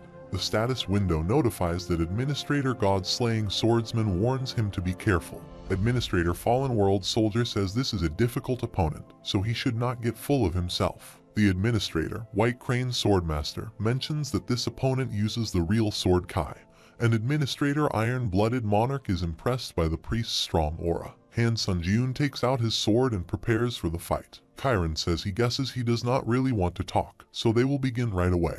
He introduces himself as priest in training Chiron and mentions that he will start the verification of the body according to the principles of verification. The status window notifies that the user has come across a much stronger opponent, and the skill Indomitable Will is being activated. Han Sunjun considers his energy incomparable to that of the previous priests. He throws magic toward him, but Han Sunjun moves back. The status window notifies that the skill Flame Dragon Eye is activating. He sees Chiron's magic light ray and thinks that the light ray when reflected in the mirror is a pain to deal with. He needs to attack him before he continues with those light ray attacks. Chiron attacks him with wings, throws him away, and then takes the sword to attack him. However, Han Sunjun stops him and thinks that the sword flame is the default now and must be his guaranteed win method. He thinks about attacking with his light rays from afar, and even if his opponent dodges the rays, the mirrors all over the place reflect the rays from an angle that the opponent can't see. He then uses his wings to create a force of wind from close up to break his opponent's sense of balance and counterattacks with sword flame. He attacks him again, but Han Sunjun moves back and thinks it's a bullshit pattern to deal with. However, it's also difficult to destroy these mirrors. He considers that if the smaller pieces of the mirrors were to reflect the rays, it would be impossible to dodge all of them. The status screen notifies the administrator that the overload of the blue heavens is starting to question the difficulty of the 11th floor trial. The administrator, Priest of Remorse, is shocked that a priest in training is this skilled. The administrator, Dark Demon, wonders how he is going to die and contemplates his demise. The status window notifies that Administrator Iron-Blooded Monarch is annoyed that the priest is stalling for time, while Administrator White Crane Swordmaster is excited to see what he will do. He thinks that the priest doesn't seem very worried. Chiron moves to attack him and states that it won't be easy this time, encouraging him to try and fake it if he can. He throws light rays toward him. The status window notifies him that the charging is complete, and the skill counter shield is prepared to reflect the absorbed damage. Han Sunjun uses the protection shield and releases the light ray toward him. The status screen notifies that the skill counter shield is releasing all absorbed damage at once. The light rays are thrown from his body. He is badly injured and states that he is qualified. The status window notifies that he has absorbed Priest Karen's spirit, and proficiency has increased by 13%. As the spirit is stronger than the user, the assessment for the absorption of authority will begin. The assessment is complete, checking for Priest Karen's authorities to complete and extracting authority from the spirit. It notifies that the authority divine power will be engraved onto Han Sunjun's soul. He thinks that divine power is the power the priests here have been using, like mana, and he does not feel a kind of energy in his heart, but he can't move it. He says it's different from mana. The status window notifies that Administrator White Crane Swordmaster questions why the divine power is in his central dantian. Administrator Iron-Blooded Monarch is taken aback that there are no traces of God in his divine power. He thinks about whether divine power is that big of a deal. The status window notifies that he has absorbed the spirit of Priest Chiron, and his stats will be permanently increased. His strength has increased by 4, his agility has increased by 3, his stamina has increased by 3. His mana has increased by 4, and his durability has increased by 5. He moves forward and opens the next door. Miss Hennier stands there, welcoming him, and states that one is wrapped in insanity over martial arts. He asks, what does that mean? Miss Hennier inquires if it is not his goal to win, and win again to infinitely grow stronger and one day become the most powerful. He thinks he does want to get stronger but become the most powerful, and he questions if she is not exaggerating. She responds that she is not exaggerating, it's just the end result of his efforts. He moves back to attack her, but she disappears and reappears on his head, saying, don't get too riled up. She states that this trial is not to see what he is physically capable of, and another duplicate of her says it's to prove his faith. He tries to attack again, but it disappears. He thinks this kind of movement should not be possible and wonders if she has invaded his mind. He believes that the strength resides in his body. Miss Hennier's duplicates begin to attack him, but he confronts them resolutely. After a while, Miss Hennier states that he is deemed to have passed. He inquires about the meaning of her statement. She explains that he has successfully completed the 5th trial and is now eligible to proceed. When he asks how this is possible, she clarifies that the 5th trial commences with metacognition. In other words, only those with a strong will are deemed fit to introspect their own minds. She sensed a robust determination and a fierce resolve to defeat anyone emanating from him in order to become stronger. She asserts that she can sense it, a desire to become stronger regardless of whom he has to kill, and she can detect it in the deeper layers of his mind. She states that if he intends to kill her, then he should hurry on with it. She would be glad to rest in the arms of God before she gets too old. He responds that he won't do that. She inquires why. He explains that there's no need to commit murder for no reason when he has already passed, and wonders why she is asking such an obvious question. She remarks on how unexpected his response is. She adds that it would have been fine if she had made him go through the entirety of the trial, and she would repeat herself, but he has passed. She taps on his shoulder and bids him goodbye, expressing hope that he will successfully prove himself. He advances and finds himself in a black space. He believes that black has permeated the mirror's surface, and soon enough, he is in a void where he cannot see even a speck of light. Alien approaches him secretly, and as he moves to attack, she disappears. He thinks, not again. She confirms that he is right. He is already in the realm of the mind. He thinks that he knew it. She explains that Miss Hennier planted a seed on him, causing him to fall into the realm of the mind. He wonders if she is talking about the old priestess just now. She confirms that he is correct, but he does not need to worry too much. She is guarding his body from the outside. He thinks that's even more worrying. She asks why he is so harsh and makes such a rude comment to a lady. She could pierce a hole in his throat if she wished. She asks if he is okay with that. He thinks about how he is supposed to prove his faith. She says, look at him, all polite. She then states that she will explain, mentioning that he is in the realm of the mind. He just needs to look into his own mind realm, and then the 6th trial will conclude. He wonders about what she means by his own mind realm.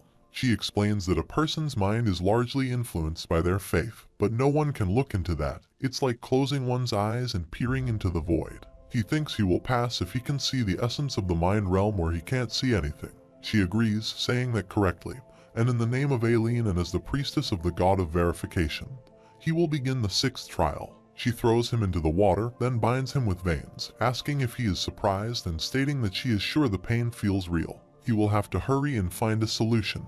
Otherwise, he will experience drowning without water. The status window notifies the activation of the Authority Serene Mind.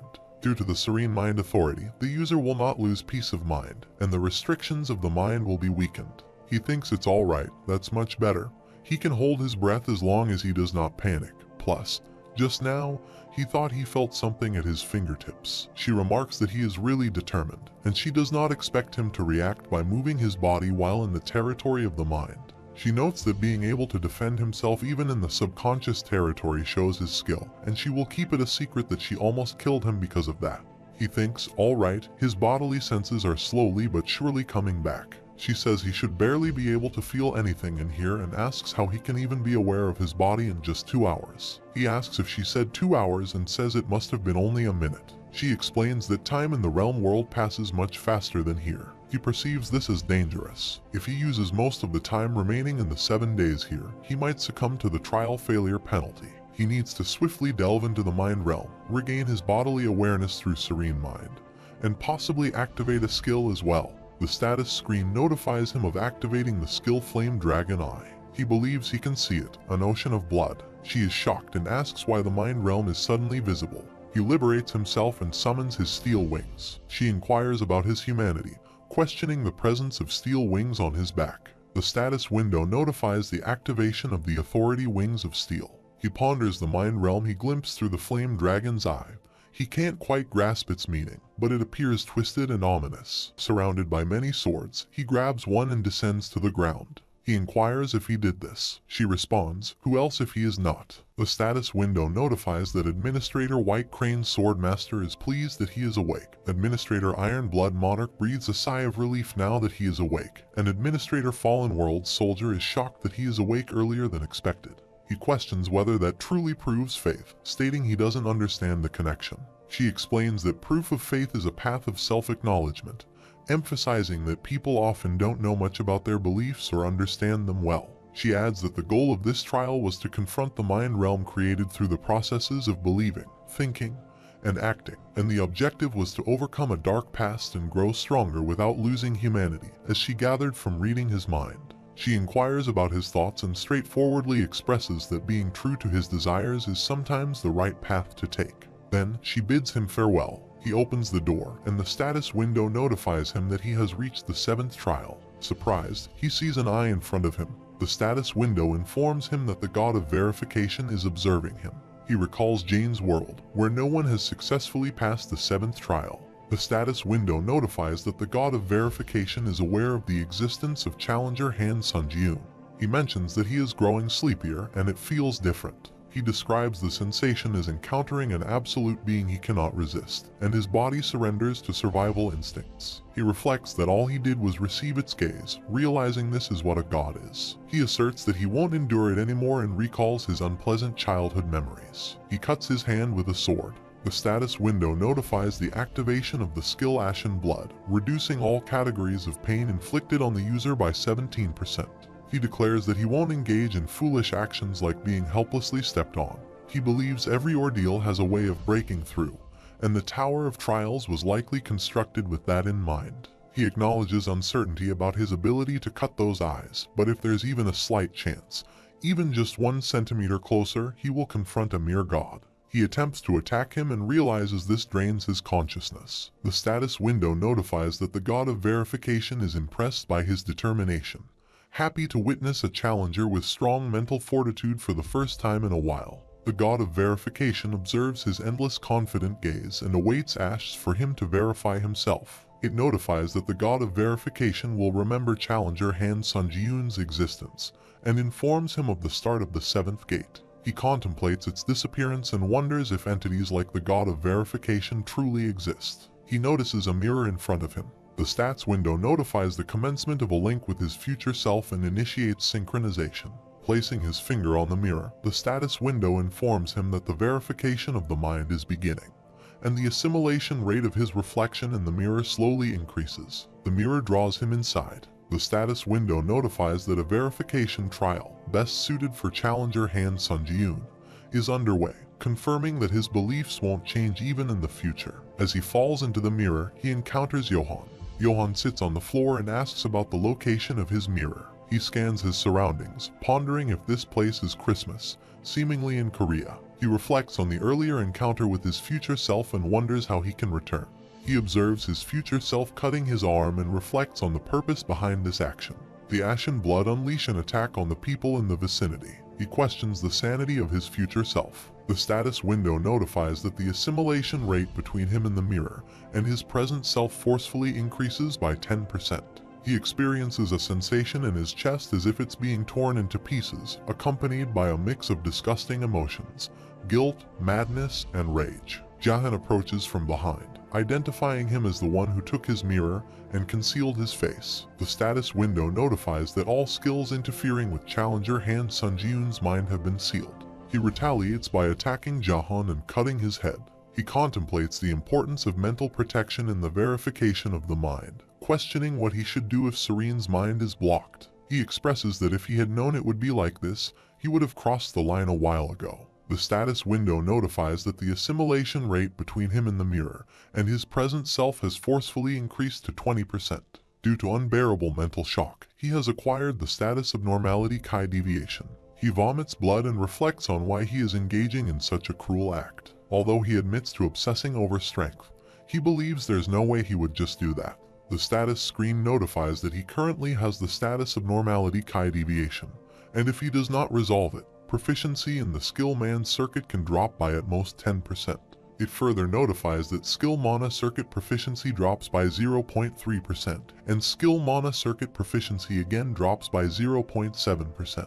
He notes that his mana circuit is overheating excessively. The future version of him arrives in the Murim world and demands the Murim Alliance leader to come out immediately. He asserts that, at the very least, he will spare everyone present. Li Jinwen appears and mentions a recent madman known as the Sword Ghost in Murim. Observing him, Li Jinwen acknowledges that he truly deserves the title of the Sword Ghost. He introduces himself as Murim's alliance leader, Li Jinwen, and asks for his name. The future version attacks and kills all the people in the vicinity. Li Jinwen throws his sword, expressing his astonishment and accusing him of killing all the alliance members he promised to spare. He questions if he feels no shame. The future version responds with indifference, stating that sloppy individuals are merely his combat resources that prevent him from getting tired or injured. He emphasizes that they hold no more or less value than that. He attacks him and severs his head. The status window notifies that the assimilation rate between him and the mirror and his present self has forcefully increased to 30%. Han Sunjun once again coughs out blood, reflecting on the numerous instances when the location in the mirror changed and after he killed thousands, growing endlessly stronger. He acknowledges being in a state akin to a monster, consumed by madness and an insatiable desire for strength. He directs the sword towards the Pope of all the gods of Ares, who warns that he will be cursed and will beg for death. Han Sunjun attacks a mouse, and the other mouse pleads for him to stop. He mentions that he has already killed all the people of the king and requests him to spare the king at least. He describes him as a crazy monster that never loses. Han Sunjun then moves to attack a red-haired man, commenting that someone who conquered the Murim dimension is now coming to a smaller dimension like this. The status window notifies that the assimilation rate between him and the mirror and his present self forcefully increases to 40%, and it forcefully increases again to 50%. He contemplates that if the assimilation rate keeps increasing, it could end up worse. He remarks that the feeling he's experiencing is no joke, hinting at a certain pleasure from it. The scene shifts as Kim Seung-hoon enters the room by breaking the door. He questions Han Sunjun, asking if he thinks he can get away after having done something as terrible as that. Holding the body of Oh Chun-seok after killing him, he confronts the situation. Arichika questions why he did it and asks for the reason he is willing to kill people to get stronger. Han Sunjun responds by asking why she is posing such a useless question, stating that he is killing others because it benefits his progress. Kim Seung-hoon acknowledges that he is aware he can control lightning and warns him that with the current weather, he better be prepared to die. Kim Seung-hoon then moves to attack him. Han Sunjun asserts that he shouldn't consider him an easy opponent and attacks and kills him.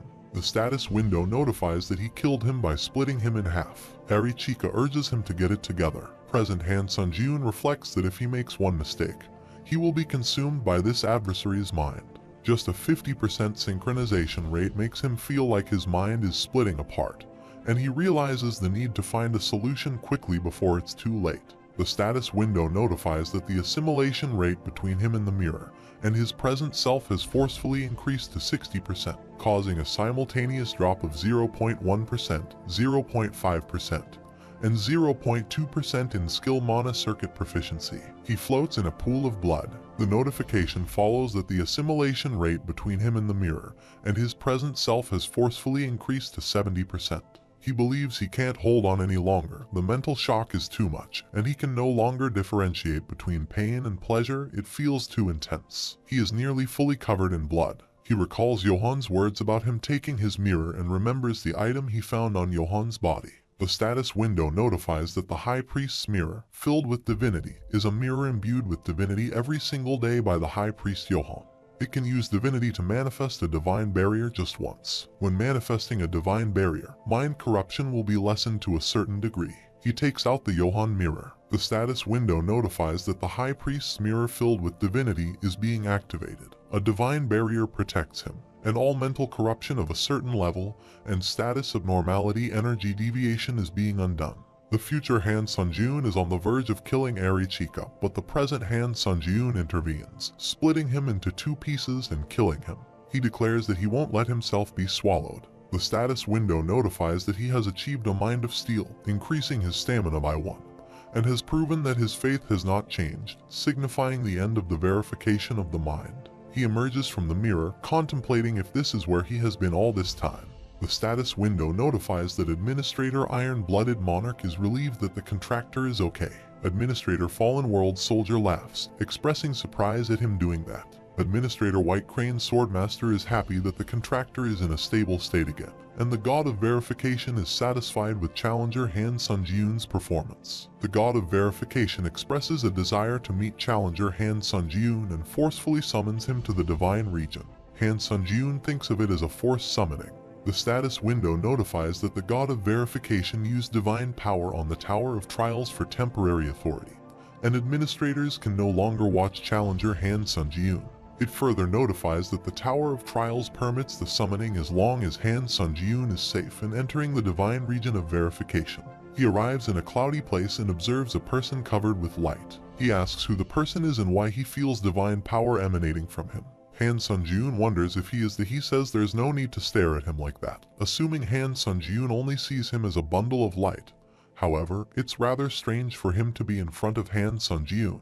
He asks if he is a divinity copy created by the tower. Han Sunjun replies that he's not sure what he means. He suggests calling him an administrator and asks if he is a being who obtained divinity through a contract with the tower. Han Sunjun clarifies that he is not an administrator, he is just a challenger. He asserts that he is different from a divinity copy and possesses a divine power that is solely his own. He comments that the tower has become interesting during his absence, realizing that they cannot create real things using divinity copies. He explains that to create a real one, they use an apostle of a divinity copy, recognizing Han Sunjun as no ordinary being. Han Sunjun asks what he means and thinks he's making it sound like he has done something amazing, and all he did was kill Chiron and coincidentally obtain divine power. Han Sunjun questions if this is an important divine power. He asks if he truly doesn't know the answer to that, especially when he has extracted divine power himself. He expresses disappointment, stating that he thought he had removed even the traces of a god because he was aware. However, it seems he doesn't know anything. Han Sunjun responds by saying he just happened to obtain it. He explains that he just happened to remove the traces of a god from the divine power he bestowed upon his followers. He emphasizes that extracting Chiron's divine power was no coincidence, and he can sense a clear cause and effect. He contemplates the concept of cause and effect. He asserts that he is certain the Tower of Trials has high expectations of him. He reflects on the fact that if the Tower of Trials has such high expectations of a challenger, then he must have made a mistake. He admits that he was not supposed to let him know about that, and now the tower is enraged. He bids farewell, saying this is goodbye, and he will keep an eye out for how Han Sunjun is doing. Han Sunjun mentions that he still has questions and inquires about what will happen to him in the future. He asks for clarification on the concept of divine power and cause and effect. He responds, stating that it seems Han Sunjun looked too deeply into his future self, and when he looks into the void also looks back at him. He warns that the void is always looking for a chance to pry into his mind, and it's something he needs to be cautious about. He adds that Han Sunjun will soon return to where he came from. Han Sunjun expresses disappointment, asking if they can't talk any longer. He regrets the situation, stating that the conversation must end, and he has no choice. The tower is a difficult being to deal with for any god. He suggests that if Han Sunjun visits the Temple of Verification later, he may find answers to some of his questions. As a piece of advice, he emphasizes not to trust the other gods, as they will now consider him their enemy. The status screen notifies him of congratulations for clearing the 11th floor. The old mirror of verification will be sent to his inventory as a reward. He has obtained 70,000 points, 3,000 SP, and 1,500 SP as rewards and is being sent to the lobby. Back in the lobby, he reflects on the information shared by the being who seemed to have transcended everything. The being told him that the extraction of Chiron's divine power was not a coincidence, and he could sense a clear cause and effect. Han Sunjun interprets this to mean that the tower intended for him to extract the divine power and make it his own. He speculates that this was the cause and effect, and the being mentioned that the tower has high expectations of him, a mere challenger. He contemplates, considering that, let's say, it was all the tower's doing that he was able to form a contract with the administrators and extract Chiron's divine power. Then, he wonders about the purpose the tower has in doing all that, administrator divinity copies, divine power, and creating a real one that doesn't trust the other gods. He admits that he doesn't understand it at all. However, he concludes that, at the very least, even if the gods consider him their enemy, they can't do anything to him because of the tower. The system window notifies that the system is expanding, and Earth is being officially registered as a climbing dimension in the Tower of Trials. As a benefit of the registration, there will be added protection from dimensional invasions. Challengers from other dimensions will now face a penalty when coming to Earth. Additionally, challengers other than the Pioneers can now earn a halo.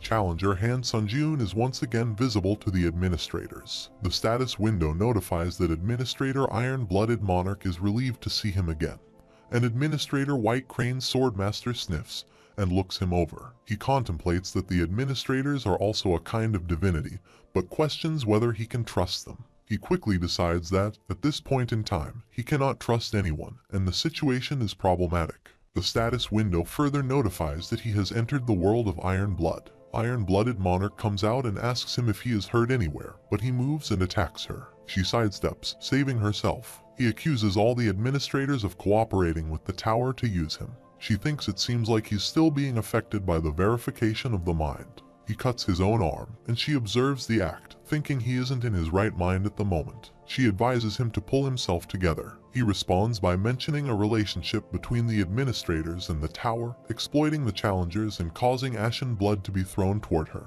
She finds it nonsensical and tells him to regain control. He questions her persistent advice to get a grip, asserting that he has it together right now. He attacks her again with the sword Kai, and she attempts to stop him. However, he proceeds to destroy her house with his attack. This angers her, and she retaliates by attacking him with numerous swords. Attempting to run, he finds her coming from behind, grabbing him by the head and questioning his destination. She seizes his arm, forcefully bringing him to the ground. Despite his attempts to counterattack, she retaliates by once again throwing many swords at him. After a while, she ties him and hangs him upside down. He apologizes, stating that his sanity has returned, and requests to be untied. She assures him that she will untie him but expresses concern that the next time he visits, his house might evaporate. She explains that what she witnessed when he was proving he had it together showed remnants of the abyss that had not been completely removed yet, becoming permanently fixed in his personality. Even if he has become twisted, she considers it another version of him in the future, so his suspicion of the administrators was probably not completely fake either. She emphasizes that nobody can read the intentions of the tower, including the administrators. When he asks if the tower expects something from him, she dismisses the idea, cutting the rope to untie him. He then sits at the table for tea. She adds that, to her knowledge, the tower has never shown its will to a challenger, so the notion that the tower expects something special from the challenger makes no sense. However, seeing him in doubt suggests that he might have heard something from someone. He affirms that the god of verification spoke as if the tower was expecting something from him. She reflects on this and reiterates that, as she mentioned before, she is subordinated to the tower. He wonders if there is nothing else he can learn about the tower, and she responds by expressing satisfaction that he is enjoying the tea, revealing it's made from the urine of a black dragon, and encourages him to drink up. He mentions that the god of verification said administrators are beings who earn divinity copies through a contract with the tower. She acknowledges this but mentions she can't provide details at the moment. However, she hints that he will find out soon enough. He then has one last thing to ask her, and she inquires about what it is. He brings up her earlier mention of an earnest wish she wanted to fulfill. She confirms this. He relays that White Crane Swordmaster mentioned the earnest wish as a right granted to administrators by the tower, and it allows her to fulfill her desires through the challengers who sign disciple contracts. She acknowledges this, remarking that it seems the White Crane Swordmaster told him everything about earnest wishes. He questions why she didn't disclose all the details about her earnest wish earlier. She explains that it's because she felt fear. When he asks for clarification, she asserts that he is currently underestimating himself. She observed his excessive obsession with growth, anticipating that, for the sake of his growth, he would fly towards the earnest wish trial and challenge it like a moth. He acknowledges this but attributes it to the fact that he has no talent. She counters by saying she doesn't know what he considers talent, but soon, he will realize how much he is underestimating himself. He connects this to the 12th floor trial, suggesting that it is responsible for his current perspective. The scene shifts to Han Sunjun sitting in the lobby, contemplating that the unalterable gift given by the sky is divided into 3 aptitudes in the world of hunters: skill acquisition, stat increase, and trade enlightenment. These are referred to as the hunter's 3 gifts, and he was not born with any of them. He reflects that he couldn't acquire a skill, his abilities didn't increase, and he couldn't even enlighten a unique trait. After entering the Tower of Trials, many things changed, but the fundamental truth remained unchanged. The truth was that a human without talent couldn't grow due to his traits, and the iron-blooded monarch is mistaken about something: the belief in him having talent. He reflects that if he had something like that, he would have been able to be a famous hunter even if he had not come to the tower. He recalls that the iron-blooded monarch says he will learn just how much he is underestimating himself, and that's because the 12th floor trial is a fight with himself. He thinks the 12th floor trial is a challenge where he needs to fight and win against a reproduced version of himself. He questions the utility of dwelling on it further. Checking the status screen, he notes that this trial is about objectively examining himself, deciding to view it as an opportunity to enhance his combat abilities. The status window notifies him that the skill proficiency increasing potion is specially produced by the tower for those gifted with skills, and upon consumption, one of his skills can randomly increase in proficiency by 10%.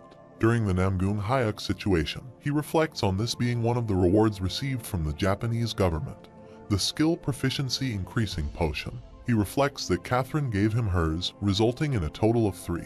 The status screen prompts him to pick the skill he'd like to increase in proficiency after consuming the potion.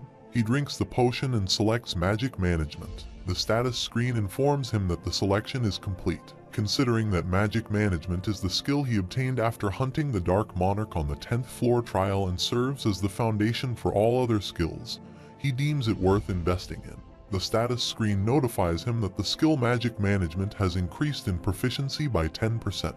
He mentions the reward obtained from the 11th floor trial. The status screen indicates that the Old Mirror of Verification is a reward exclusive to challengers who have successfully completed the trial given by the God of Verification. And when magic power is infused into the mirror, the exclusive effect of Remaining Thoughts is activated, limited to the first time.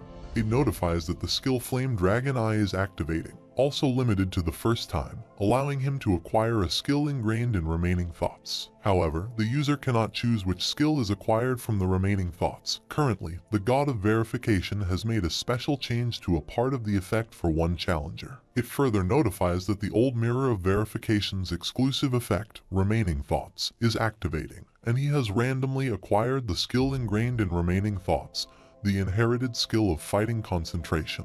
The status window notifies that ingraining Remaining Thoughts fighting experience into skill Fighting Concentration, and the fighting experience of Remaining Thoughts within Fighting Concentration has increased proficiency by 11%. It notifies that Fighting Concentration proficiency is 11%, and the description is a transcendental concentration that helps him focus to his limits in a battle situation. The effect can randomly increase his concentration. Currently, he can increase his concentration by 20 times at most, but if he uses it too much, the proportionate rebound will accompany it. He remarks, "Not bad." The status window notifies that the current trial's topic is surpassing limits. The 12th floor trial is starting with 48 hours remaining, and the condition to complete this trial is to kill the duplicated version of himself in the given time.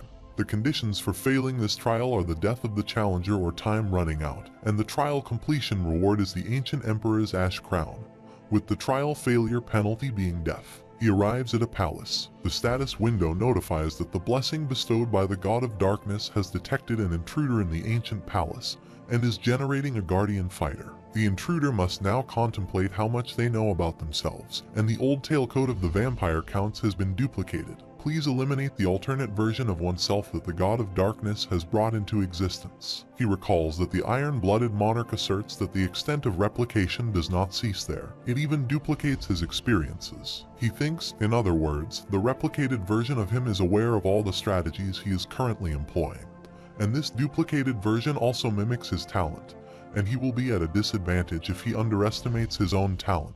The status window notifies that the blessing bestowed by the God of Darkness has detected an intruder in the ancient palace and is generating a guardian fighter. The intruder must now contemplate how much they know about themselves, and the old tailcoat of the vampire counts has been duplicated. Please eliminate the other version of himself that the god of darkness has created. He wonders why he keeps getting involved with these gods. He observes his duplicate and contemplates whether to call it his clone or, should he say, his replica. However, it is eerily similar, and based on the advice given by the iron-blooded monarch and what he learned from using his question voucher, apparently, the replica can only copy one item. He considers the vampire count's old tailcoat. It chose a defense item, and if it truly copied him accurately, this presents a good opportunity to assess himself objectively. The status screen indicates that the skill instant acceleration is activated. The skill wind's grace is activated, and all speeds will be increased by 70%.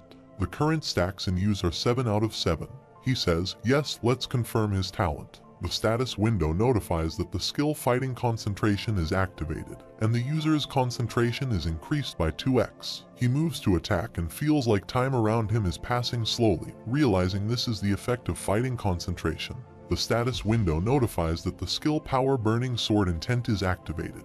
He observes his clone holding the iron-blooded sword and thinks that it is obvious that the next move will likely be a counter shield. He believes that the combination of the iron-blooded sword and the counter shield is essentially the replica's only choice. He is shocked to see that the clone has transformed the counter shield into a sword. He contemplates the use of dual sword arts, acknowledging that even he, the original, has never employed them in an actual fight because transforming the counter shield requires a significant amount of mana and mental power. He does not use that method, so why did the clone choose such an inefficient approach? He realizes that, of course, he had been considering dual sword arts but using them in a real fight where his life is at stake.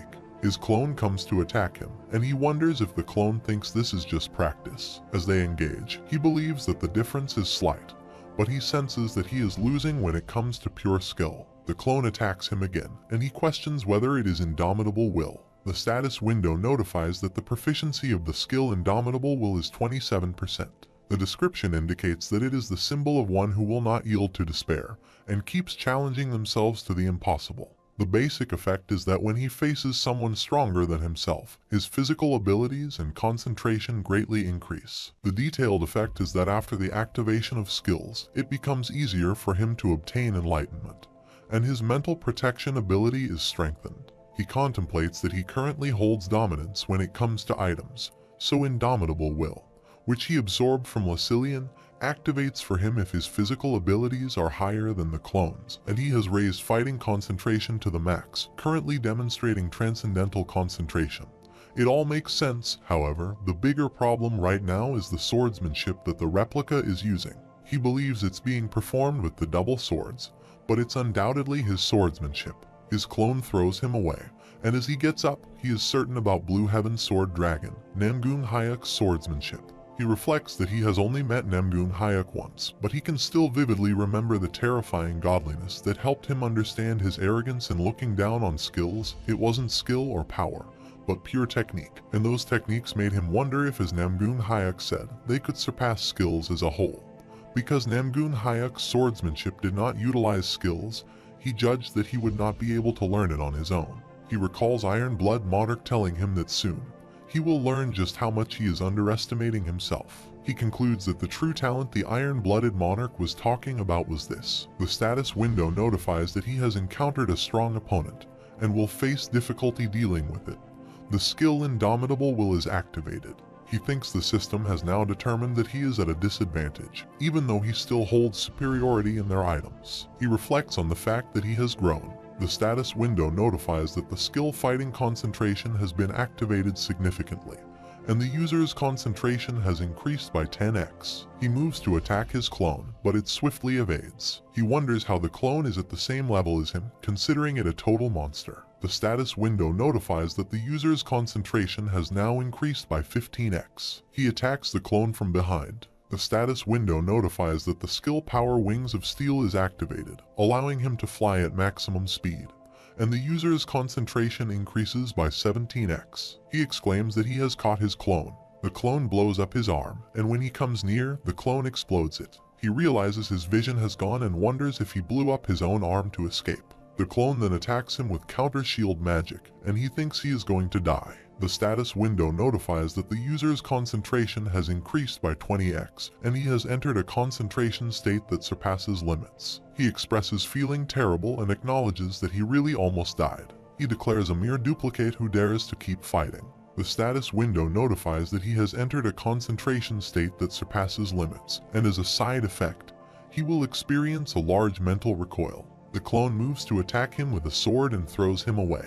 Han Sunjun uses ashen blood and throws them toward the clone, but it swiftly evades. He asks, "How does it taste?" The clone secretly comes behind him, throws him away, and heals its own wound. Han Sunjun remarks that he is really stupidly strong. Meanwhile, Iron-Blooded Monarch observes all this through the portal and comments, "So this has happened again? How awkward." She mentions that she can't openly help, but she can't just watch this either. She expresses some concern about how the tower will react. The status window notifies her about communication with challenger Han Sunjun.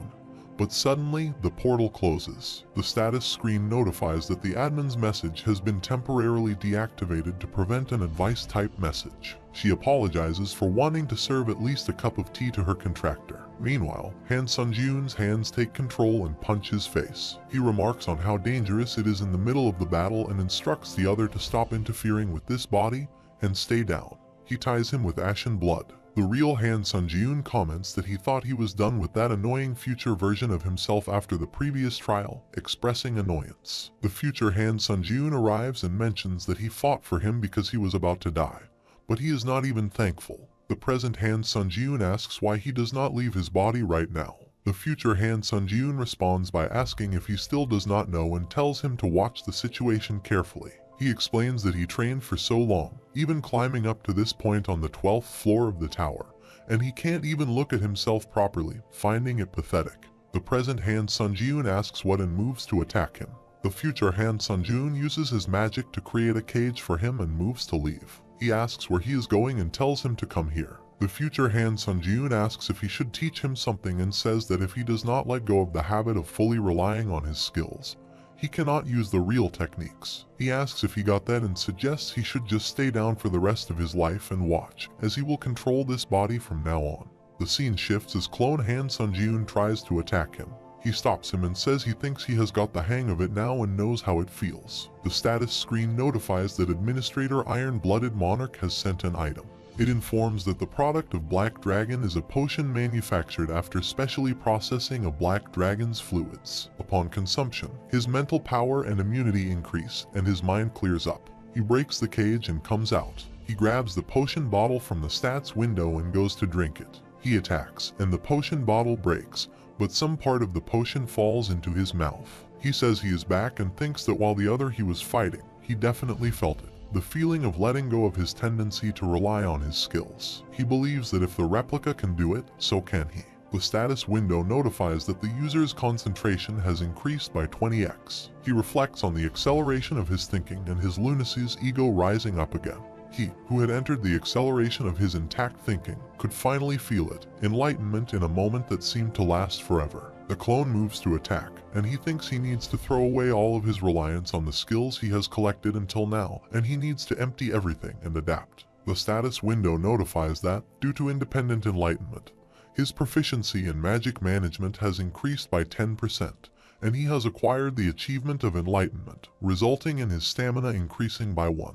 He thinks about getting rid of common sense, eliminating stubbornness, and ultimately emptying himself of all imagery altogether. The status window notifies that he has acquired the achievement of trance, leading to his mana increasing by 4. The user is facing an enemy they can competently defeat, and the skill Indomitable Will is deactivated. He moves to attack and declares that he is turning things around from here. They both attack each other. Real Han Sunjun asserts that having Namgung Hyuk's overwhelming sword skills at his fingertips sure feels strange. He contemplates the fastest speed using the wind's grace and instant acceleration.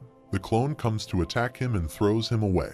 He gets up and moves to counterattack. He thinks it's gradually becoming clearer now as the fight with this replica goes on, and now that he is looking at him, not considering his skill, but his technique, he is starting to understand the principle of the technique itself. He contemplates, not to mention, at unimaginable speed, and as he completes his understanding of the principle, he can even sense the unnecessary movements in the replica's dual sword skill. He sees the clone coming toward him and thinks this guy is not exactly summoning Namgung Hyuk's sword skills into his body. Rather, he's focusing a lot more on imitating Namgung Hyuk. The status screen notifies that the Authority Iron-Blooded Sword has been activated. He thinks when that happens, thoughts of distrust can weaken the sword Kai's sword flame characteristic, which cuts through everything. He thinks, in that case, even while practicing Namgun Hyuk's swordsmanship, he needs to focus even more on the sword flame strengthening. He attacks the clone with the magic light ray, injuring his arm. The status screen notifies that the skill Truth Seeker of Blood has been activated. Ashen blood is then thrown toward it, but he uses a protection shield to defend himself. He uses the healer's power to heal his arm wound. Han Sunjun considers whether he can parry the attack by instantly spinning the shield into a circle. Moving to attack the clone, he employs the spinning shield, and Han Sunjun's sword Kai does not affect it. He wonders what the hell this is, and he contemplates his rough and aggressive swordsmanship, which was offensive until now, suddenly switches to a mellow sword where everything is flowing. He thinks the mellow sword is another one of the skills that Namhoon Hyuk shows, and he contemplates how much he can imitate him. Seriously, he understands that it's his talent, but it's annoying as hell. He thinks he guesses he cannot win without enduring the dangers after all. He attacks the clone's hand, and his counter shield sword falls down. The status window notifies that the skill counter shield has been activated. He asks why he is so surprised and asserts that whatever he can do too. They both attack each other. The real Han Sunjun thinks, as he expected, the replica's sword recharged before his, and in that case, how about a little adventure? He kicks the clone and throws him away. He thinks he received that with the counter sword that transformed the counter shield, and that means his counter sword will recharge at once, or so he thought, and of course, it would get snapped if it received that attack head on. He attacks the clone and breaks his counter sword. He thinks that if the replica and he are the same, then now, when the energy release of the counter sword, their most lethal attack, is dissipating, he will consider it an opportunity. The clone comes to attack him, but he is thrown away. He thinks that he, at his full power, is stupidly strong. The clone comes to attack him again, but he uses his blood ashen power and attacks him with the sword that passes through his chest. He thinks that the iron-blooded sword, which he had already gotten rid of, and this guy's impatience, and using those two things really worked. He moves to attack him from behind and thinks, now, on to the finale. The clone gets up and transforms into a monster. He is shocked to see and thinks, what the hell is this? The monster is repeatedly attacking him. He runs to save himself and wonders what the hell is happening with that monster again. Even its attack patterns have changed, and this is baffling. Everything is being exploded by the monster. He attacks the monster's hand, but he uses a healer to recover himself. He uses the counter shield to protect himself and then transforms it into a counter sword, thinking, thank God the counter shield's cooldown time is over. He tells the monster to come at him. The monster comes near and kicks him away. He thinks he has completely lost it. He considers using the body explosion technique, deeming it a potentially great surprise attack in close-range battle. However, if he is going to go on a rampage like that, he will lose a lot of stamina because of ashen blood. And once he is all out of stamina, the attacks will stop, too. He attacks the monster and declares that there's nothing left to prolong the battle and it's time to finish this. The monster runs away. He asks where it is going and runs behind it. The monster throws blood ashen toward him, but he uses a counter shield to protect himself. He thinks about the raw power, even now and regardless. The status screen notifies that the recharge is complete, and the skill counter shield is prepared to reflect the absorbed damage. He thinks that thanks to him, the counter shield's accumulated energy is already fully powered up. He attacks the monster and says, die. The status window notifies that the skill counter shield releases all absorbed damage at once. He cuts the monster's head and arm, killing it. The status window notifies that, congratulations, the 12th floor of the Tower of Trials has been completed. The Ancient Emperor's Ash Crown has been moved to his inventory as a reward for his achievement. He has received 80,000 points and 3,500 SP as rewards for his accomplishment.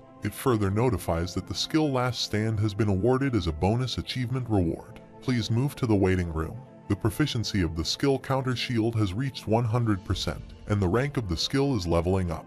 The status window also notifies that the skill fighting concentration has been deactivated, and rebound from concentration exceeding the user's limits will soon begin. He vomits out blood. The status window then notifies that the skill Ashen Blood has been activated. He reflects on how he thought it would treat the rebound, which is a side effect of fighting concentration. He acknowledges that without a cheat heal technique like Ashen Blood, he wouldn't have been able to get this far. He contemplates when he will be able to climb the tower in peace, or rather, if that is even possible in the first place. He observes mana power emanating from the monster's body and finds the spirit of another him interesting. The status window notifies that admin messages, which were restricted to prevent advice, are now enabled. Admin Iron-Blooded Monarch grumbles about receiving sanctions after only treating the contractor to a cup of tea. Admin Iron-Blooded Monarch tells him to be good to her in the future. He agrees, expressing thanks for earlier. He unintentionally learns something new, realizing that if the admin gets excessively involved with the contractor, they get sanctioned as well. The status window notifies that all the restricted messages from the admin until now will be displayed at once. He sees multiple messages on the screen from different admins and wonders if all these admins are watching him. The status screen notifies that admin Wandering Knight, who has lost his master, marvels at the crazy talent he possesses. Admin Vampire Monarch's right hand is intrigued as to where a monster like him popped up from, and Admin Dragon Slayer, born after 1,000 years, is in awe of the difficulty level of the 12th floor trial and of his ability to break through it with flying colors. He reflects on how some were amazed by the talent he possessed and the level of difficulty, describing him as if he were a monster. It notifies that the admin hero, who died 7 times, looks at him with an exhausted expression, asking how a monster like that could even be born on the 12th floor. Admin Assassin, who killed the Emperor, questions whether he is really the challenger who was on the 12th floor, and Admin Fallen World Soldier says his growth is as monstrous as ever, lamenting that it's hard to even be surprised anymore. He contemplates how others doubted if he was truly the challenger on the 12th floor and reacted as if they were sick of this. The status window notifies that Admin Servant of the Only Divine Knight has his eyes on him. Admin Fallen Heir of the Blood Demon Divine Cult blankly stares at him, and Admin Seeker of Divinity looks at him with high expectations. He contemplates why these admins, who used to say what they wanted and would disappear when they lost interest, are now sending him all these messages for no apparent reason. He wonders why they are all acting like this, questioning why, out of all people, they are trying to make an impression on him when he is already in a contract. He ponders whether the admins now have the system expansion and can make requests to him, and he realizes that their clingy reactions are slowly turning his guess into a certainty. He considers that, as the system expands later, it could benefit the non-contracted admins, too, and he questions whether they think that all of them just throwing messages at him is not right. He inquires if such behavior is appropriate. He then requests please sponsor the authority he desires, and he shall remember those who do so when the system expands later on. The status admin Dragon Slayer, born after 1,000 years, is offended by the arrogance of a mere challenger. Admin Fallen Heir of the Blood Demon Divine Cult snorts, saying there's not a chance, and Admin Fallen World Soldier says he is being overconfident and tells him to know his limits. He informs him that it's first come, first serve, as he is only taking 3 people. The status window notifies that Admin Fallen Heir of the Blood Demon Divine Cult would like to add authority to the contractor's exclusive store. Admin Fallen World Soldier would like to add authority to the contractor's exclusive store. And Admin Dragon Slayer, born after 1,000 years, would like to add authority to the contractor's exclusive store. He reflects on the really important thing now, an enemy with not only the same stats but also identical skills and authority. He wonders what he will gain by absorbing the spirit of someone like that. The status window notifies that he has absorbed the spirit of the challenger Han Sunjiun Fake, and proficiency has increased by 28%. The status window notifies him that by absorbing the spirit of the challenger, Han Sunjiun Fake, his stats have been permanently boosted. Strength has increased by 10, agility has increased by 10, stamina has increased by 10, magic power has increased by 10, and durability has increased by 10. The status screen notes that by absorbing one of the skills possessed by the challenger, Fake Han Sunjiun, he has acquired the skill of Lightning Sword Kai. It further notifies that he already possesses this skill, merging the proficiency of the skills. The proficiency of the skill Lightning Sword Kai has reached 100%, and the skill has been leveled up by 1 stage. He is shocked to see the notification and wonders what it is now. It notifies that the spirit of the challenger Fake Han Sunjiun perfectly matches the soul composition of the challenger Han Sunjiun, and the authority divine power has met its conditions and is now activated, attempting to extract divinity. It again notifies that divinity extraction is successful, the rank of authority divine power has increased by 1 level, and the authority divine power has made divinity transformation and myth accumulation possible. He reflects on the concepts of divinity transformation and myth accumulation, finding them confusing, and none of this makes sense to him. The status window notifies that authority divine power has been imprinted onto the user Han Sunjiyun's soul. He thinks he neglected it because he did not know how to use it and wonders if, with divine power, he will finally be able to use it. The status window notifies that he has entered the 13th floor waiting room, beginning system expansion. Communities separated by nationalities at a global level have been merged, and he can now use communities of other difficulty levels. Team members in merged trials will no longer be country-specific, and the evaluation rankings separated by nations on a global level will now be completely merged as well. He can now view the leaderboards of other difficulty levels, too. He thinks that now he will be meeting foreigners in the merged trials as well, and it's just a system expansion without much meaning to it. He contemplates that at this rate, in the end, the community will get merged with other dimensions, too. The status window notifies him about the 12th floor trial leaderboard. He reflects that being the strongest was perhaps the reason he climbed the tower, and the goal he sought as well. He reflects that right now, he has gotten one step closer to that goal, and, at the very least, he is the strongest of all challengers in the Earth dimension. However, dimensions like Ares, Kallian, and Murim have existed in the Tower of Trials for a long in the past. He considers that compared to such dimensions, the Earth was just recently registered as an official climbing dimension, and is the weakest dimension of all. He believes that unless the Earth's overall standard is raised, they are bound to be targeted by other dimensions again, just like back then. Even now, what he needs is strength so formidable that no one can break it. He clicks on the status screen and says inventory. The status screen notifies that the ancient emperor's ash crown has charisma at 30%. It's an ash crown used as an ancestral right by the ancient emperor who worshipped the god of darkness. Upon wearing it, one would reign as the spirit king. Once used, the item's durability is exhausted, and it is destroyed. He thinks the spirit king indeed seems powerful due to its high grade, but the explanation is a bit vague. The next item is the bonus reward for clearing. The status window notifies that the skill Last Stand has a proficiency of 0%. The basic effect is that critical life-threatening wounds can be nullified. However, upon activation, Last Stand consumes 88% of the user's stamina and has a cooldown time of 1 week. The secondary effect is that upon activation of the skill, his senses are amplified for a short duration, and the effects of all other skills are perfected. He thinks that a skill that can save him from dying once, despite its week-long cooldown, considering the skill's performance, is not even a penalty. He says that in this trial, aside from the reward, there are also the authorities that he ripped off from the admins. The status screen shows him some authorities and asks him to choose from the list. It then notifies that he has selected the sponsor authority. The status window notifies about the first authority, Heavenly Blood Cultivation Art, priced at 3000 SP. The description states that only the descendants of the blood demon cult can learn this art of cultivation.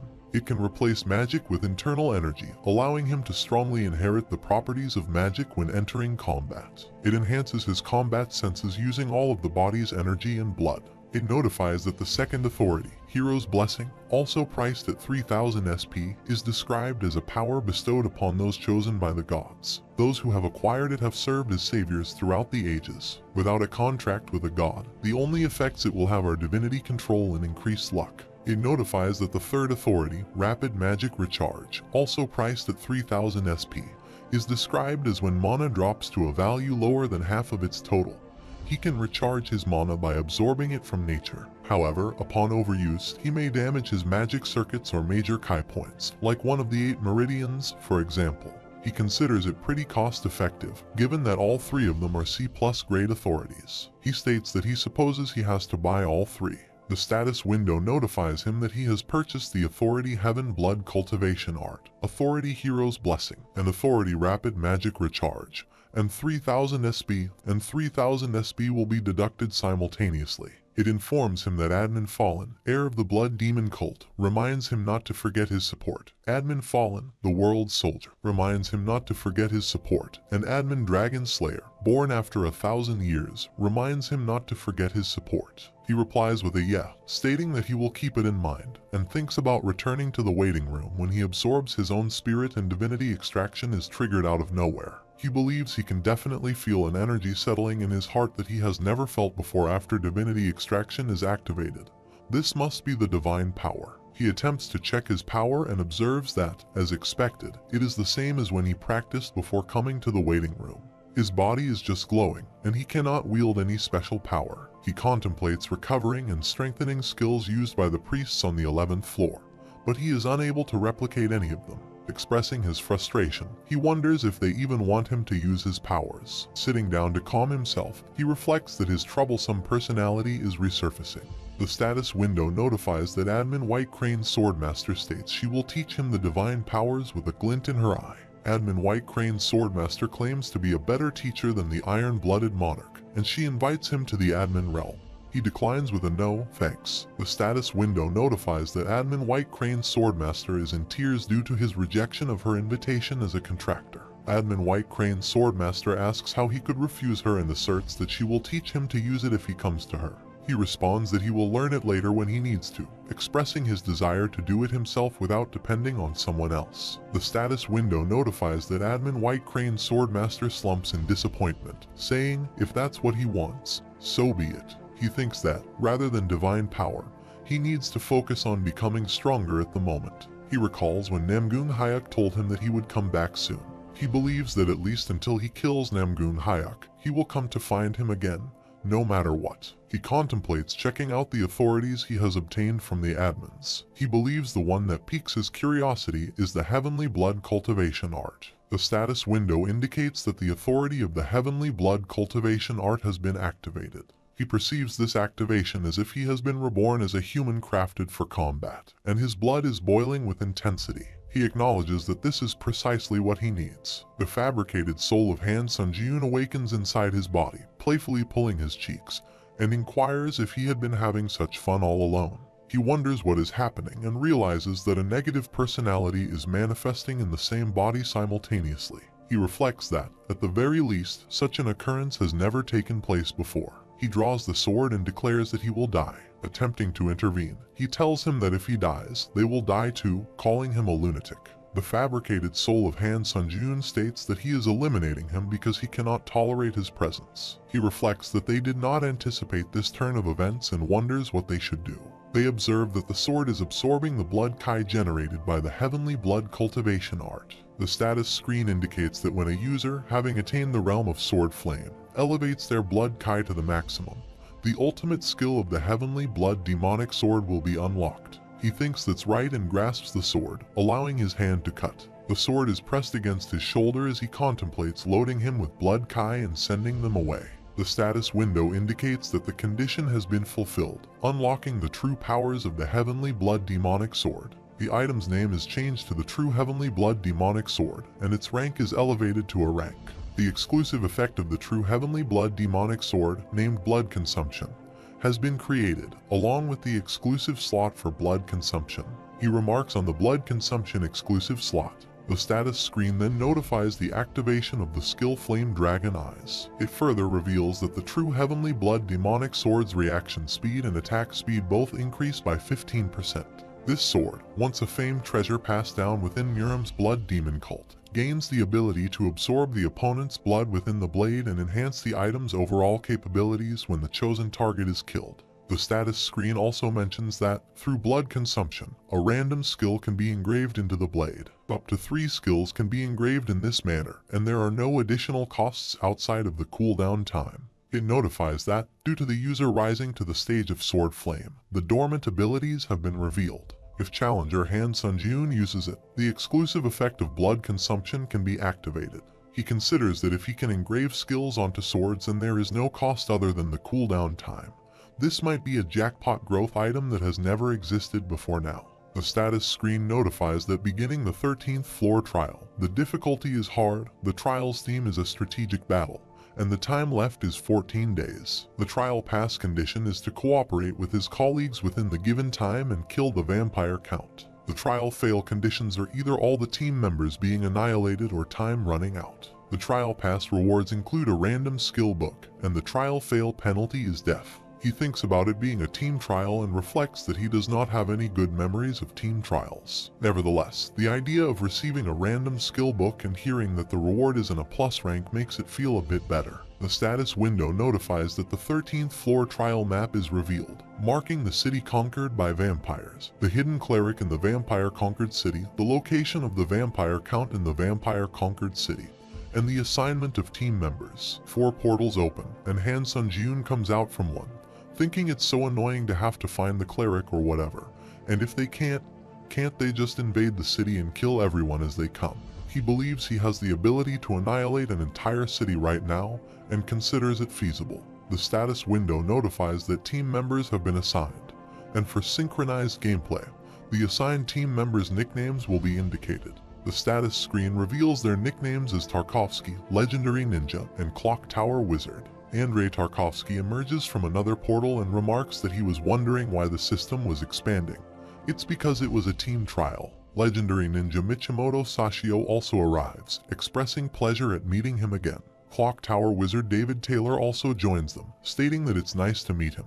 Han Sun-jun looks at them and thinks about those nicknames, recognizing that they are all high-ranking players. He recalls seeing the Japanese man in the high ranks as well. David Taylor looks around and remarks that he can smell the stink of blood, questioning if this is the banquet hall of vampires. Some vampires come up behind him, agreeing that he is correct and stating that dessert has arrived on his plate. They express gratitude for the meal and move to attack him. Michimoto Sashio swiftly intervenes, killing them, and comments that he had suspected as much. He is indeed from Russia's largest guilds. Andrei Tarkovsky acknowledges that he hadn't thought of hiding it and confirms that he is the head of the Carpedim Guild. Andrei Tarkovsky. Michimoto Sashio notes that he thought so and introduces himself as an S-rank hunter within the Japanese Hunter Association. Michimoto Sashio. He mentions being even more famous than him and asserts that he is Japan's sole S-ranked hunter. Michimoto Sashio tells him to just call him Sashio and asks if he is ready to fight now. He explains that vampires can sense when their friends nearby are killed, so a group of them will soon rush to their location. David Taylor reassures them, stating that they don't need to worry, as he has already set up a barrier preventing the vampires from coming near. Michimoto Sashio thinks to himself that David Taylor is now showing his experience. David Taylor introduces himself as David Taylor, a wizard from the Clock Tower, and mentions that he is just a nobody. Michimoto Sashio mentions that David Taylor is known as the best of the world's magic towers. Andrei Tarkovsky asks if David Taylor is a great wizard about to retire, and comments on the misfortune of being dragged to the tower. David Taylor responds, stating that he believes he is fortunate to engage in this at an old age, and for a wizard, a mystical essence like the tower is an interesting research topic. Han Sun-jun introduces himself as Han Sun-jun, a C-ranked hunter from Korea, and mentions hearing about the 13th floor trial from the admin. He notes that even weak vampires can easily defeat a C-ranked hunter, and the vampire count possesses abilities among the highest class, even surpassing some S-ranked hunters. He adds that the vampire count has regeneration, making him difficult to kill. Referring to the tower's instructions, he emphasizes the need to save the hidden clerics throughout the city and receive their assistance to overcome the trial. Han Sun-jun observes that vampires are spread all over the city and inquires about the best approach to enter. David Taylor responds, stating that it is too dangerous to simply enter. Michimoto Sashio agrees, stating that it will indeed take too much energy. He suggests that he, Michimoto Sashio, could use his stealth skill to gather a small group and block out their traces with a barrier, and then the party can eliminate them efficiently. He believes this is the most effective approach. Michimoto Sashio expresses agreement, and the plan is set. David Taylor acknowledges the plan and proposes that if they act swiftly, they can complete the 13th floor trial in 10 days. Han Sun-jun disagrees, thinking that if they are that slow, they won't be able to receive the additional pass rewards. He voices his concern, suggesting that everyone might be mistaken about something. David Taylor questions the effectiveness of beating the trial in such a way, and asks if Han Sun-jun has a better method. Han Sun-jun confidently asserts that he does indeed have a more efficient method. Andrei Tarkovsky expresses curiosity, stating that if there's a more effective method than the one everyone agrees on, he is eager to know. Michimoto Sashio remarks that it's surprising for someone ranked first in the world to have their own secret to clearing trials. He cryptically mentions STFUAC. Confused, David Taylor asks what he just said. Han Sun-jun unsheathes his sword and opens the secret door, asserting that they can successfully complete this trial if everyone just remains silent, charges, and wipes out the vampires. Outside, many vampires catch the scent of humans and inquire about their origin. One vampire sees them and suggests they enjoy the meal. Han Sun-jun's team members express fear and ask if he wants to die. Han Sun-jun replies, suggesting they begin the STFUAC plan. The vampires move to attack them. Amidst the chaos, a vampire warns others to be cautious as the humans are using magic. Another vampire observes that Han Sun-jiun has disappeared. David Taylor comments on the difficulty of maintaining group stealth for an extended period. He wonders why there always seems to be a reckless human who wants to disrupt everything during a team trial, finding it truly infuriating. David Taylor expresses his frustration, stating that it's unfortunate, but it might be best to exclude Han Sun-jiun and retreat for now. Surprised to see Ashen Blood, Han Sun-jiun asks if it also has a basic setting of a blood domination ability like the Truth Seeker of Blood. The vampires taunt them to become a delicious meal. Michimoto Sashio wonders why Han Sun-jiun made such a reckless decision. Observing something strange, he tells everyone to look over there. The status screen notifies that the skill Truth Seeker of Blood is activated.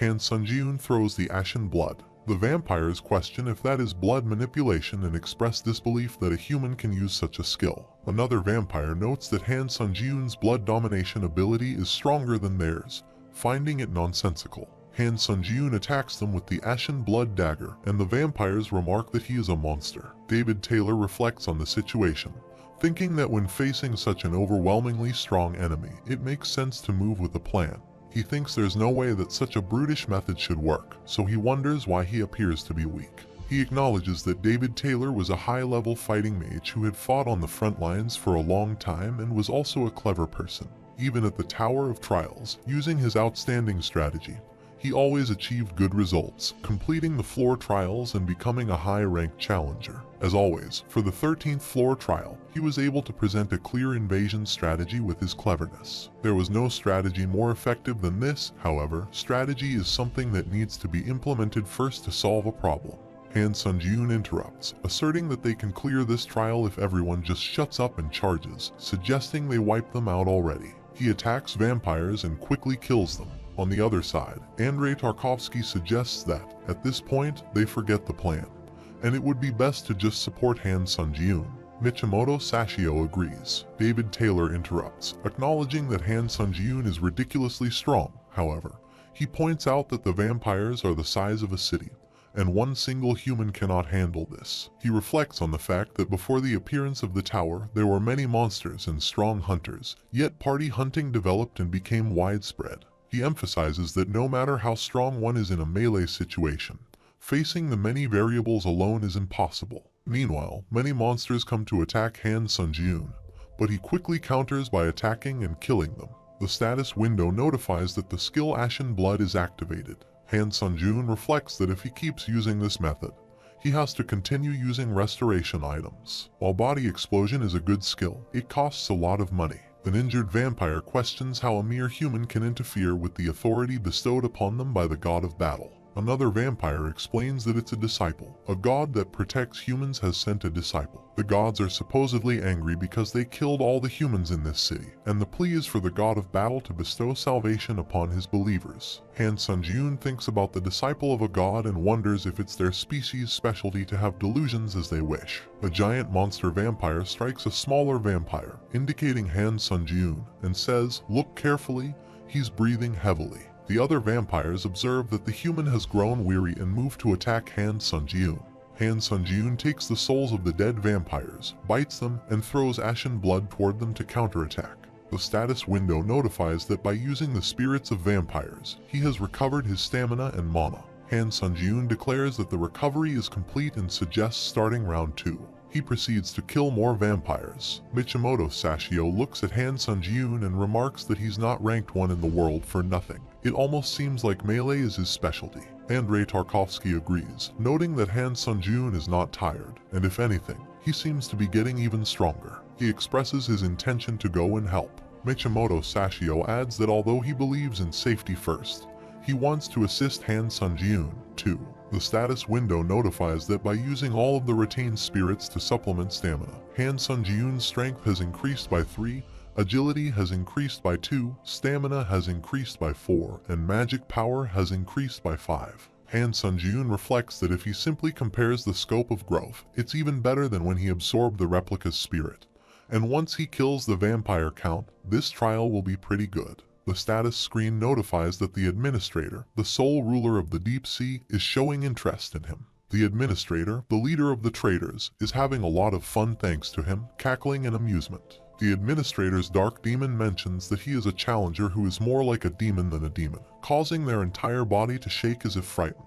The status screen further notifies that the administrator, a dragon slayer born after 1,000 years, is smiling at his excellence and noting his heroic qualities. The administrator, fallen heir of the blood demon cult, sends a shock-filled compliment about his use of magic power. Additionally, the administrator, the fallen world soldier, says that he has quite the investment value and wears a very satisfied smile on his face. He reflects that the admins are still getting baited, and gaining a good impression of an admin has nothing to lose. His other team members arrive, and Han Sunjun looks at them, expressing surprise that he thought they went to find the clerics. David Taylor apologizes, stating that from now on, they will follow his opinions, so he should give them the orders. Andrei Tarkovsky admits that he was initially suspicious of Han Sunjun's judgment, but now he realizes that was foolish. Michimoto Sashio agrees. Han Sunjun confirms that they all understand the effectiveness of STFUAC. The status screen notifies that the skill Sixth Sense is activated, allowing Han Sunjun to sense the vampire count. They are all prepared for the upcoming fight. Andrei Tarkovsky inquires if the vampire count can even use great magic. David Taylor responds that it's probably just a species trait. However, the issue is that he is strong enough to do something reminiscent of great magic. Michimoto Sashio asks what they should do and expresses concern that, at this rate, it's only a matter of time before they all die. Han Sunjun reflects that hunters, whom he once admired, now seem to be those whom he must protect, and he realizes that he has grown to this point already. He addresses everyone, urging them to get away from this place and find the clerics, bringing them here. Michimoto Sashio expresses doubt, stating that he thought there was no point in doing that. Han Sunjun is frank, explaining that if they are here, he believes they will get in the way of their battle. He acknowledges the fact that he can't protect all three of them, but he needs to hunt the vampire count alone to absorb his spirit, and the higher the level of contribution from others, the more likely he will be unable to absorb the spirit. Andrei Tarkovsky states that they will follow his order, even though he feels uncomfortable, as it's been a while since he was just luggage. David Taylor assures him that they will bring the clerics, so he should wait. They run from there and ask if they should get started. The status window notifies that the skill fighting concentration is activated, increasing the user's concentration by 5 times, and the authority of heavenly blood cultivation art is also activated. It further notifies that the skill Truth Seeker of Blood is strongly activated and will interfere with all blood domination abilities within the scope of the skill area. Meanwhile, Selnir, the vampire count, sits inside his temple and reflects that he doesn't know when it began.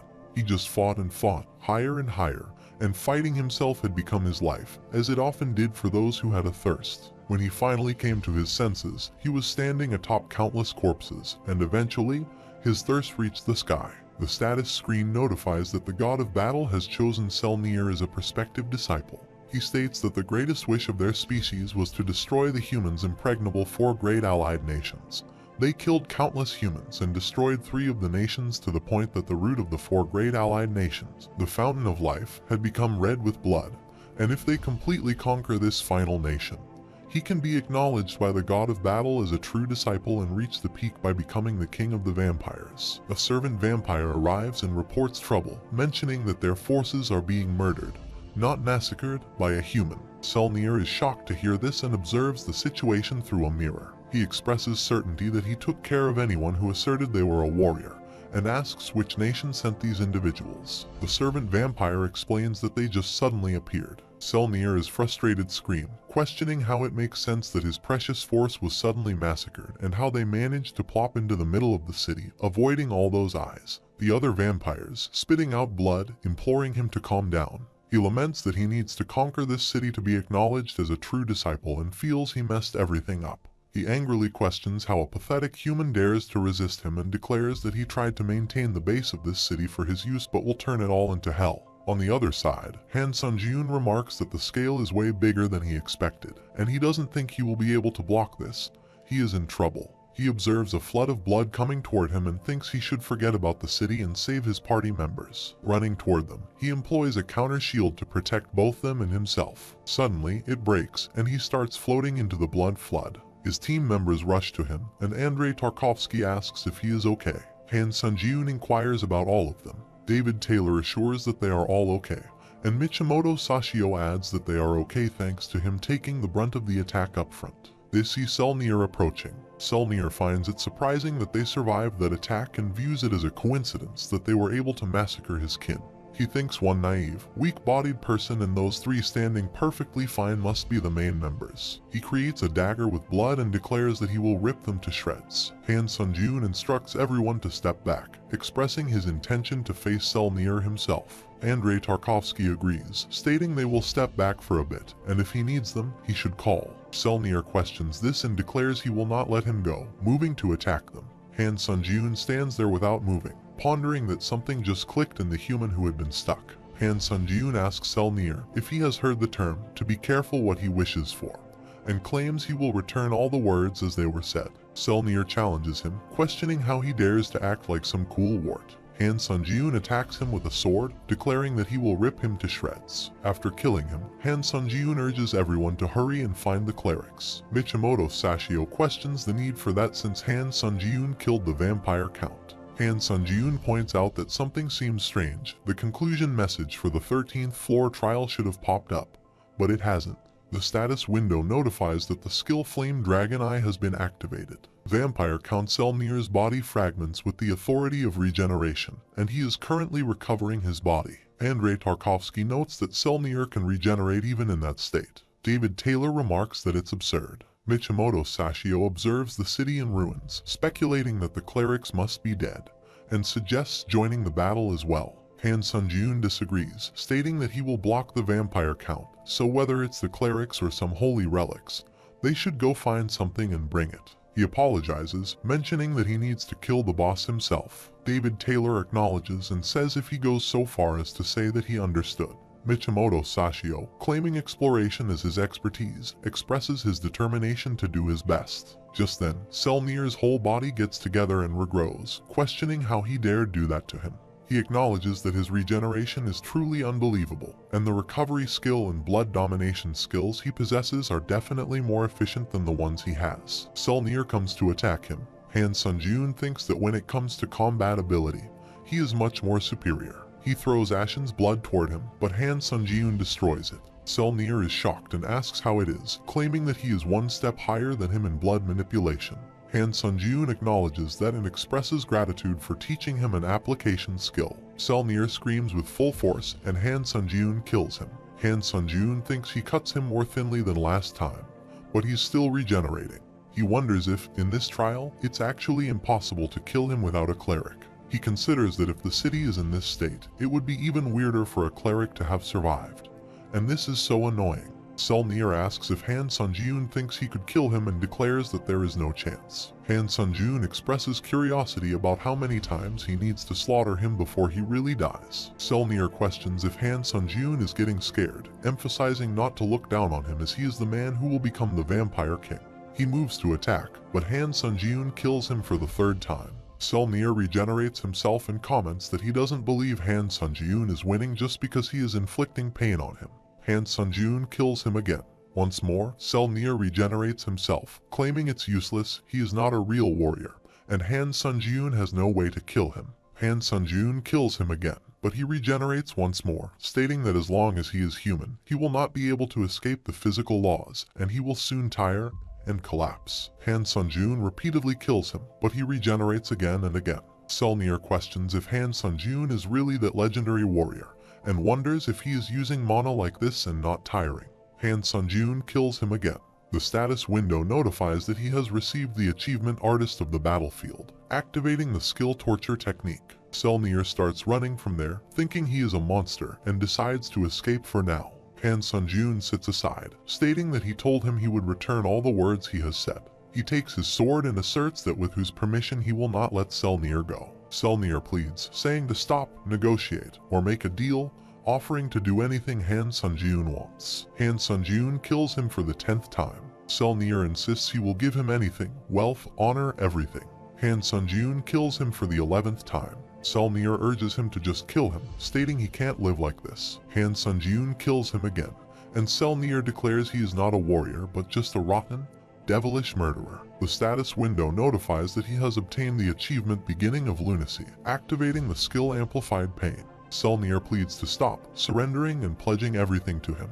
Han Sunjun asks if he can just shut up and die. He instructs him to come this way, and Selnir complies with the command. Han Sunjun states that there is one way for him to escape the pain and asks for his thoughts on the matter. Selnir inquires about what he must do. The status window notifies that the skill Counter Shield is activated. Han Sunjun transforms the Counter Shield into the Counter Scarecrow and instructs Selnir to hit it until he tells him to stop. He urges Selnir to start hitting and questions if he wants to live. Selnir agrees to hit it and contemplates the series of events that occurred today. From the beginning to the end, he can't comprehend everything. He reflects on the absence of signs, the sudden appearance of this human who annihilated the vampires, the strongest force in history, and no matter how he thinks about it, something seems strange, perhaps a trial of the gods. He finds it odd that a human possesses a blood domination ability, considering it strange because the vampires became lax, and they wanted to tighten discipline. And this must be the savior of the vampires, aiming to train them to be more vigilant. The status screen notifies that the skill Counter Shield can now counter the accumulated damage. Han Sunjun says, "Okay, it's time to die now." He attacks Selnir, stating that no matter how many times he kills him, he will live. Han Sunjun throws his sword at him, and Selnir explodes. The status window notifies that the skill Counter Shield has released all absorbed damage at once. Han Sunjun thinks he can vaporize him, leaving not a piece of meat behind. Selnir says he can finally die. The status window then congratulates him on completing the 13th floor of the Tower of Trials. His past reward, a random skill book, has been transmitted to his inventory. He has obtained the past reward of 90,000 points, the past reward of 4,000 SP, and an additional reward of 5,000 SP. The message instructs him to move to the waiting room.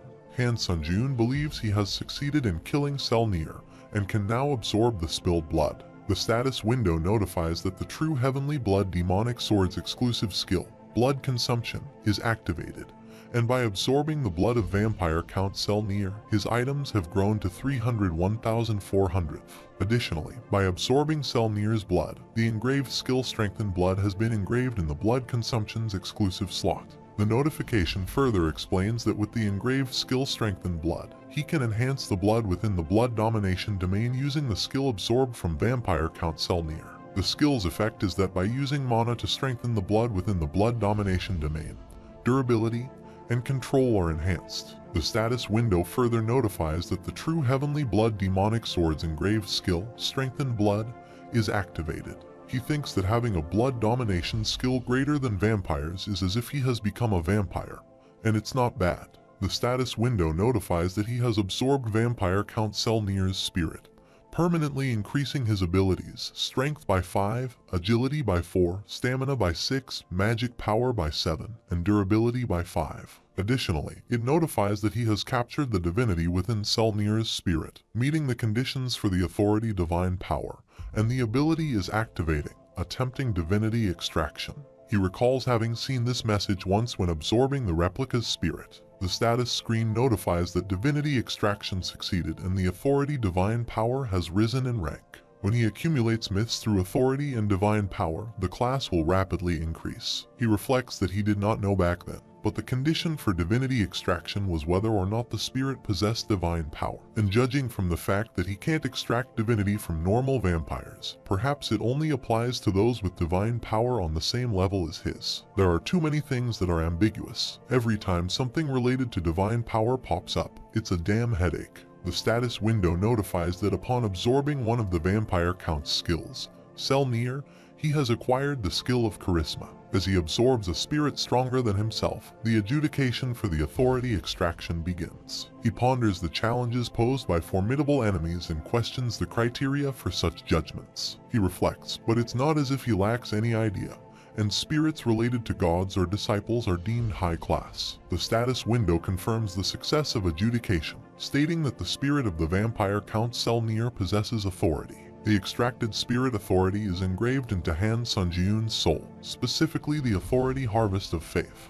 He contemplates the implications of the Harvest of Faith. Just then, Michimoto Sashio calls him and informs him that the clerics are using a protection authority to safeguard the people, and more people are alive than they expected. He reflects on the fact that defeating the vampire count alone makes him the hero, and the mere thought that the hero has personally arrived reassures them, believing that the gods have not forsaken them.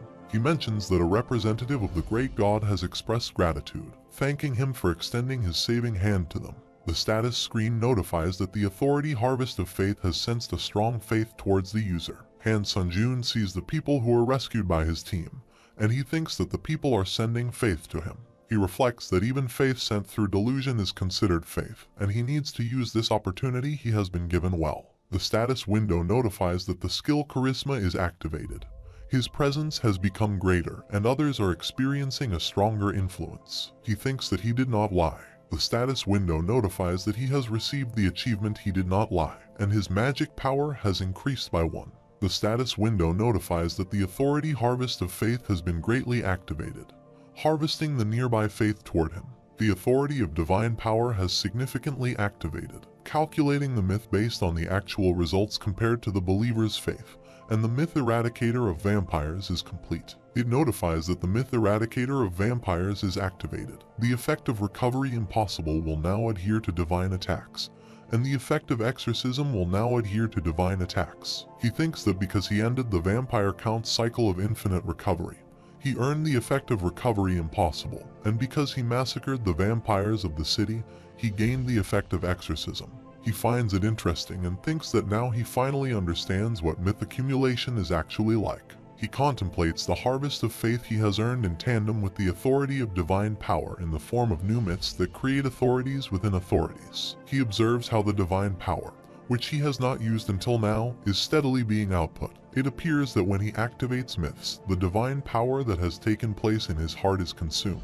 The status screen indicates that there are not enough fables and faith for the base, and the accumulated faith will be reserved for the next myth. He concludes that he has finished harvesting the people's faith for now. The status window notifies that the authority's harvest of faith is deactivated.